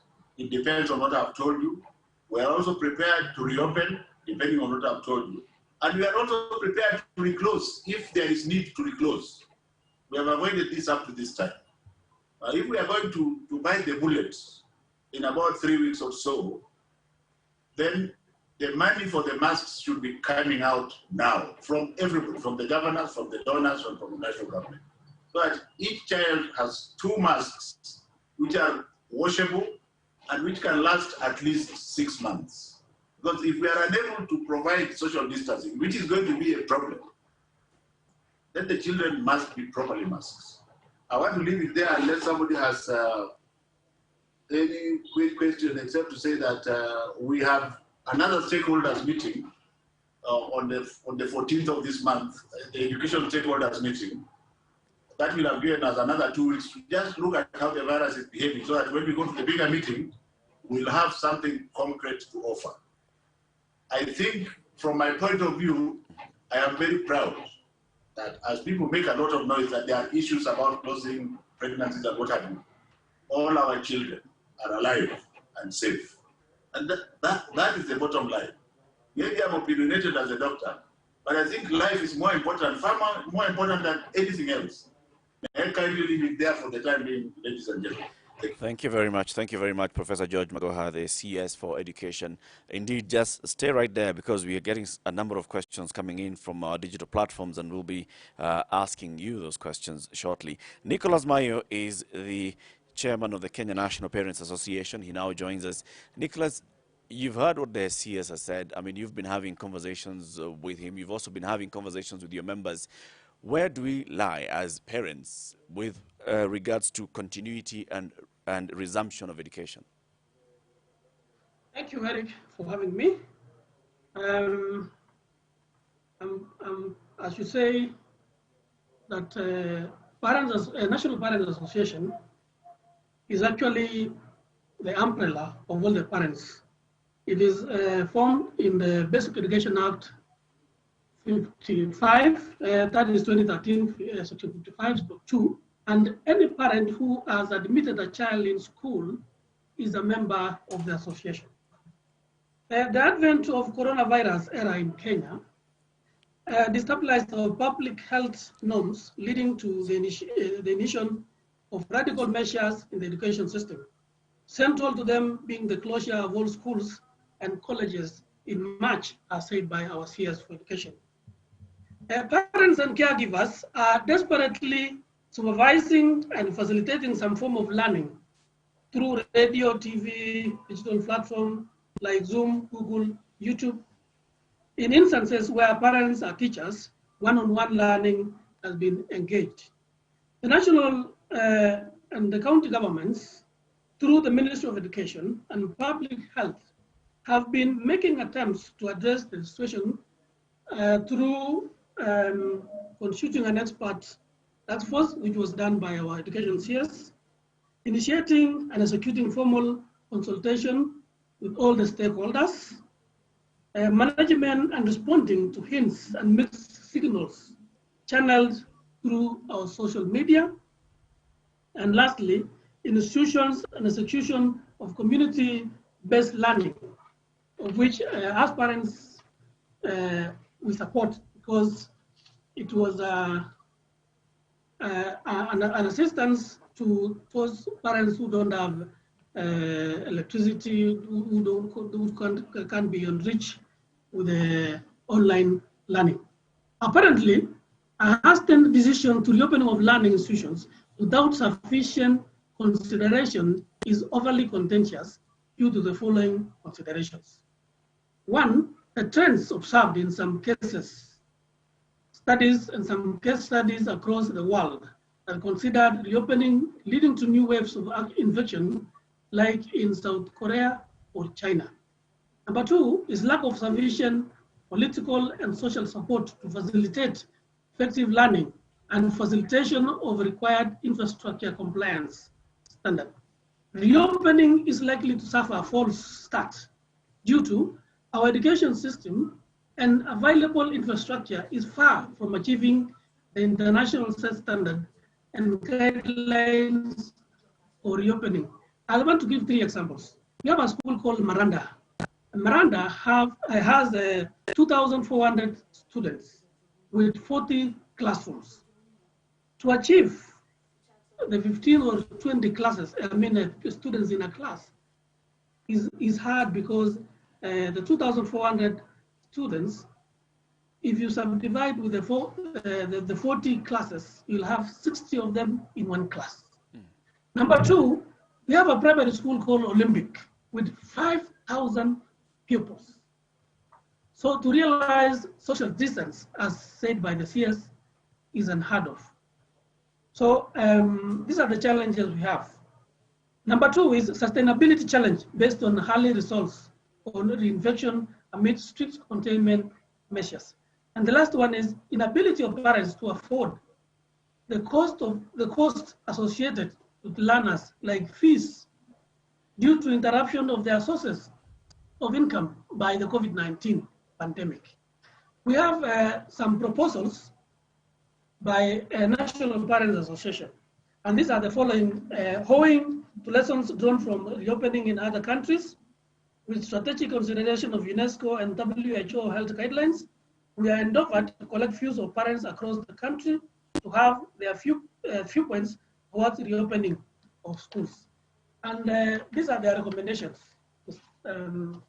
Eric. Schools should not be reopened until sufficient containment measures should be practically executed before considering reopening. Number two, the government should provide adequate masks. We are proposing 5 per child. And I like what the CS said, 2 which are reusable and can stay up to 6 months. Number 3 is the government should ensure that all students and workers are always screened at the entrance point. Number 4, schools should ensure all suppliers and staff have a public health clearance document confirming that they are all free from COVID-19. Number 6, the schools should ensure that all institution facilities and offices are fumigated on a daily basis. 7, the schools should restrict movement in and out of school compounds. 8, the schools should ensure that there are no unauthorized persons within the school. 9, the schools must ensure provision of adequate water at all times to facilitate hand washing and cleanup exercise. Number 10, school management should provide enhanced medical facilities and proper trained medical personnel. Number 10, the school management should offer training services to staff on implementing social distancing and school hygiene. And the last one is the Ministry of Health should inspect each school per month to ensure conformance with health and safety guidelines. Thank you very much, Nicholas Mayo, for that, and also for sharing with us the recommendations of the Kenya National Parents Association to the Education Ministry on what ought to happen before resumption and even after resumption of education from schools reopening. Let's move to our next session, and I'd like to ask you, Mr. Mayu and Professor Magoha, just stay on the session because we have a couple of questions that are coming in through our digital platforms. And also we have a public tent where our audience is watching this and following the proceedings. And we've got some questions there which will be going down there to pick a couple of questions from the audience. Let's move to the next session, which is realities of economic recovery and re-engineering in a pandemic. And this is sustaining the new normal. The new normal is what is the buzzword now. It has a lot of various facets to it. There's the economic side of it. There's the social side of things. Looking at it from the economic side of things, I'd like to speak to the chairman of the County Socioeconomic Reengineering and Recovery Plan Committee, and this is the Governor for Kisumu County, Professor Anyang' Nyong'o. Will also be speaking to Ambassador Ukur Yatani, the Cabinet Secretary for National Treasury and Planning. Starting with Professor Nyong'o, your committee is already looking at how to come up with a plan for re-engineering the economic recovery, for looking at how to bring our country and our counties back from the ravaging effects of COVID-19. Just share some of that with us. Thank you so much, Eric. How much time do I have, by the way? You got about 5 minutes, Governor. That's not enough, but anyway, I'll try my best. First of all, let us look at the realities of economic recovery. Right. First and foremost, we are all beginning with a minus in all sectors of the economy. No sector is doing well, but the potential to recover vary from one sector to the other. Some are very high potential, some potential are average, and some are very, very, very low potential for recovery. So it simply means that in our inquiry into what happens after COVID, I think what is called a new normal is really the world after COVID. The intervention measures that we are likely to take will differ from one sector to the other, both at the national and county level. And I must thank KIPRA, which is working with us in this regard. My friend, Dr. Rose Ngugi, the DG of KIPRA, and here in the Council of Governors, Matthew Wangui, who is coordinating these studies. I think we must wait until these studies are out, and they will shed a lot of light on how counties are going to maintain sustainability in the post-COVID period, or the world follow after COVID. But I just want to take 2 or 3 sectors of the economy just to illustrate what I mean. First, agriculture and food production. During the crisis, with local lockdowns, curfews, breakdown in smooth movement of goods and services internally, loss of wages by the workers laid off both in the formal and informal sectors, there was one major consequence that followed. Big loss in household incomes for the purchase of daily means of survival, particularly in the urban sectors, and also a big reduction in the export of agro-based industry like flowers, which meant that a large number of people were put out of work, and even the export agriculture in the food sector meant that the foods that were produced were not exported, and therefore a great deal of waste. But when you come to the subsistence sector, by the way, subsistence became the major means of survival for households in the rural areas, and the only source of food for the nation. I think when we were listening to the Ministry of Agriculture, this was very important in the sense that what came out really is that while in the urban areas we depended on food aid, more or less like in food kind of band aid way of giving food aid, in the rural areas, because the Ministry of Agriculture moved first to make sure that production was sustained, that was the only way by which the urban sectors could be sustained. But given the fact that the income transfer from urban workers to rural areas had been drastically reduced, the rural areas really did not have the money capacity to buy any food from the market, even if it was available. So there was great dependence on subsistence agriculture, a lesson we must learn for the future. What lesson do we learn from this? One, Kenya needs a properly resourced strategic food reserve facilities that can effectively respond to crisis or food shortage at the household level in the event of such a pandemic. Such facilities should be linked to food processing and manufacturing industries in the private sector which can be momentarily nationalized to manufacture high nutrition foods like Unimix at such times for domestic consumption.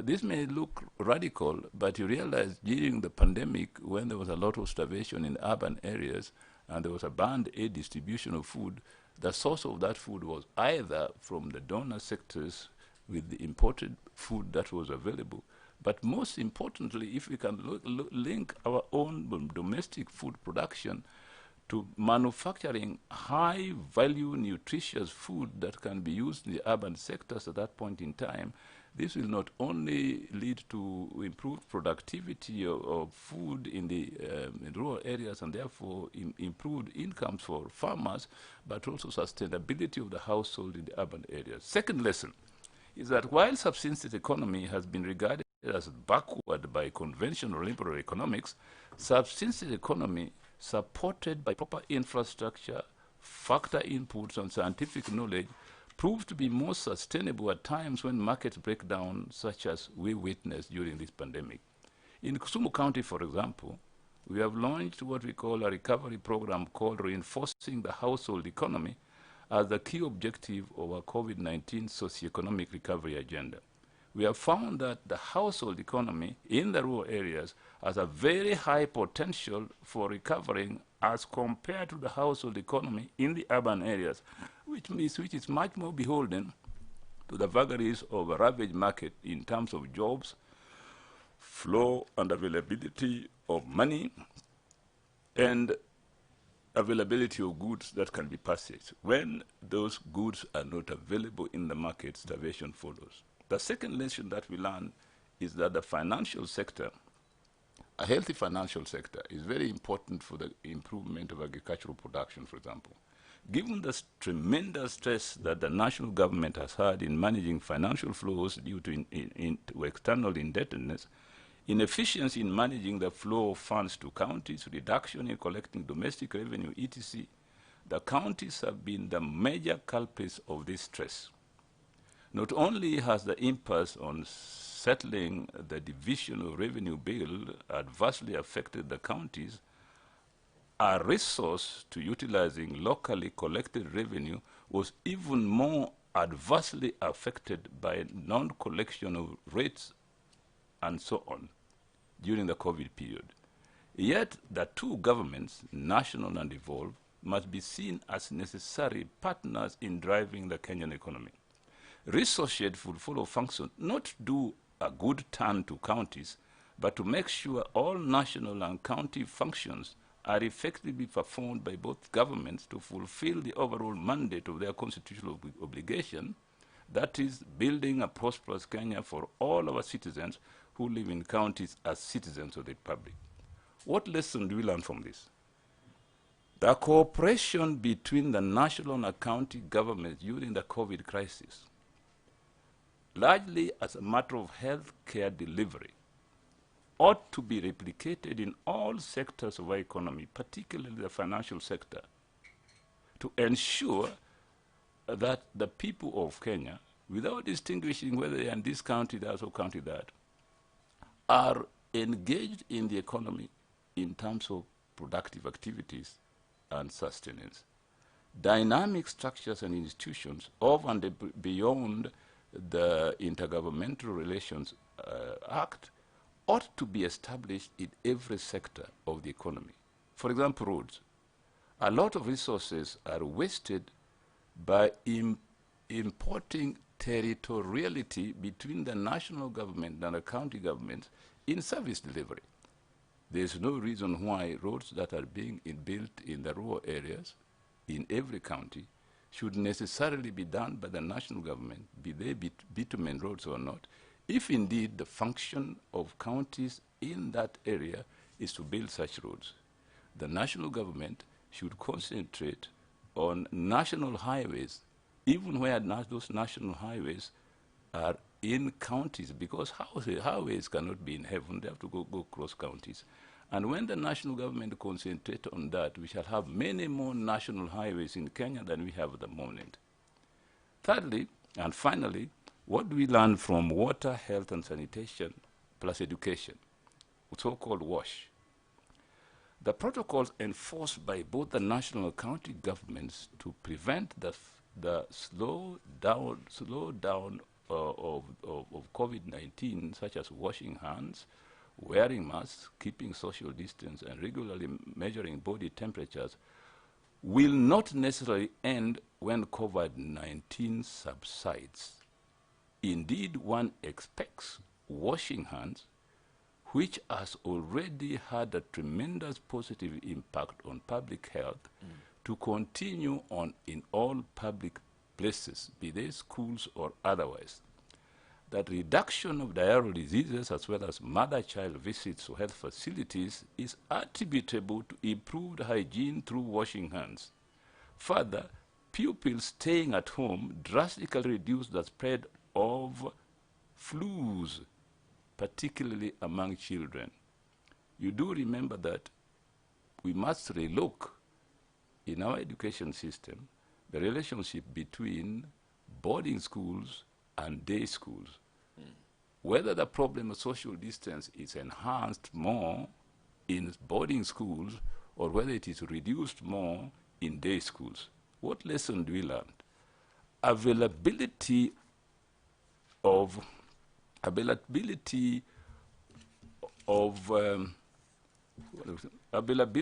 in all households and public and private institutions availability of washing hands, in all households, in private and public institutions, ought to outlive the COVID-19 experience. If this initiative is implemented by both the national and county governments with the enthusiasm and commitment with which the Indian government implemented the Green Revolution in the 60s and 70s, it will stand a very high chance of success. In tandem with this is the need to urgently get rid of pit latrines, especially in flood-prone areas like the Nyando Basin in my county. They easily become the source of water pollution and spread of waterborne diseases during floods. In any case, pit latrines, unless regularly exhausted, and the refuse used for making fertilizers and energy are always a threat to hygiene, good sanitation, and health in general. I would vote for pit latrines to be consigned to the dustbin of history, a dustbin worth forgetting. Conclusion. In conclusion, we were asked, as we are sitting here today, to state one or two, if we were asked, as we are sitting here today, to state one or two concrete overall lessons that we have learned or experienced during the COVID-19 pandemic with regard to mounting a socio-recovery agenda for tomorrow, what would we say? I think we would say two things, which are quite clear and even in presentations that have been presented this morning, that to defeat COVID-19, prevention takes care of 80% of the problem. Let us invest in public health over and above curative health. The two are important, but a good primary preventive and public health system reduces the cost of the curative health system drastically. In COVID-19, we perhaps at times went overboard in emphasizing the curative health system by purchasing certain equipment that are entirely used in the curative system, maybe over-purchasing because we were preparing for the future. But I think caution must not be thrown to the wind to ensure that equipment by itself does not lead to cure. And if resources are limited, let us do our best to emphasize preventive health over and above curative health and invest critical resources to ensure that curative health is carried out effectively. Right. The need for enforcing our preventive health system at the local level, at the counties, need not be overemphasized. It is where the rubber touches the ground. Community health workers, an emergency and ambulatory system in a referral system that is functional and supported by electronic health care records. Hence, the urgent need to go digital in the health system right from the grassroots. What do I mean? Simply put, I'm saying that the foundation of a good preventive health care system lies first and foremost in the local community, with community health workers being the center of health care system, and those community health workers link the formal health system where electronic health records can help the referral system work effectively. And finally, Mr. Chairman, it is said in simple English that cleanliness is not next to godliness. I would say that cleanliness is vital to healthiness. Right. Therefore, the second lesson that we must urgently and quickly invest in is urban renewal in the urban areas to eradicate slums everywhere. It has taken China, a vast country, 40 years to eliminate slums. We in Kenya, I think, can take 20 years if we take our urban renewal program seriously. In the lifetime of a good number of us who are today attending this meeting, I think they will see this realized. COVID-19 has been kind to us. There is absolutely no social distance in our markets and slums. The next COVID-19 or COVID-X will not be that kind to us if these two areas of human interaction, the so-called markets and slums, stay as they are today. Thank you very much, Professor. Professor Peter Anyang' is the governor of Kisumu County. He's also the chair of the County Socioeconomic Reengineering and Recovery Plan Committee, and of course has given us the lessons that you've studied as a committee, looking from food reserve, strategic food reserve, looking at subsistence economy and how to support that, how the national and county governments can collaborate better, not only in areas of healthcare like they've done in the fight against COVID-19, but also now spreading this to others and looking at public health systems vis-a-vis the curative health system and supporting the former better. Thank you very much for that. Now let's bring in the Cabinet Secretary for the National Treasury and Planning, and this is Ambassador Ukuri Atani. Ambassador Atani, thank you very much for joining us, and we're also still looking at the realities of economic recovery and reengineering in this pandemic. The economy has been battered, and of course you have even said this many times. What are plans that the National Treasury is putting in place as a national government as well to help us recover from this and to re-engineer our economy and our systems?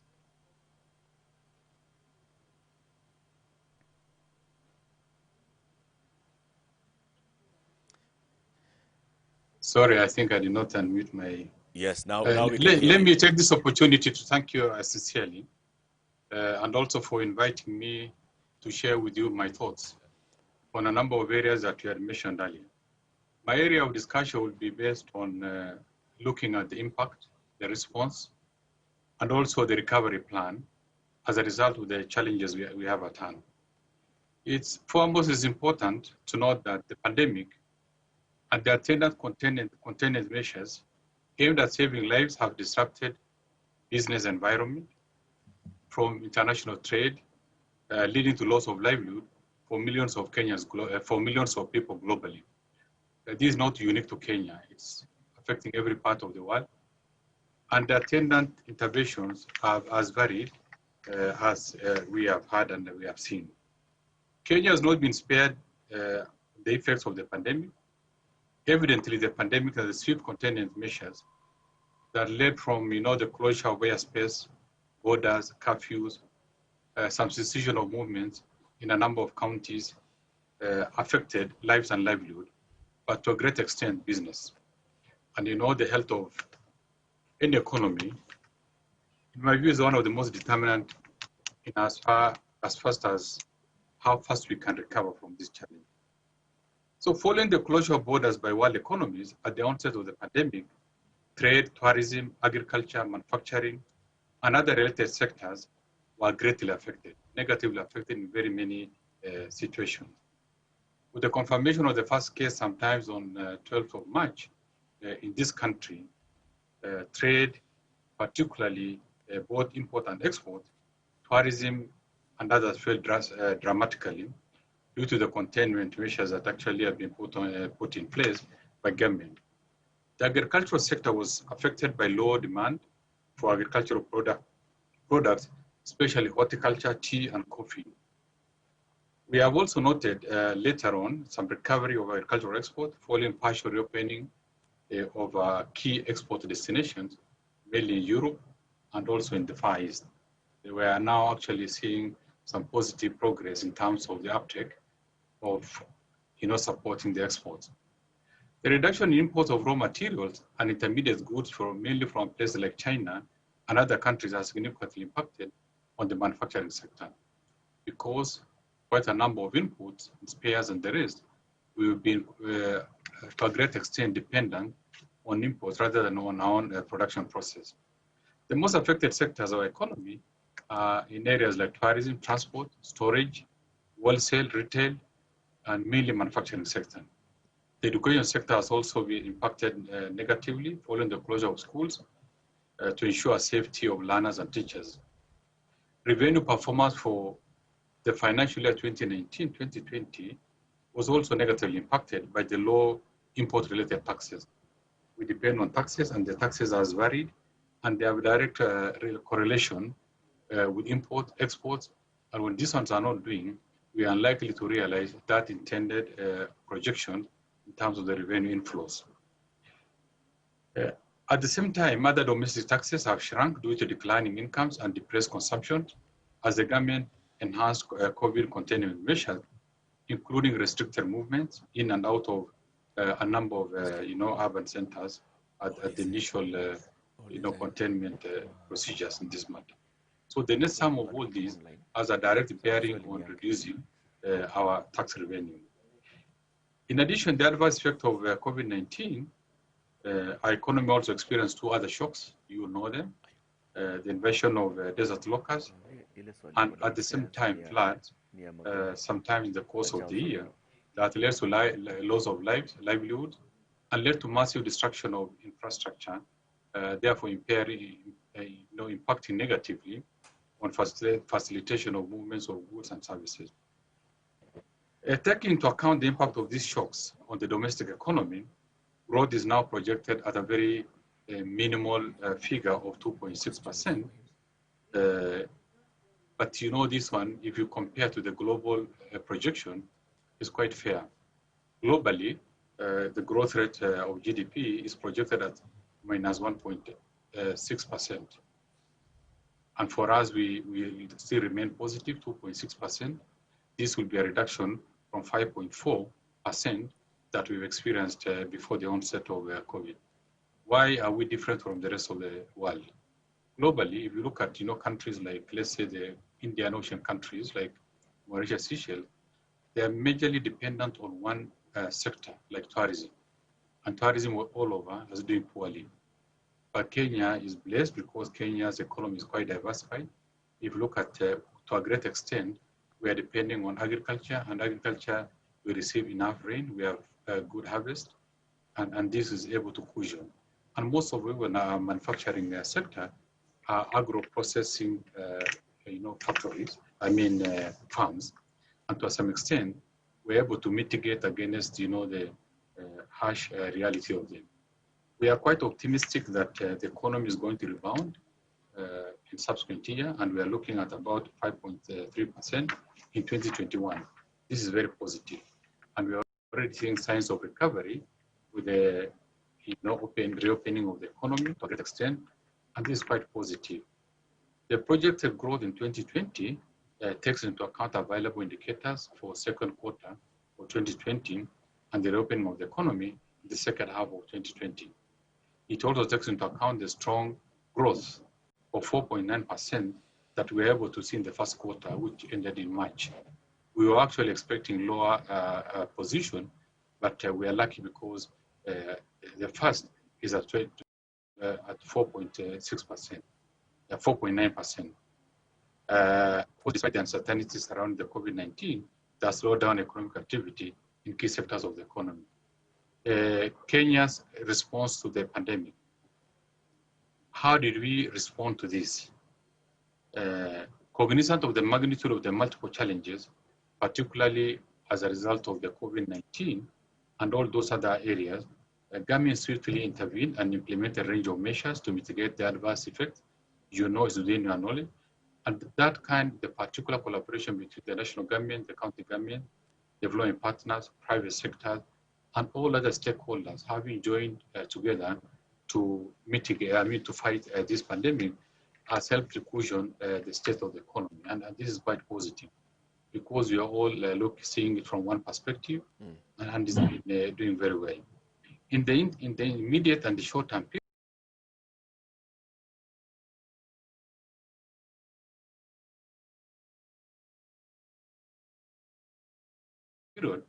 the restriction of the air travels, encouraging, promoting social distancing measures, among many other areas, health facility, which now are state of readiness to go to some of the fiscal measures the government announced as part of the challenge. I think the areas you understand. We are to give the 100% tax relief for persons earning a gross salary of up to 24,000 per month. That one actually has now increased disposable income for greater portion of the population. There's also reduction of personal income tax from 30% to 25%, as well as reduction of VAT from 16 to 14%. As a result of this, the government was able to forego up to 172 billion in form of lost revenue. But for us, our idea is to push against jobs, opportunities, so that the economy will not only remain liquid, but people are not going to lose jobs.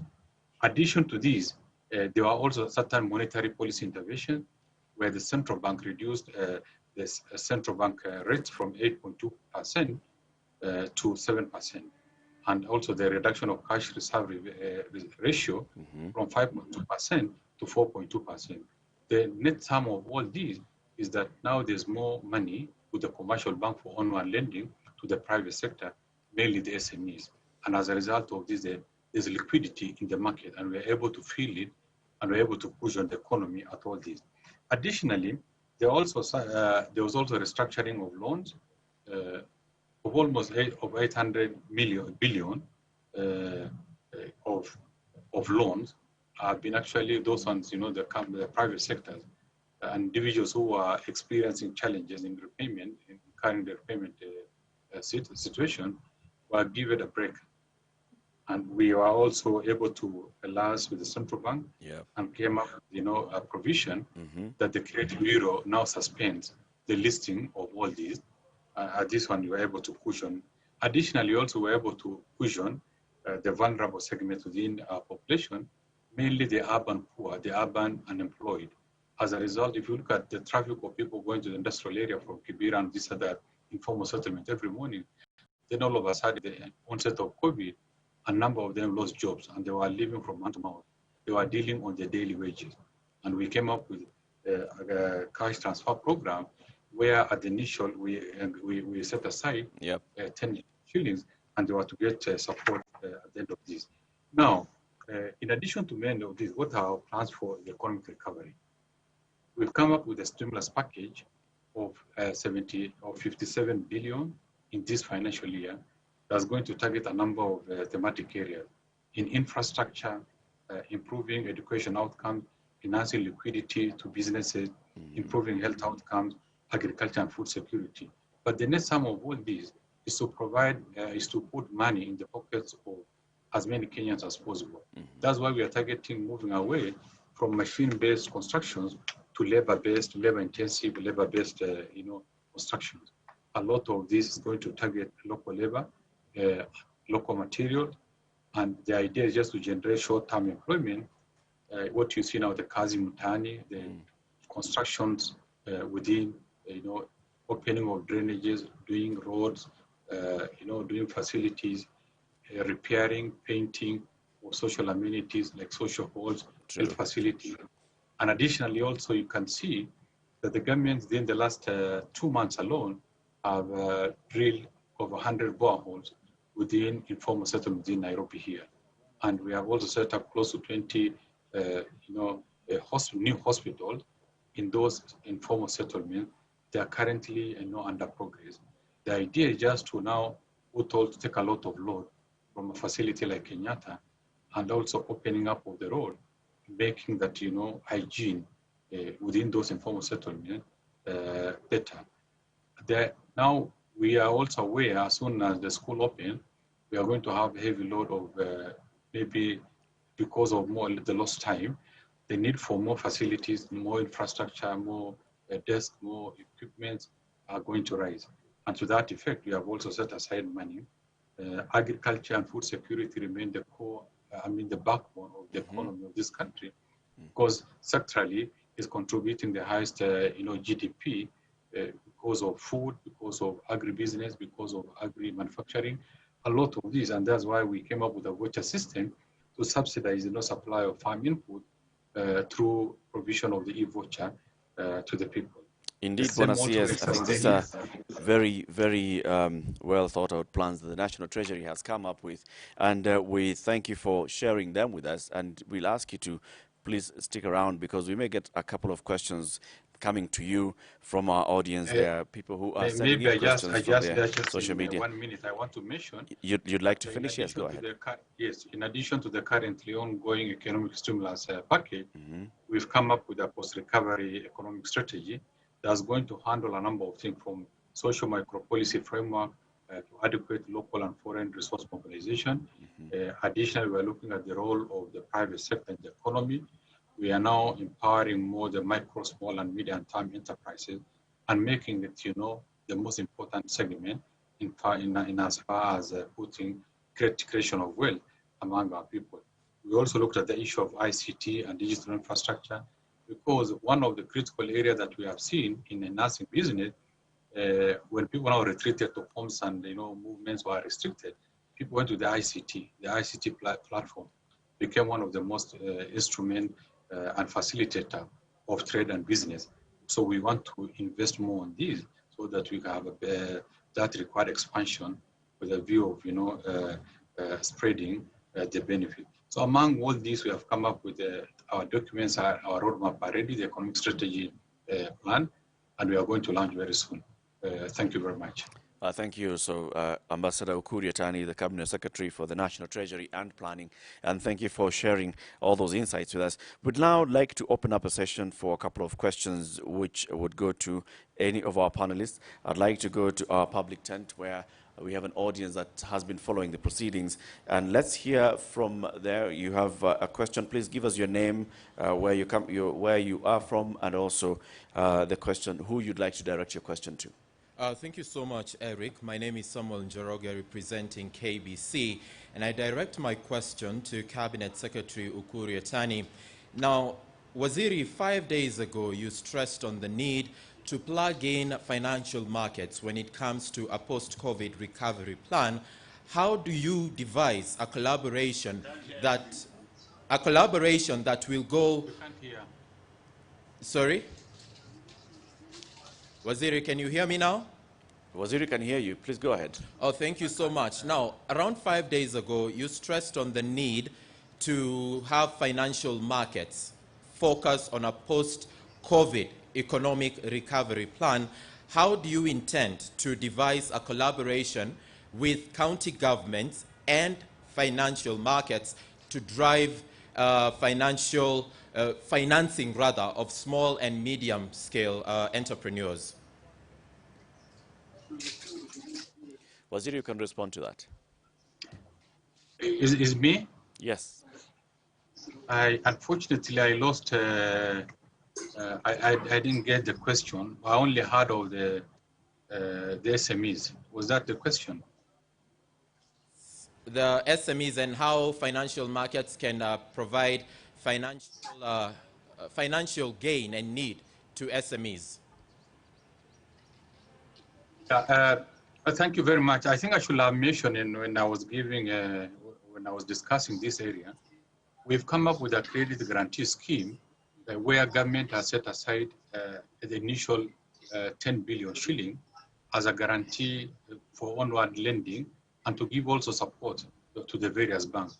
We've gone into an agreement with the financial institution so that now we are identified as many SMEs as possible, and because the risk of default is being shared between government and the private and the financial institution.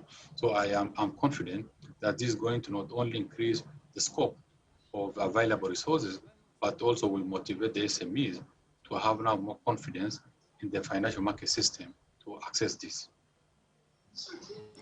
Well, thank you very much. I also have a question here from our Zoom platform that has been asked by Njoroge, and this is going to the Cabinet Secretary for Education, Professor George Magoha.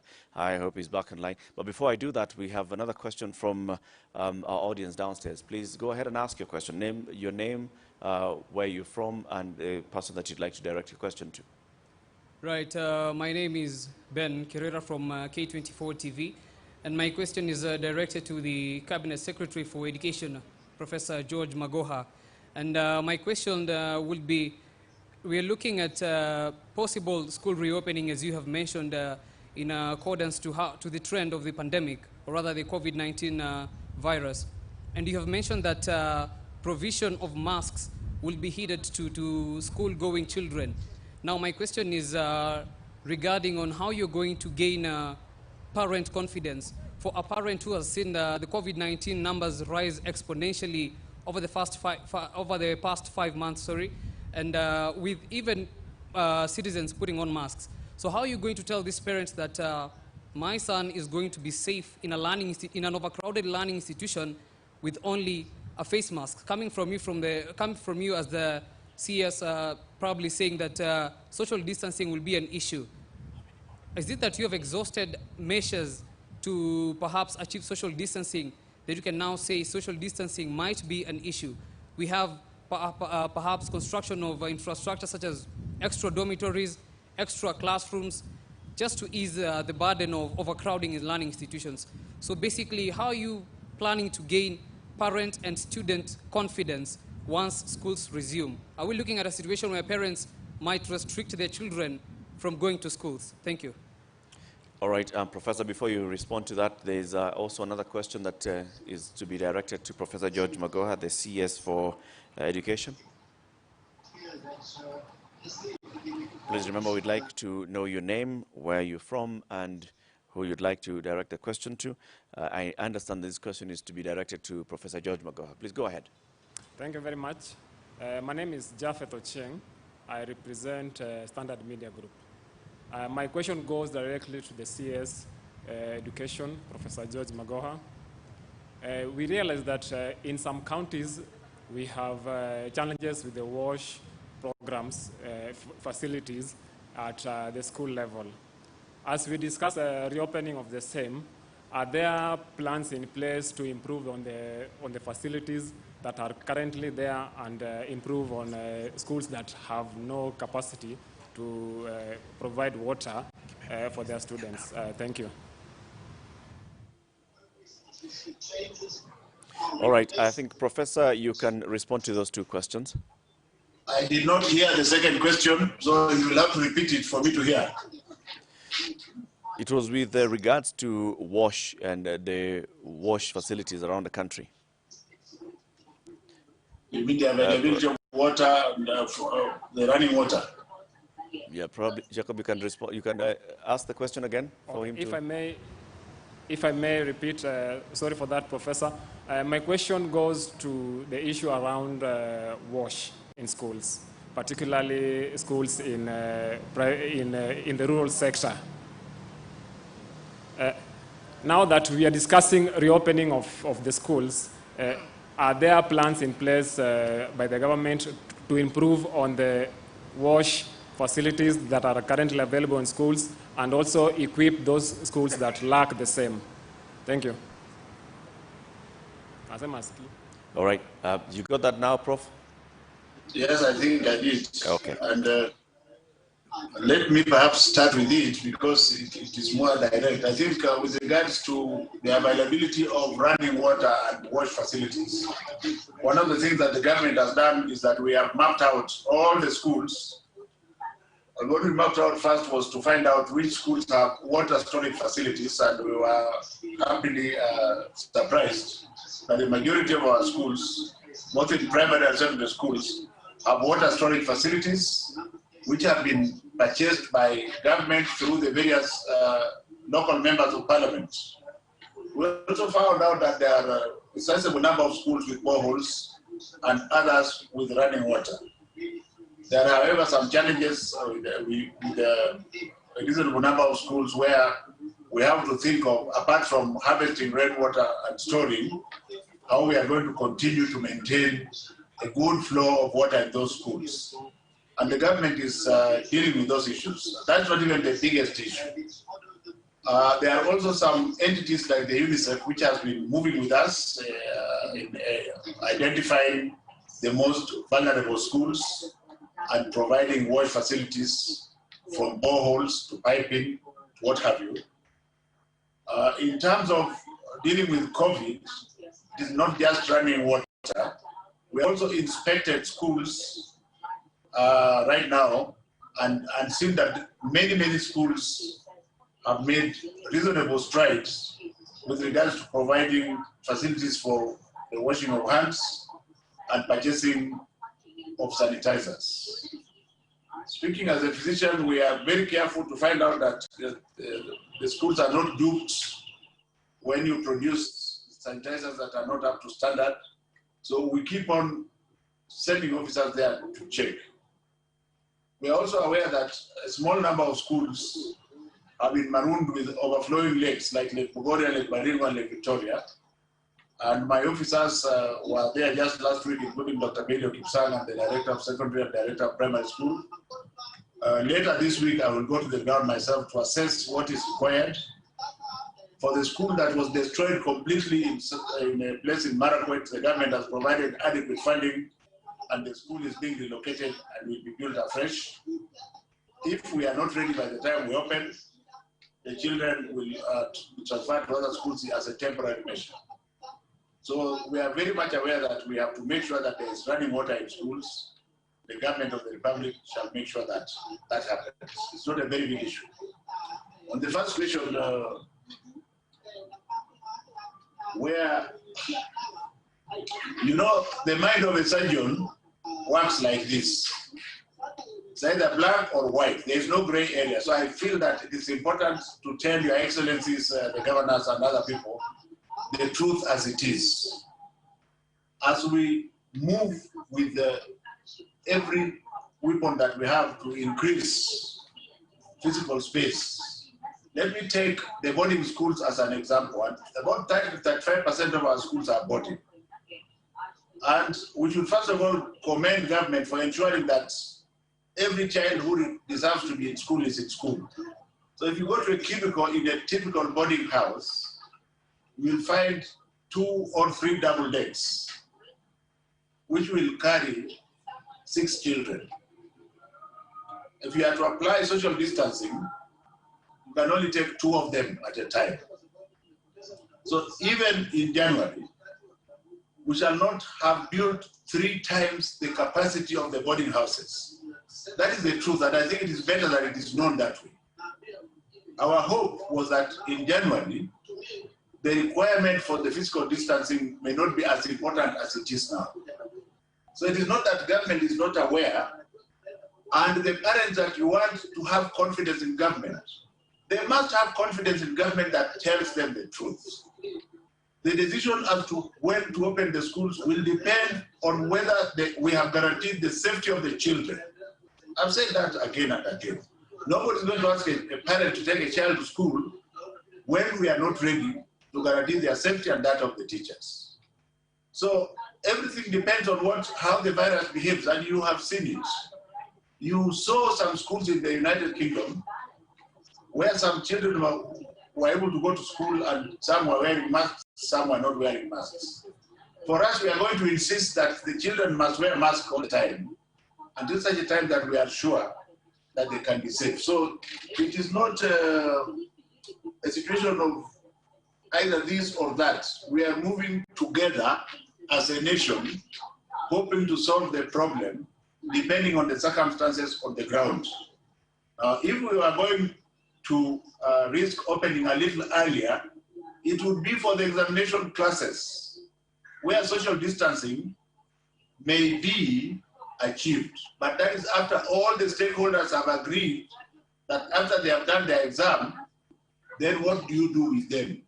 Because it will mean then that they have to wait for a year after doing the exams, especially the standard 8 ones, because the capacity to absorb the 500,000, when most of the schools already are over 100%, will be a challenge.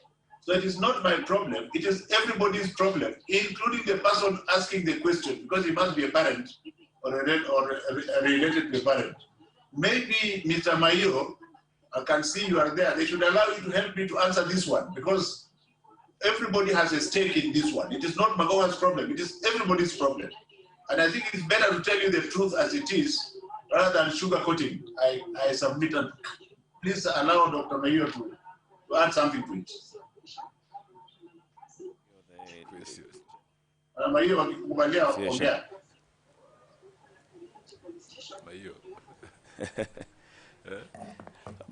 Anyway, as we wait for Mr. Nicholas Maio to get online, we also have a question that's coming from the governor of Nyandarua County. This is Governor Francis Kimemia. Governor, please get online and ask your question, and please say who you're directing the question to.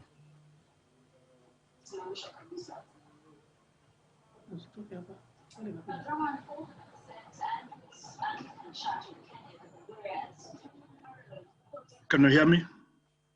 Yes, Honorable Kimemia, I can hear you. Oh, thank you very much. I wanted to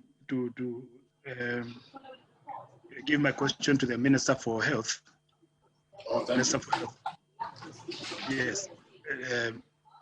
But thank you very much, Mr. Magoha, because I know you have been able to manage the issue of the watchmen in the schools who had disappeared. And we are told they are now taking care of the schools. So I want to appreciate that one. But I wanted to raise the issue with the Minister for Health, in that we need to support most of our young people who have come up with innovations. As you know, in most of the counties, we are now making our own masks. We have PPEs with the University of Kimathi and Kenyatta University making our own ventilators. But we have a young man in Kenyatta University who was able to devise the smear, the corona pap smear, you know, whatever you call the swab. And he required very little support. He has been able to be moved very, very far by the university, plus the county of government of Nyandarua. We made a donation in the university. And I'm told it's the best in Africa and number 3 in the world.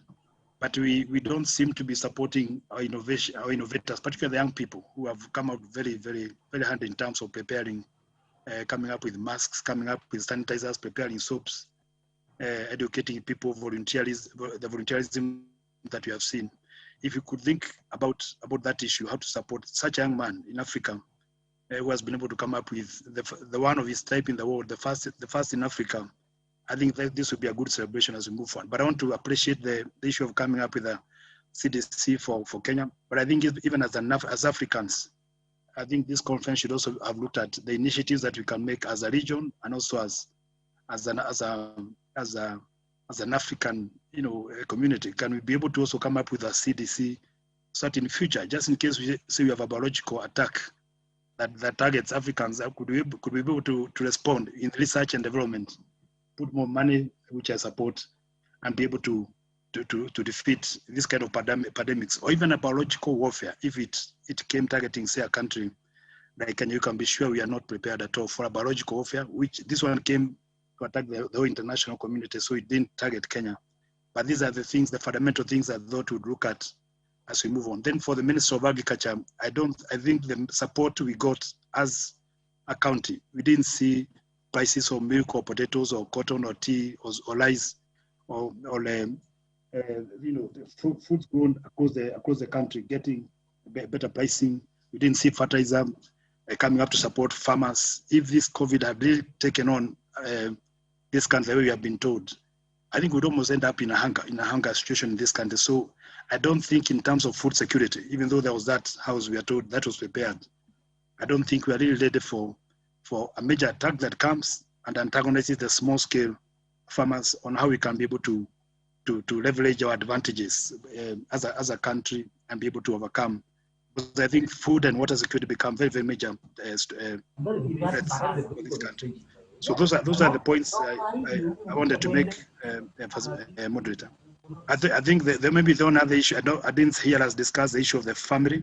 I think this COVID pandemic has really shown us that the family, our African family situation is quite volatile. We need to also get out of the FBOs to start addressing the challenges in the African family. That just as you know, since COVID came in, we have seen that we have major challenges in the African family, and this need to be looked into, whether it is gender violence, whether it is the children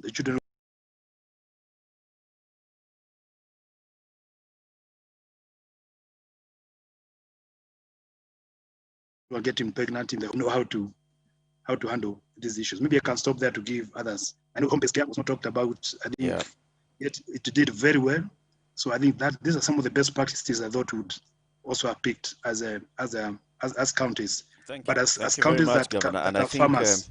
The CS for Health, Mutahi Kagwe, is still online, and he has heard your first question, and especially now, even this last bit on home-based care and how the management of home-based care, the lessons that you've learned from that. I want to give CS Mutahi Kagwe just an opportunity to respond to that, to what you've heard, CS Mutahi, from the Nyandarua governor. Thank you very much indeed. Thank you very much. First of all, thank you, Governor Kimemia, for very innovative and creative discussion. Let me just put it this way. There is a policy that we have adopted, and the policy is, as much as possible, we will go for local production of all items that we are dealing with. We started off with PPEs, which, as you know, and part of what forms the current controversy, were very expensive in March of this year, as they were in every part of the world.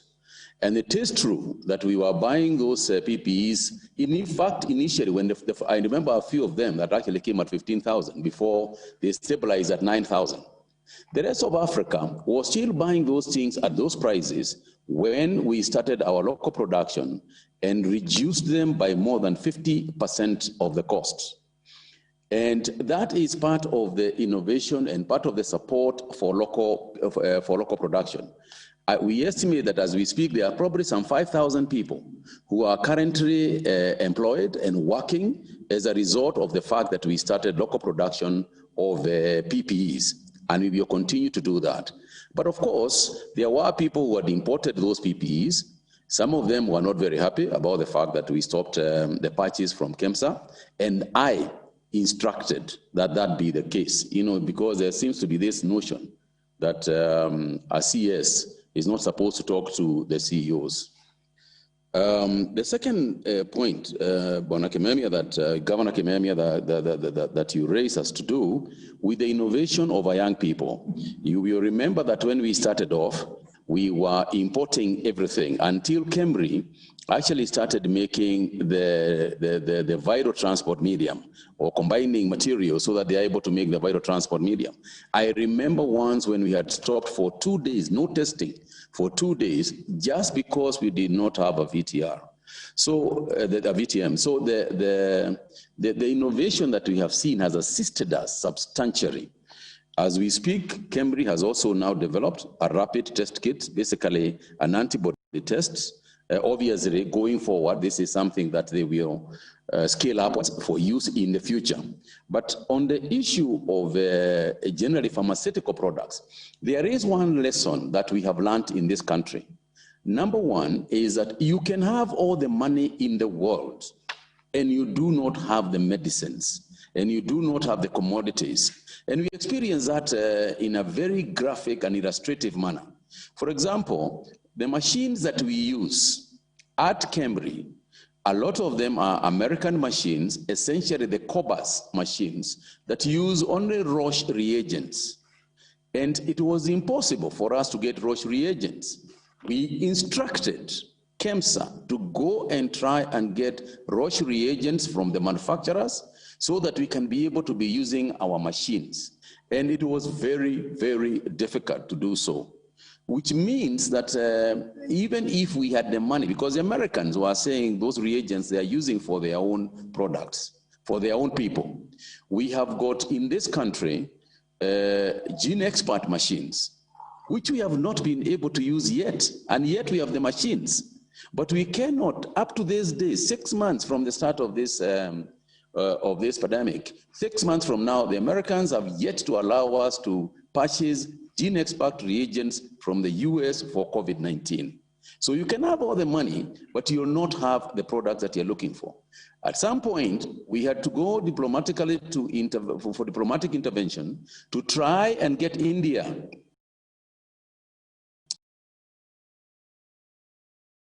to allow for related to malaria and HIV and so on. So what I'm saying is that we have to invest, we have to invite people to start local manufacturing of these things. We think that contract manufacturing is the way to go. And I warn here in advance, rest one day I am then taken back to the dock for this reason. Some of these things may be more expensive than we can get from China. It may be 10, 20% more expensive than we can get from China because of two things, the cost of production and also the scale of production that we are likely to see, at least initially. They can be a bit more expensive. But I suggest to all of us in this conference, it is better to be paying 10, 20% more to a Kenyan manufacturer who is employing Kenyans, rather than import from overseas, transport all those jobs back there, transport all those taxes, and by the end of the day, if you did a cost-benefit analysis, you'll probably find that 10 or 20% more expensive is actually cheaper because of the taxes you are collecting, because of everything else that is happening to us. So I just wanted to flag that out, that as a nation, we have made that as a ministry and as a country, the president has directed that as much as possible, we do local manufacturing. That includes the possibility of vaccines, and we have distributed a list that is going to be gazetted through the Ministry of Industrialization that is going to inform what the products that we think can be made locally. These include the beds, these include things like trays, these things like little things that are used in theaters, even things like stands for, you find ourselves importing a tube stand, a stand that basically holds a tube so that you can treat a patient. There is no reason why those things should be imported. They might be a bit more expensive. And at that time, I am sure whoever will be minister will be accused of buying them at more expensive prices than they should. But that's not the point. The point is that we have got to do it in such a manner that it is transparent, it is clear, and it's the decision that we have made as a country. Finally, on the matter of home-based care, I think what I would like to do on this one, if you don't mind, Chair, is to ask Dr. Amoth, who is sitting right next to me, to mention something about it, because it has been one of the successful cases that we have led. It is something that last week the Global Fund heads were asking that post-COVID, they would like to learn how Kenya has done some of these things. And I'll give maybe if you allow Dr. Amoth 1 minute. Yes, I thank you very much also, Dr. Amoth, for being here. But the next panel is actually going to talk about innovation, research, and cooperation. And that may also be a good opportunity for Dr. Amoth to come and respond and shed some light on what was happening in terms of home-based care. I wanted to thank you very much for joining us in this particular panel where we were discussing the impact of COVID-19 beyond health. My name is Eric Latif. I thank all the panelists who joined us this morning and this afternoon for sharing their insights onto this. The next panel is going to be discussing COVID-19 innovation, research and cooperation, examining the role of research, data and intergovernmental relations in COVID-19 response. And this will be moderated by Waihiga Maora, who I'm going to be ceding ground to. But as we do that, I'd like to leave you with a video, and this is Leave No One Behind, the experiences of vulnerable groups, that's women, GBV, refugees, children, youth, persons living with disabilities and prisoners, innovations, buy and build Kenya, intergovernmental relations, and public-private partnerships. Thank you very much. Keep it right here because this conversation continues just after this short video. The next panel will be in place. Asanteni.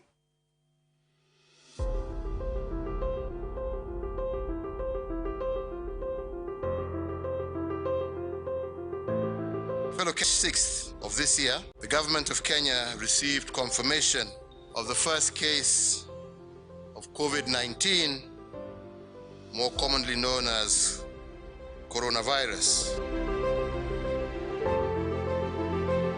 The new frontier of this invisible enemy is increasingly shifting to the counties and to our rural areas. All county governors are prepared and ready to deal with the pandemic. More needs to be done, and the pace of this expansion should be increased in order to cope with the gradual shift of this pandemic to the counties.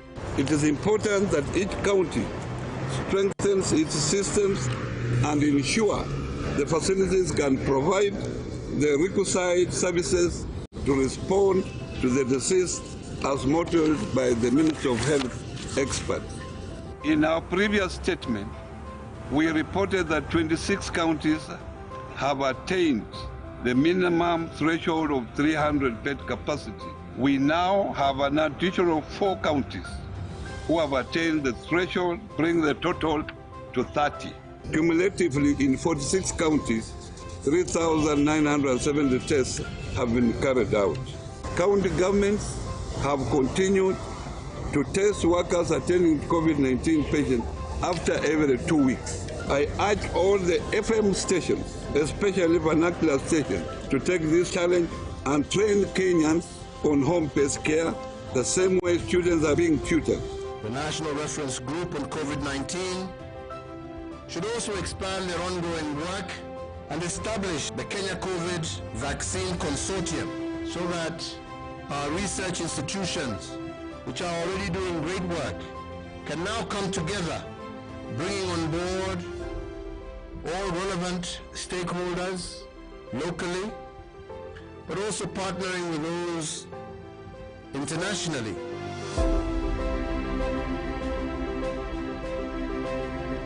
So therefore, as we fight this virus, as a government, we have started to harness the energy of our young people, engaging them in the National Hygiene Program that is more commonly now being referred to as Kazi Mtaani Initiative.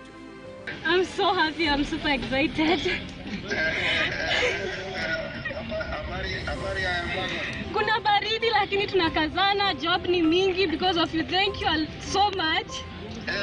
Tungefurahi sasa kama ingekuwa